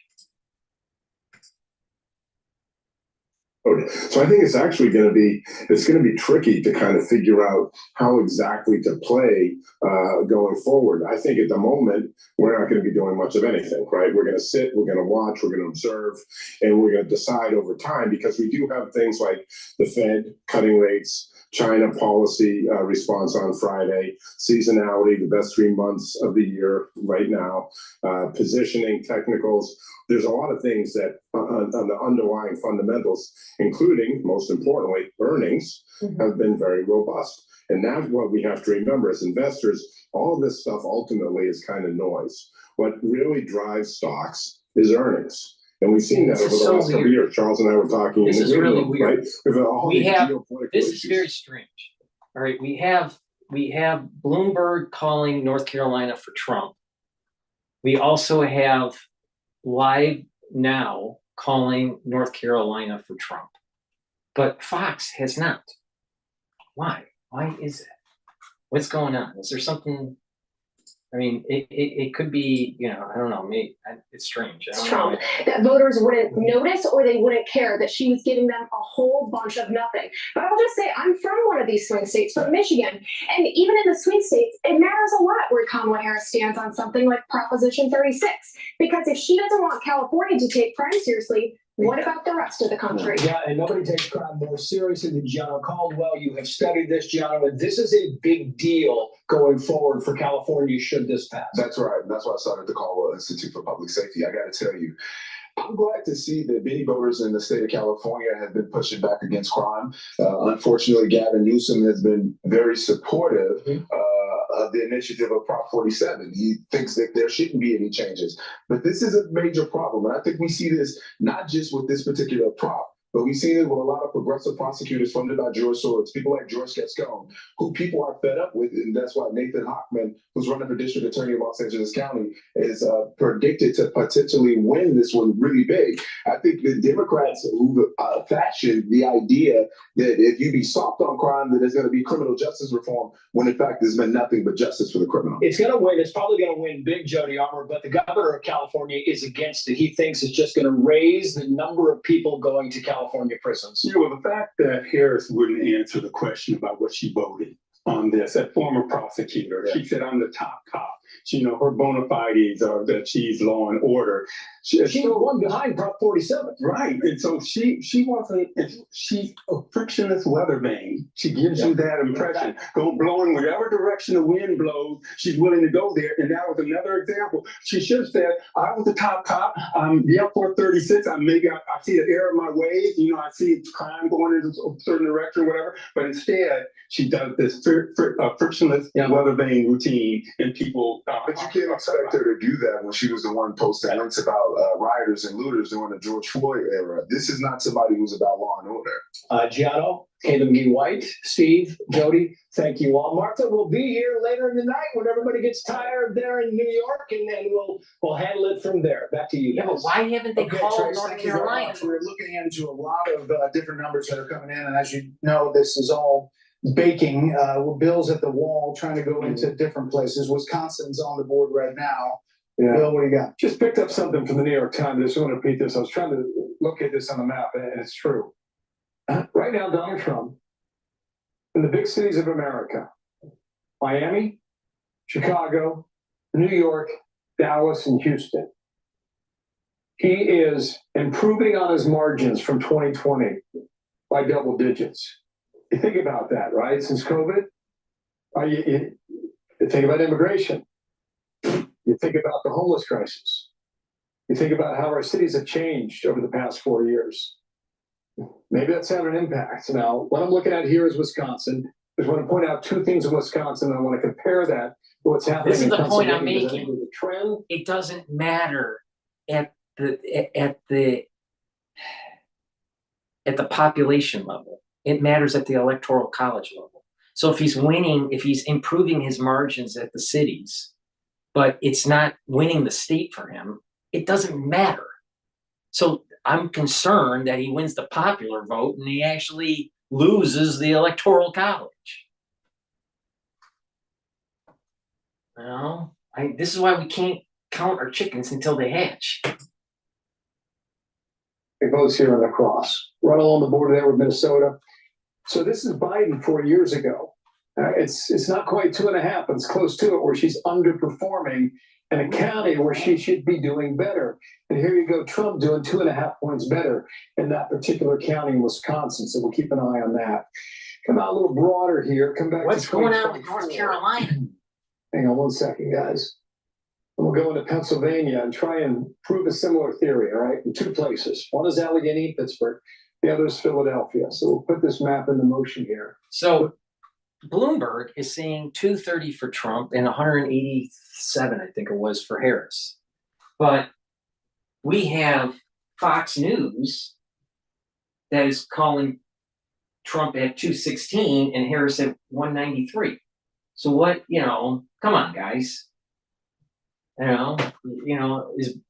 What's going on here? Throughout most of the night, Bloomberg was lagging. And Trump is overperforming where he was 4 years ago. So, when you think about the number of votes that are available in Philadelphia, and 300,000, right? What the hell is going on? That's a huge difference. I mean, you can run the totals up and never look back. Oftentimes in Pennsylvania, if you're a Democrat, running with a number like that. So let's take this off the screen. Come on back to 2024, and you guys are asking how come we can't call North Carolina? Yeah, why not? Come on, maybe Bloomberg closer because Mecklenburg is in and Wake is pretty much in. This is Guilford, that's Greensboro. You got a lot of campaigning down there. It's a fast-growing area too. It's about 22% of the estimated vote is still outstanding. It's an impressive number. I haven't looked at this yet. Let's see. Joe Biden. Okay, so pretty close to where Biden was. The raw number is lower, but on a percentage basis, she's just about hitting her number, and Trump's just a little higher, just a little bit there from 4 years ago. So maybe that's the reason you can't make a call in North Carolina. Maybe, and maybe that changes in a moment here. We'll see. So this is Georgia. Too soon to call yet again. Let's see what the 134,000. I don't know. So Trump, 2.7. Bloomberg saying that Trump won North Carolina. On a percentage basis, it has not much. In Pennsylvania, according to Bloomberg, is 51% for Trump. I can go hunt around trying to figure out why you can call it. I would have to think maybe, DeKalb County still got a little bit of vote out there. I'm up here to Gwinnett County as well. A little bit of vote out there. And Democrats score their points in Fulton, Cobb, Gwinnett, and DeKalb Come County. on, Trump, you gotta We should win. call that now to Peach State. Bill, listen to this. So Jen O'Malley Dillon, I quoted from it earlier, where they're kind of painting the picture of the blue wall and how they're doing great things in Pennsylvania and Wisconsin and Michigan. But at the end of this email, she says, we'll continue to keep you all updated as we get more information. This is what we have built for. So let's finish up what we have in front of us tonight, get some sleep, and get ready to close out strong tomorrow. So the Harris campaign, sorry, it is the Biden folks that run the Harris campaign now, essentially are saying, you know what, let's pack up and get some sleep. And we'll You know see what that how- reminds me of? It's 4 years ago. Clinton in Martha. 2016. Yeah. John Podesta came out. Yeah, exactly. Trump looked like he was winning. Trump looked like he was winning, and then we wake up in the morning and 4 o'clock in the morning, something happens. Oh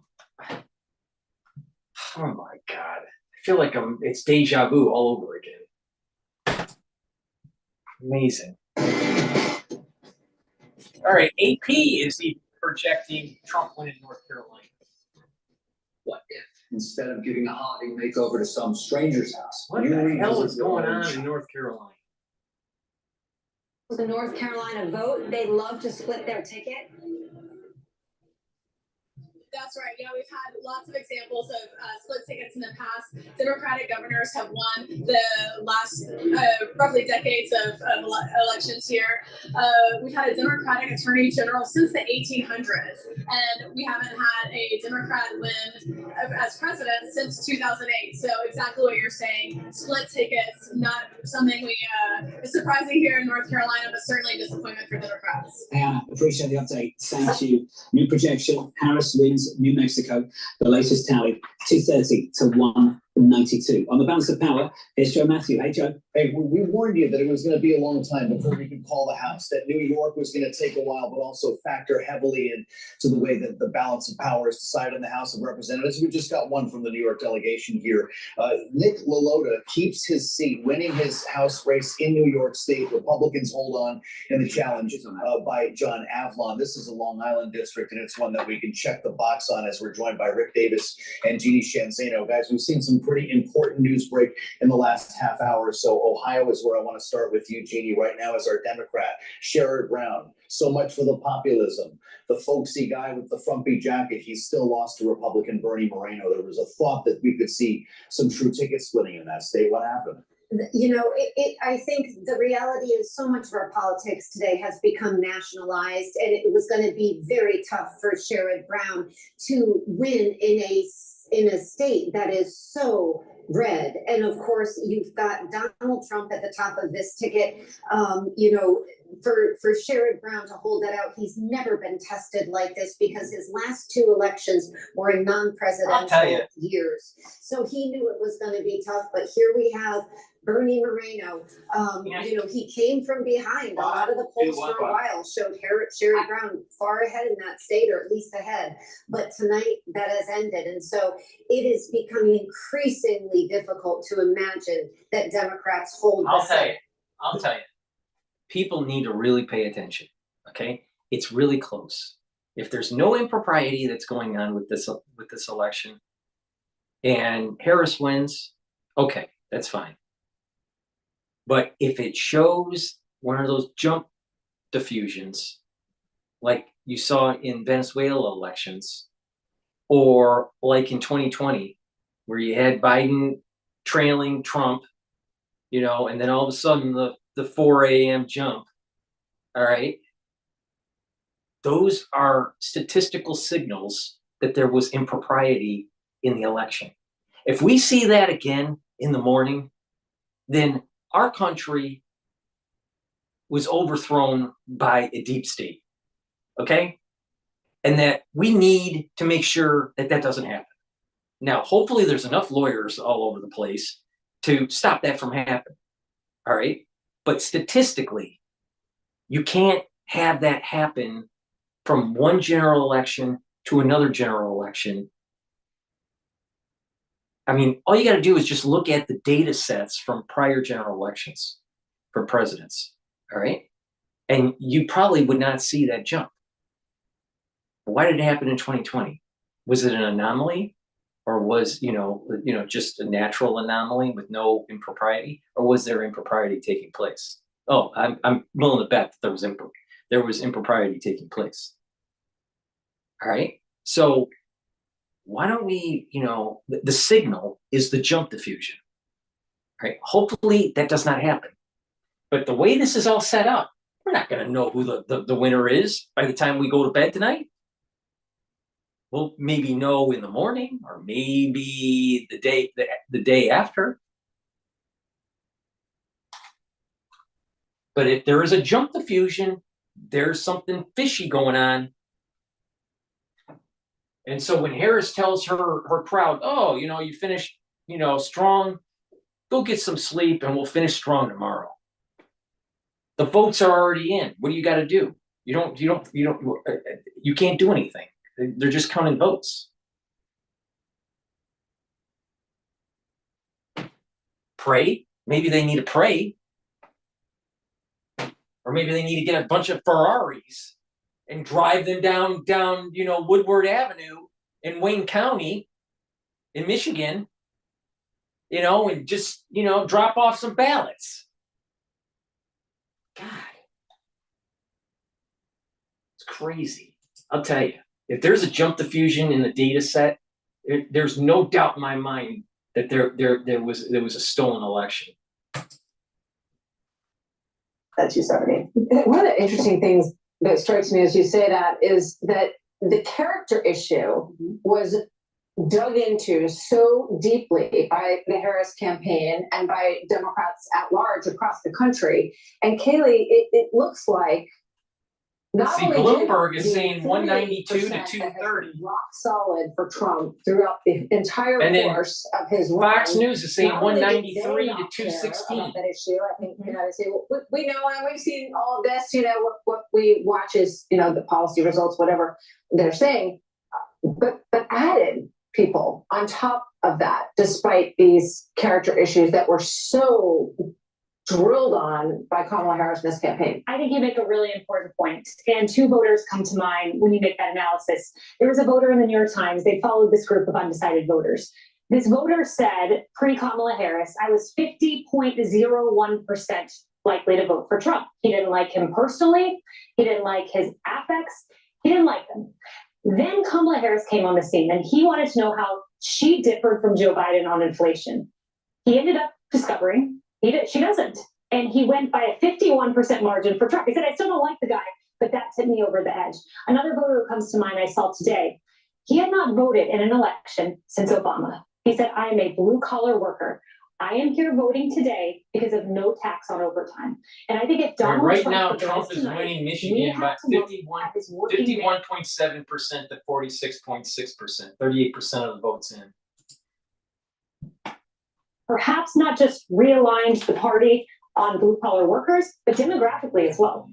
Just add to that, for years we've heard from the Biden-Harris administration that Americans are not suffering. That inflation, wasn't happening, then it was transitory, then we just had to deal with it, even though it wasn't getting better. That has been something the campaign has struggled with. They eventually came around to grocery prices being too high. But their essential argument was Donald Trump is a bad guy, therefore you should vote for us, even though we're not going to detail what our policy plans are. And you're seeing with a number of groups that they're saying, touching on the economy, we actually need some hard economic policy because we are hurting. And they've been told to either deal with it or that it's not happening. And the Harris campaign has not had an answer. And now Harris is at 198. But they still have the Trump at 216. Guy. Should be 230. In 2020 in particular. I mean, people tell me all the time, no way Joe Biden got 80 million votes. I kind of agree with that. I think Donald Trump got those 80 million votes from Joe Biden. In the passage of time and with the record of the Biden administration, those concerns faded. And while I think a lot of people voted for him like the voter you described, without much enthusiasm for him, but in definitely thinking it was a better deal back then. What? Let's cut the bullshit. All right. The reality of the situation is this: Trump needs to win. All right. Trump needs to win. He needs to win Georgia. He needs to win North Carolina. It looks like he won North Carolina according to Bloomberg. He needs to win Pennsylvania or Michigan. And I believe he has to win Arizona to get to the 270 plus. If there's a jump diffusion for Harris to win, it means the election was fraudulent. It's that simple. If there was a jump overnight, when we go to bed, if we don't know the winner tonight, then they stole our election again. Because statistically, that can't fucking happen. Naturally. Now, the question is, what will the American public do when they have a statistical signal to show that the Democratic Party stole the election again? I'm not saying that it's going to be there. I'm just saying that if it's there in the morning, then that's 100% a signal that the election was stolen.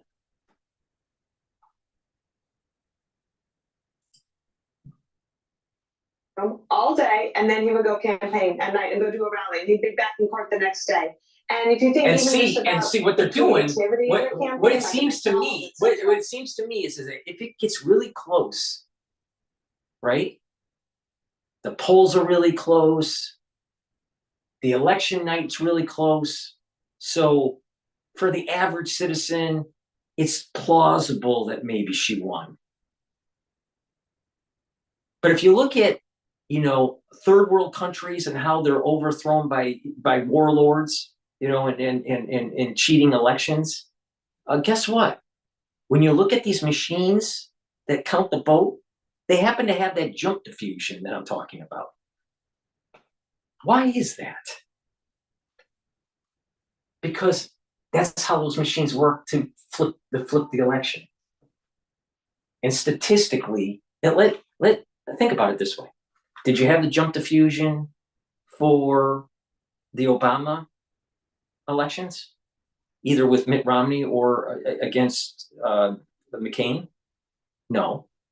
Did you have it during the Bill Clinton versus George Bush? No, you didn't have it there. You didn't have it there during the Reagan years. Didn't have it there during the Carter years. Didn't have it there during the Nixon years, right? Didn't have it there before. But you have it there when you have third world countries that are overthrown. And you have it there in the 2020 election. Now, what's the common denominator? The machine. And that statistical signal of a jump diffusion. If there's a jump diffusion in the morning, they stole the fucking election. Because statistically, that can't happen. Sleep and prepare for some results in the morning. There have been three big changes, though, in the way that the Harris team has been presenting their case to us in the last couple hours. As results started coming in, they were telling us where they saw silver lining in all of the battleground states. They were also telling us that so if there's a jump diffusion, all you data analysts, all you statisticians, you need to get up on the battlefield and you need to scream bloody hell, bloody murder. If there's a jump diffusion in the morning, I'm telling you, if there is, the election was stolen.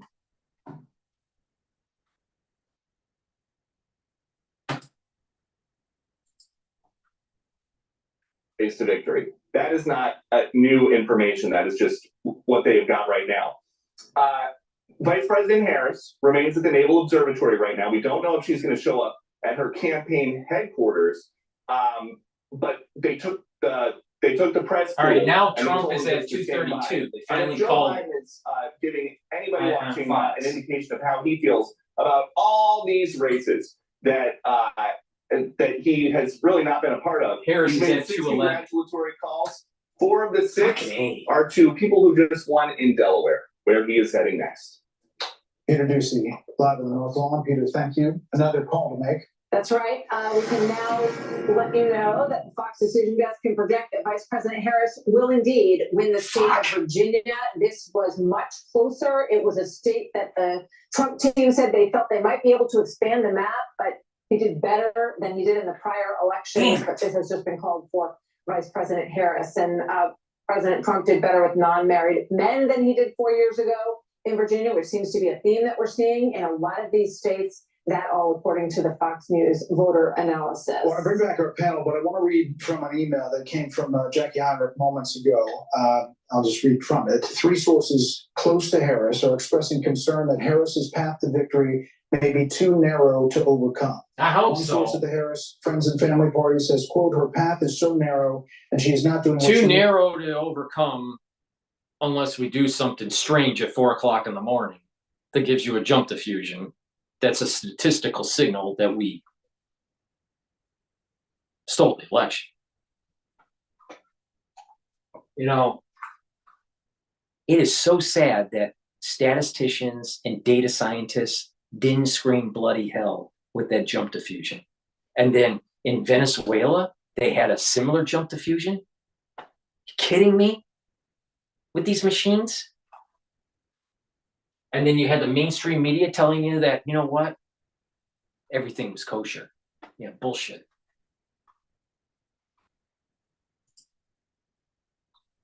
At point and a half, and we'll monitor that. I think that race, if McCormick wins that race, I think it's very likely to say that President Trump will win the Commonwealth as well.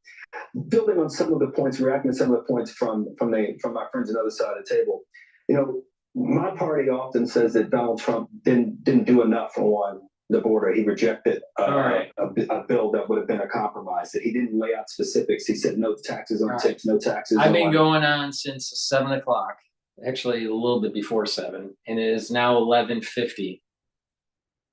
I need to shut this down, or I'm going to have a heart attack. But I thank everybody for watching and listening. There is a request for someone to say something for you on Spaces. I just ran out of time. I apologize, not taking your call. But thank you very much for listening and paying attention and going along with my diatribe on this. But trust me on this, all right? I know a little bit about statistics since I have a Ph.D., all right? It is statistically impossible for 2 general elections to have a jump diffusion without some sort of election impropriety. Full stop. If there is a jump diffusion in the morning, the election was stolen. Period. Now the question is what the American public going to fucking do about it? Now, if you don't believe me, take a look at what happened in Venezuela. All right? If you don't believe me, take a look at the data sets of prior elections before 2020. What did it look like? Do you have these jump diffusions? No. So, all right. But thank you very much for listening. I need to shut this thing down. It's time to go to bed, but don't count the chickens until they hatch. Trump has not won yet. Thank you for listening and have a nice day.